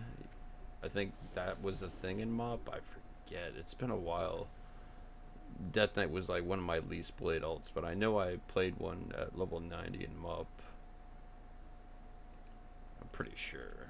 Competing with their choice of playing Unholy, which more often than not is just going to be better. Unholy should be the meta DK pick for the expansion. It performs very well early on into the expansion, offering good single target AoE, defensives and cooldowns. It doesn't scale quite as well with gear as some other picks do, but ultimately it's going to remain a valuable pick throughout the expansion. Raids may be more inclined to stack Unholy DKs early on into the expansion rather than later, but it should still be a fine choice of a spec to secure a raid spot. Blood DK was straight up overpowered in Kata, and heading on into Mr. Pandaria, they are keeping a lot of that power. I wouldn't say they're as dominant as they were in Kata, and that Brewmaster is there competing for that top spot, but Blood DK will once again be a safe choice as a tanking player. With great single target damage, a ton of cooldowns, and their self-sustained type playstyle, Blood is going to remain a very strong and very popular pick. And that is a brief rundown of every spec in Mr. Pandaria, so you can have some idea of how they're expected to perform and how in demand they will be. Alright, give me another one. People quit WoW? What the hell? I mean, I've done that a couple times, actually. The quit point in games is that moment when you finally had enough. You exit out of a game and sometimes you don't come back. For many games, it's often tied to some kind of feeling of anger or frustration, which is of course rage quitting, whether that being Alt F4ing out of a Souls-like game after failing a boss for a dozenth time, closing League of Legends after having an evening of questionable teammates, or quitting Marvel Rivals after you face that OP metacomp one too many times in a row. A lot of games have these quit moments, and MMOs do as well, but unlike those aforementioned titles, quitting in an MMO is rarely an explosive moment of rage or something suddenly snapping. It's a slow and gradual grind to a stop where you realise, I don't really know what I want to log in for today. Now, reaching this personal point of completion in an open-ended game such as an MMO, however, is natural, and it should be possible to some extent for a wide range of players. After all, by their nature, MMOs usually keep progressing so long as they are successful and are adding new patches. So plenty of people give it a go after they see there's something new, they play the patch for a bit, they cancel their sub, and they wait for the next patch to come around. Gaming as a whole has gotten a whole lot more seasonal over the past few years, and this has also crept into the typically loyal MMO player bases as well. I mean, I'm sure you've heard the phrase tossed around for the likes of RuneScape or WoW that you never really quit, you only take breaks. Sometimes those breaks are weeks, sometimes they are years, but eventually you'll decide to give it another go. But I've been someone that's followed WoW pretty closely now for quite a few years, and the amount of times that you see questions asked for, should I get back into, or is it too late to start for Classic, has always been on the high end, and significantly higher than, say, modern WoW, for instance. And I think that's happening for a reason which isn't talked about all that much either. People are reaching their quit point in classic WoW games sooner and in larger numbers than I think ordinarily you would playing an MMORPG. And this is a problem which has existed in Vanilla, TBC, Wrath of the Lich King, Cataclysm, Season of Mastery, and even Season of Discovery to a certain degree, but Blizzard have started to do something about it. In fact, Mr. Pandaria is genuinely the first expansion in World of Warcraft where Blizzard made a serious effort to actually build content which slowed down the speed at which players reach their quit point. And this quit point in MMOs is simple. You just run out of stuff to do. And the biggest moment when people gradually start to fade away from the game is when they hit a raid log status, meaning simply you're logging in to complete whichever raids are active at the moment. I mean, I guess in Classic, but like, you've got PvP, like, say you're not just like a PvE Andy, like, once you're done your raids, like, you have all the time in the world now to do fucking 2s and 3s and 5v5s, RBGs with your people. Oh my god, it fucking crashed. You have all that time to do that with your buddies. What the... That's been the first crash in a couple days. Impressive. So I just had to put this shit on run battle.net as administrator. And then I also have to do that like with what she calls it, OBS, and run on display. Yeah, they cleared her up. Alright, back to this.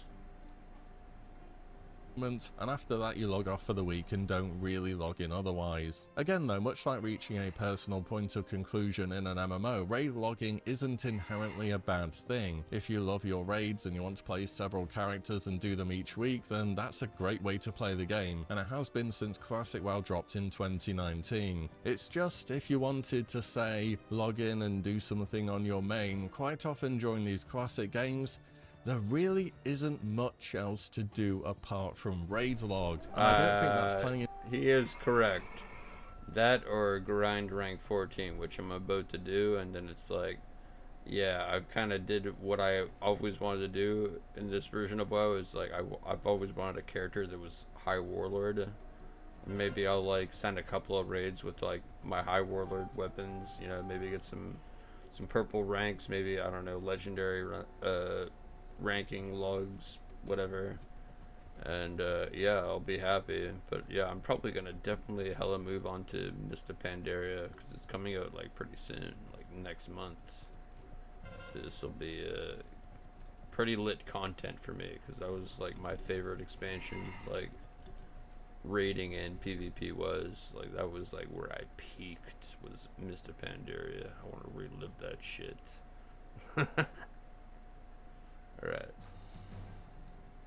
Into the strength of what the MMO genre can typically provide. It's not surprising that things have ended up being this way after all. Classic games do not work how MMOs should do. You aren't supposed to know all the content that's coming in advance, and to have features that will be in the final patch from day one, or to have a good understanding of class balance before the game even releases. Imagine if WoW Midnight came out, people simmed the classes and found out the best specs, and Blizzard said, yeah, so we're just not gonna change this ever, I guess, have fun. I don't think that would go down particularly well, but that's how it works in Classic. And it's also worth bringing up here somewhere in the video, I don't think a sizable number of people are hitting their quit point mainly because of nostalgia wearing out. I mean, sure, these are re-releases of games, they always have an element of nostalgia to them, but if you're reaching level cap, let alone raid log status, you've invested some serious time into the game. Nostalgia, I think, really only gets your foot in the door and to start playing. What keeps you playing is it's just a good game. So why are people hitting this quit point where they run out of reasons to log in Vanilla Classic? Well, we can take a look at our current anniversary realms for a case study on how WoW Classic realms have played out time and again for many years. It's a slow start where the hardcore players get to 60 very fast because they get ahead of the pack and then they grind dungeons non-stop, so as a result there are very few raiders early on. As Molten Core becomes available, you see a rise in the player base week on week as more people hit level cap and are able to hop into the endgame content within Classic WoW. This happens because leveling simply takes a really long time. It's not unreasonable for level 60 to take people multiple weeks of grinding, if not months, depending on your free time. BWL then drops, and this is the peak moment for Classic raiding. It's enough time post-launch for a sizable number of players to have hit 60, and it's a new raid with amazing loot for people to get excited about. And I feel like I could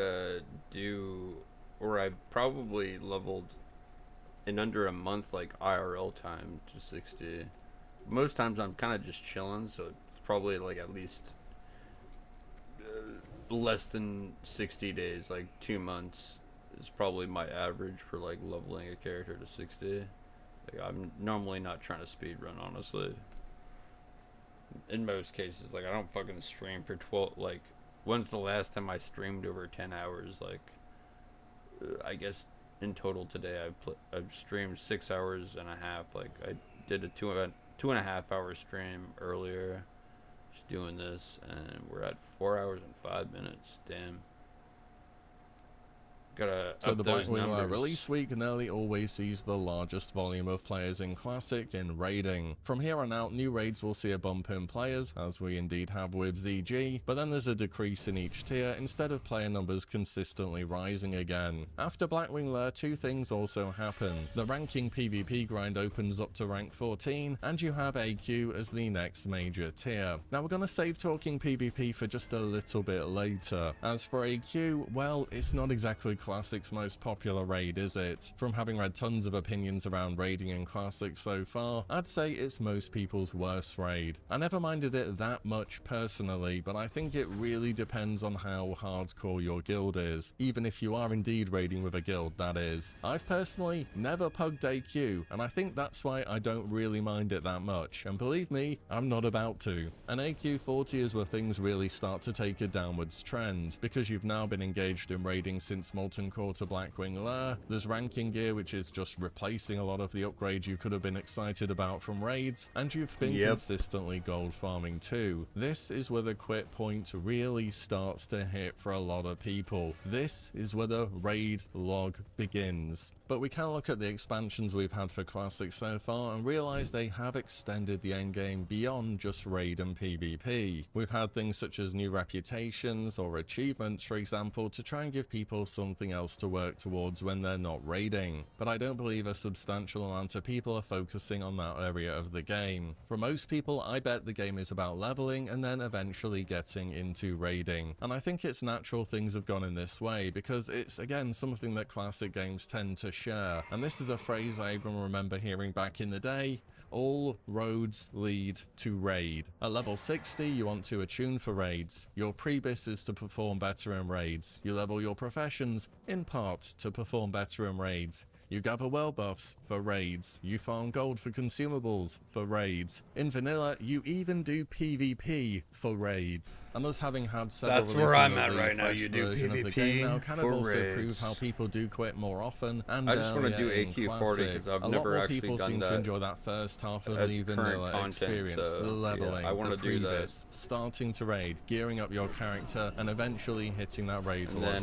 status, Nax as because well. that's the direction the game And I'll sends be happy. you. And I'll be like, eventually you okay, start I've to miss beaten, the times where there Classic was something finally. to do every hour of every day in the game. And at this point, that's where people start to make ults, so they can have that journey again. But repetition just is not the same as variety. And with each fresh, the player base, I think, has changed in direction a little bit too. The guy who always played Druid and that was their main class thinks, this time around I want to be on the top of the damage meters, I'm going to be rolling Warrior. Or this time I'll be the guy making groups to hard reserve Dalrens till they drop. Or I'm going to get boosted this time instead of having to level again. Or man, I can't be bothered farming all this gold. Remember that time I got both Dalrens?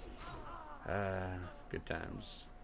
Again. People know the Abyss items, they understand the consume meta more, and there's a lot more market inflation as well. And overall, I think a decent amount of players are rushing towards that moment where they quit faster than ever without even realizing it. And honestly, I don't think PvP really helps expand the endgame much beyond that either. Of course, PvP is an important activity that should always be part of Classic, but even with the ranking updates where you only need a certain amount of honor and there's no decay, it just feels lacking. When I say you do PvP to raid in vanilla, that's why I think most people enter Battlegrounds, unfortunate as though it may be. If that's not the case, then I guess people who are rank 14 right now on Anniversary Realms spent 200 hours running down AV purely for the fun of it, or so they can spend even more time in AV now because the other Battlegrounds don't pop because no one wants to play them as their bad honor per hour. And I bet on Anniversary Realms now too that the first wave of rank 14 players are done, you'll see queues start to appear for AV more often, and the game's quality will be drawn out and involve far more turtles because there are just less hardcore players there. And Battlegrounds and PvP in Classic just haven't done much of... Holy fuck, well, he's right. This is 2 weeks ago.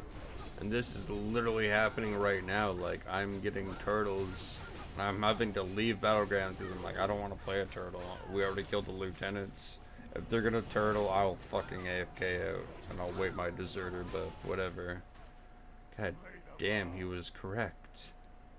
anything to change, and they honestly haven't aged that well at all. I was a huge PvPer back in the day. Before WoW, I played RuneScape, and all I cared about there was PKing. When I swapped over to WoW back then, I'd spend endless hours watching the latest videos on Warcraft movies. I'd have no goal because I'd be constantly respecking to try different builds, and just be having fun on a bunch of different classes. Eventually, newer PvP games started to pop up, and in my opinion took a sizable chunk out of the WoW PvP player base, such as League of Legends, simply because they offered a much more streamlined path to get into PvP and only had to balance their games solely around that. And alongside these new PvP games came new ways to PvP, or different game modes. Even World of Warcraft has embraced this as time went on. League of Legends nowadays, for example, has normal mode, they have ranked solo and duo, they have flex, they have ARAM, and a ton of limited time game modes such as Earth, One for All, Ultimate Spellbook, Nexus Blitz, Doombots, and so many more. We can take this from a WoW perspective too about there being different game modes. Modern WoW has Random Battlegrounds, Epic Battlegrounds, 2v2 Arena, 3v3 Arena, Solo Shuffle, Rated Battlegrounds, Battleground Blitz, and more. Even Marvel Rivals, which is still a pretty new game in the grand scheme of things, has multiple game modes, featuring arcade modes, holiday events, normal games, and ranked. These examples are from 3 different types of games and how they handle PvP, and all 3 do the same thing when it comes to PvP game modes. They have a normal or quick play mode. This is casual, fast to get into PvP. They have a ranked mode. This is where people go to test their skill, improve, and climb ranks. And they have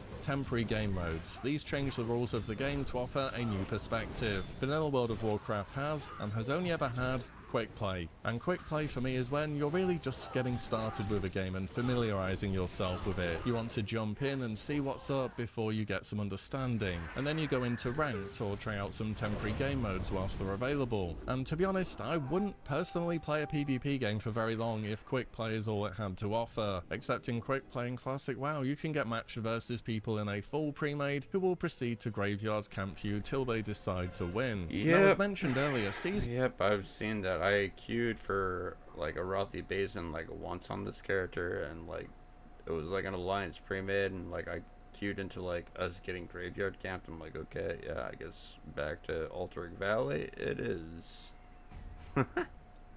of Discovery initially started to work towards offering alternatives for Classic's typical endgame experiences. The Battle for Ashenvale and Blood Moon events gave people new ways to PvP for rewards, and though I'm all too aware people are going to understandably feel split on how well these events went, Blizzard at least tried something new for the endgame, so I have to commend them for that. Equally, there has been some new non-raid content such as profession-related quests, new gold farms with player power growth, secret quest lines to uncover, and Konsu to name a few. But this seasonal server has fallen back into the typical old ways of vanilla, where it is very much a raid-centric experience. Then again, it is a seasonal server, and they're not going to have time to focus on fleshing out the content as much as they perhaps would have liked to. So people are having these moments where they quit in Classic, and I think it's down to a lack of options at endgame, both from PvP not keeping players about due to the lack of options,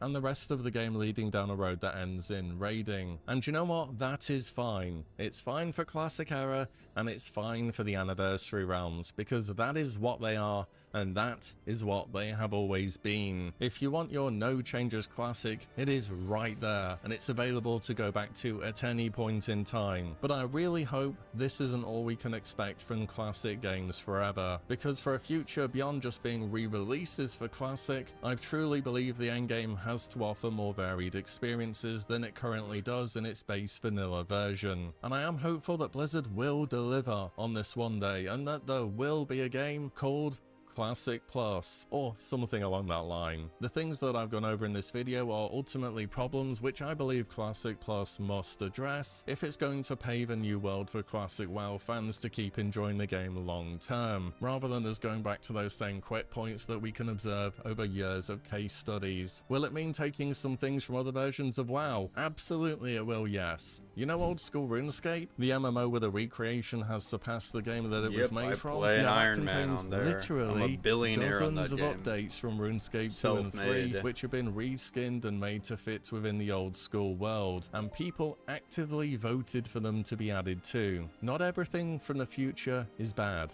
And I suppose I'll have to answer this question here because I am sure to see it in the comments. Why not play retail if you want things to change? Well, here's a better question. Why not stick to one of the 2 versions of WoW that exist in Era and Anniversary, specifically made to cater to people who don't want changes? But that is about all I have for today. Just a topic which I felt like making a video on for some time, going over some thoughts on how classic realms typically play out, and maybe what they could consider changing in the future. So I'll end with a question. What content would you want to see in Classic Plus which expands the end game? Solo shuffle? Rated 1v1s? Brawlers Guild? Mage Tower? Delves? What do you think it would make sense to add within the game? Let me know below. And as always, thank you all so much for watching and listening in, and I'll see you all in the next one very soon.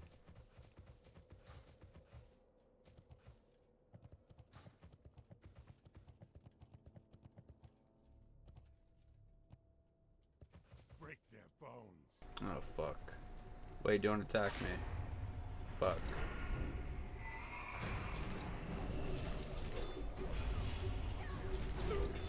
Why didn't you guys kill me instantly? You guys like pre-bis or whatever.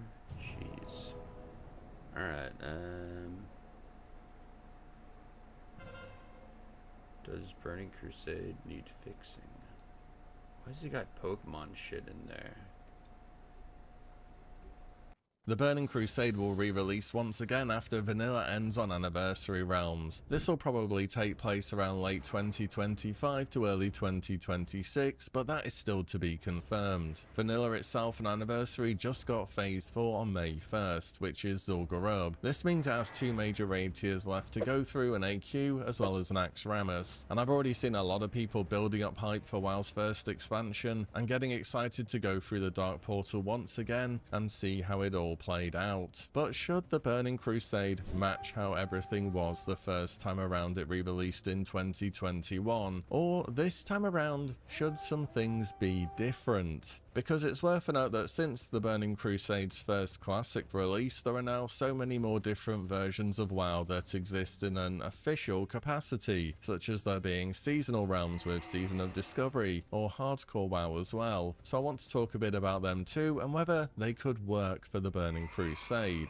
It is still well in advance of TBC releasing, but that's the best time to be talking about these things and asking these kinds of questions. So we'll be talking about the good, the bad, and how likely it is to actually happen for Burning Crusade seasonal realms, TBC hardcore, and modifications to the base TBC game, in addition to those made during its first classic release in 2021. But first I want to share with you another MMORPG from the past that's just been totally revamped, Ragnarok X. Having just officially released, Ragnarok X brings new life to one of the most iconic MMORPG franchises in gaming through modernized gameplay, whilst carefully preserving the charm and systems that long-time fans will remember. Players can choose from 6 iconic classes with deep progression paths, enjoy nostalgic party-based combat, and explore a beautifully updated 3D world that retains Ragnarok's signature art style. Ragnarok has a player-driven economy and skill-based guild versus guild battles, ensuring that strategy, teamwork, and character customization determine success rather than financial investment. Classic systems such as families, alliances, crafting, and boss hunting return, offering diverse gameplay options for all types of adventurers.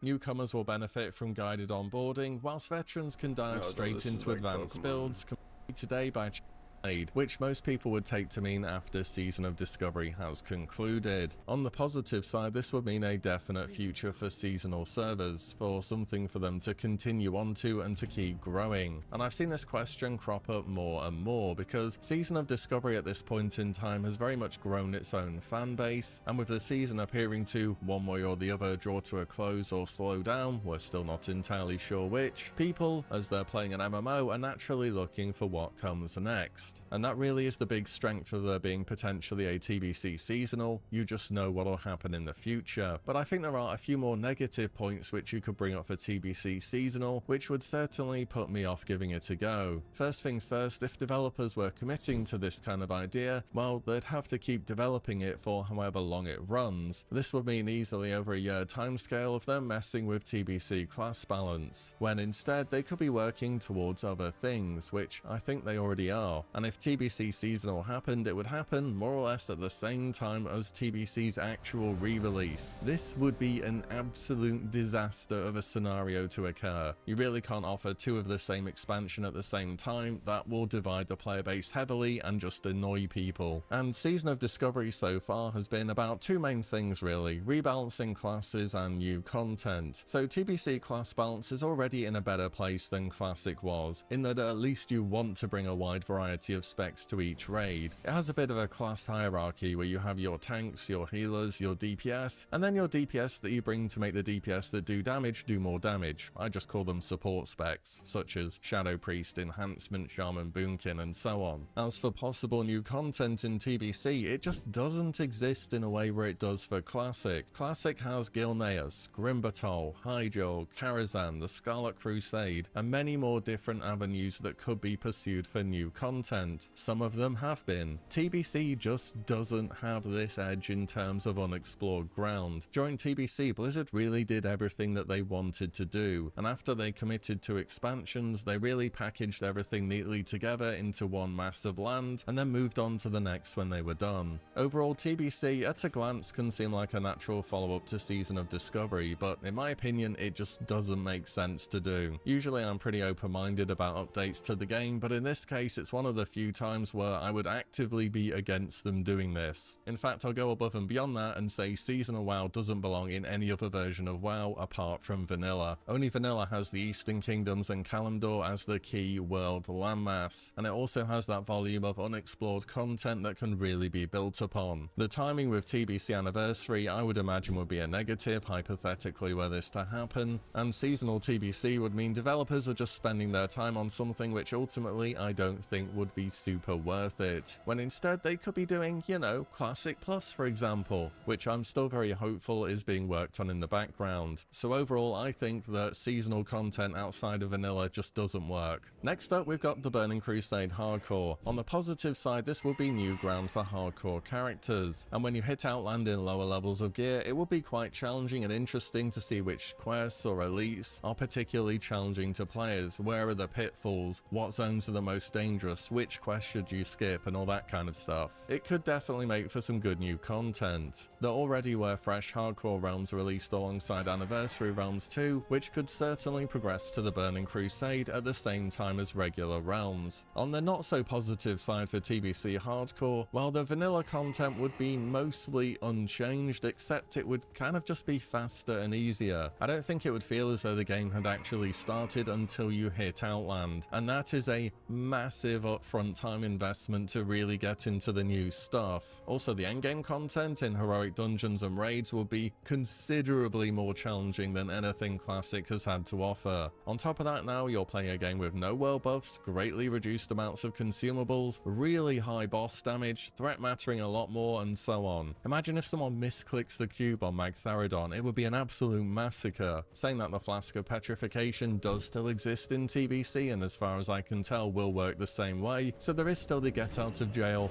relatively free card. Saying that, a bunch of guilds have cleared Naxxramas on Classic in Hardcore, and I bet when the Hardcore scene was taking off, a lot of people just thought it wouldn't have been possible. Overall, I don't imagine it's a massive time investment on Blizzard's part just to let Anniversary Hardcore realms carry over to TBC. I don't know how much of a desire there is from the player base for this to happen though. For me, I feel kind of, I mean, sure, why not, just let it happen kind of thing. And to be honest, if it doesn't happen officially, players always have the option to go back to using the add-on for TBC Hardcore if enough people want it. Hardcore Realms exists because players made it happen with the add-on over on Classic Era. I'm sure they can do it again. I think the biggest barrier to entry are the 58 levels you have to do in vanilla before you actually get to step through the Dark Portal though, and you really can't let people skip that journey because you can transfer from Hardcore to PvE if you die, and that would be abused by bots incredibly really hard. So for hardcore TBC, I kind of feel as though, sure, why not? Next, let's talk about a few potential changes to our standard TBC as we know it, and as it was released in 2021. It's an expansion that a lot of people really rate, that has a lot of strengths and some noticeable weaknesses too.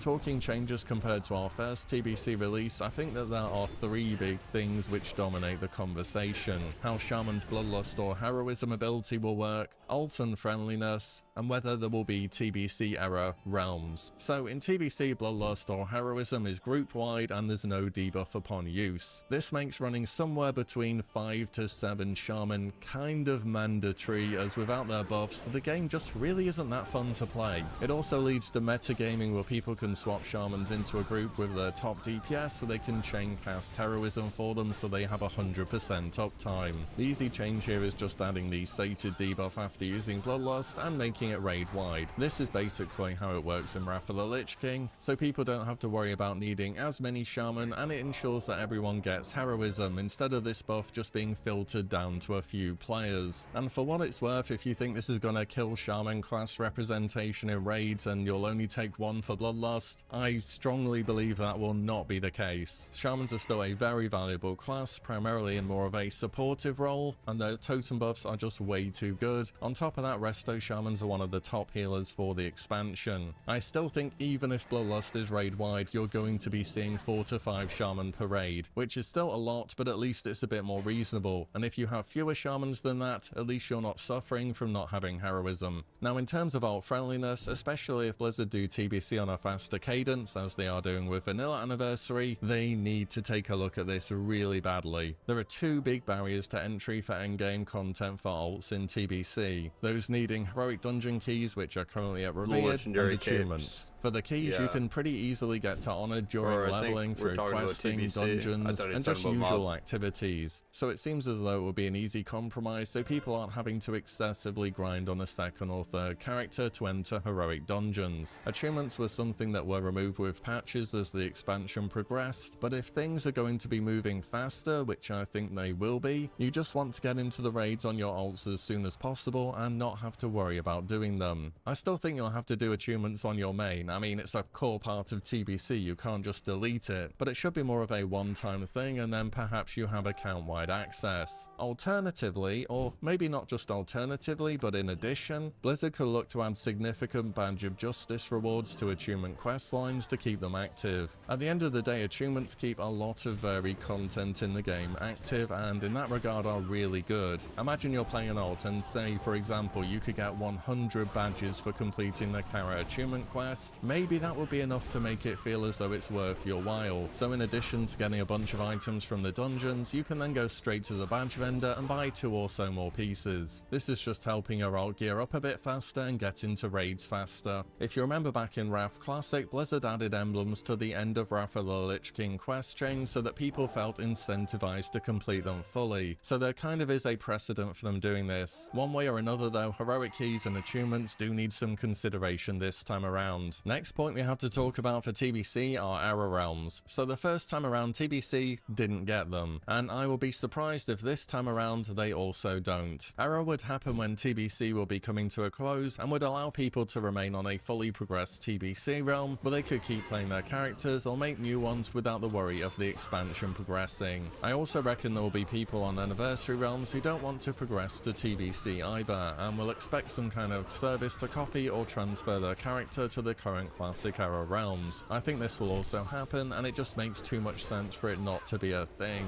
The only thing you're losing out on is the LFG and dual.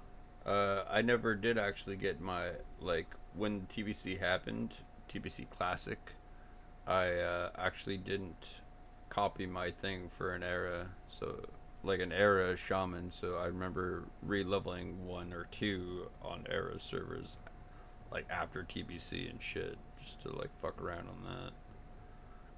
It's been 4.5 hours. I think I'm gonna call it a day. I think this is respectable amount of honor. Like, it's Friday, right? Or fuck, no, it's Saturday now in the morning.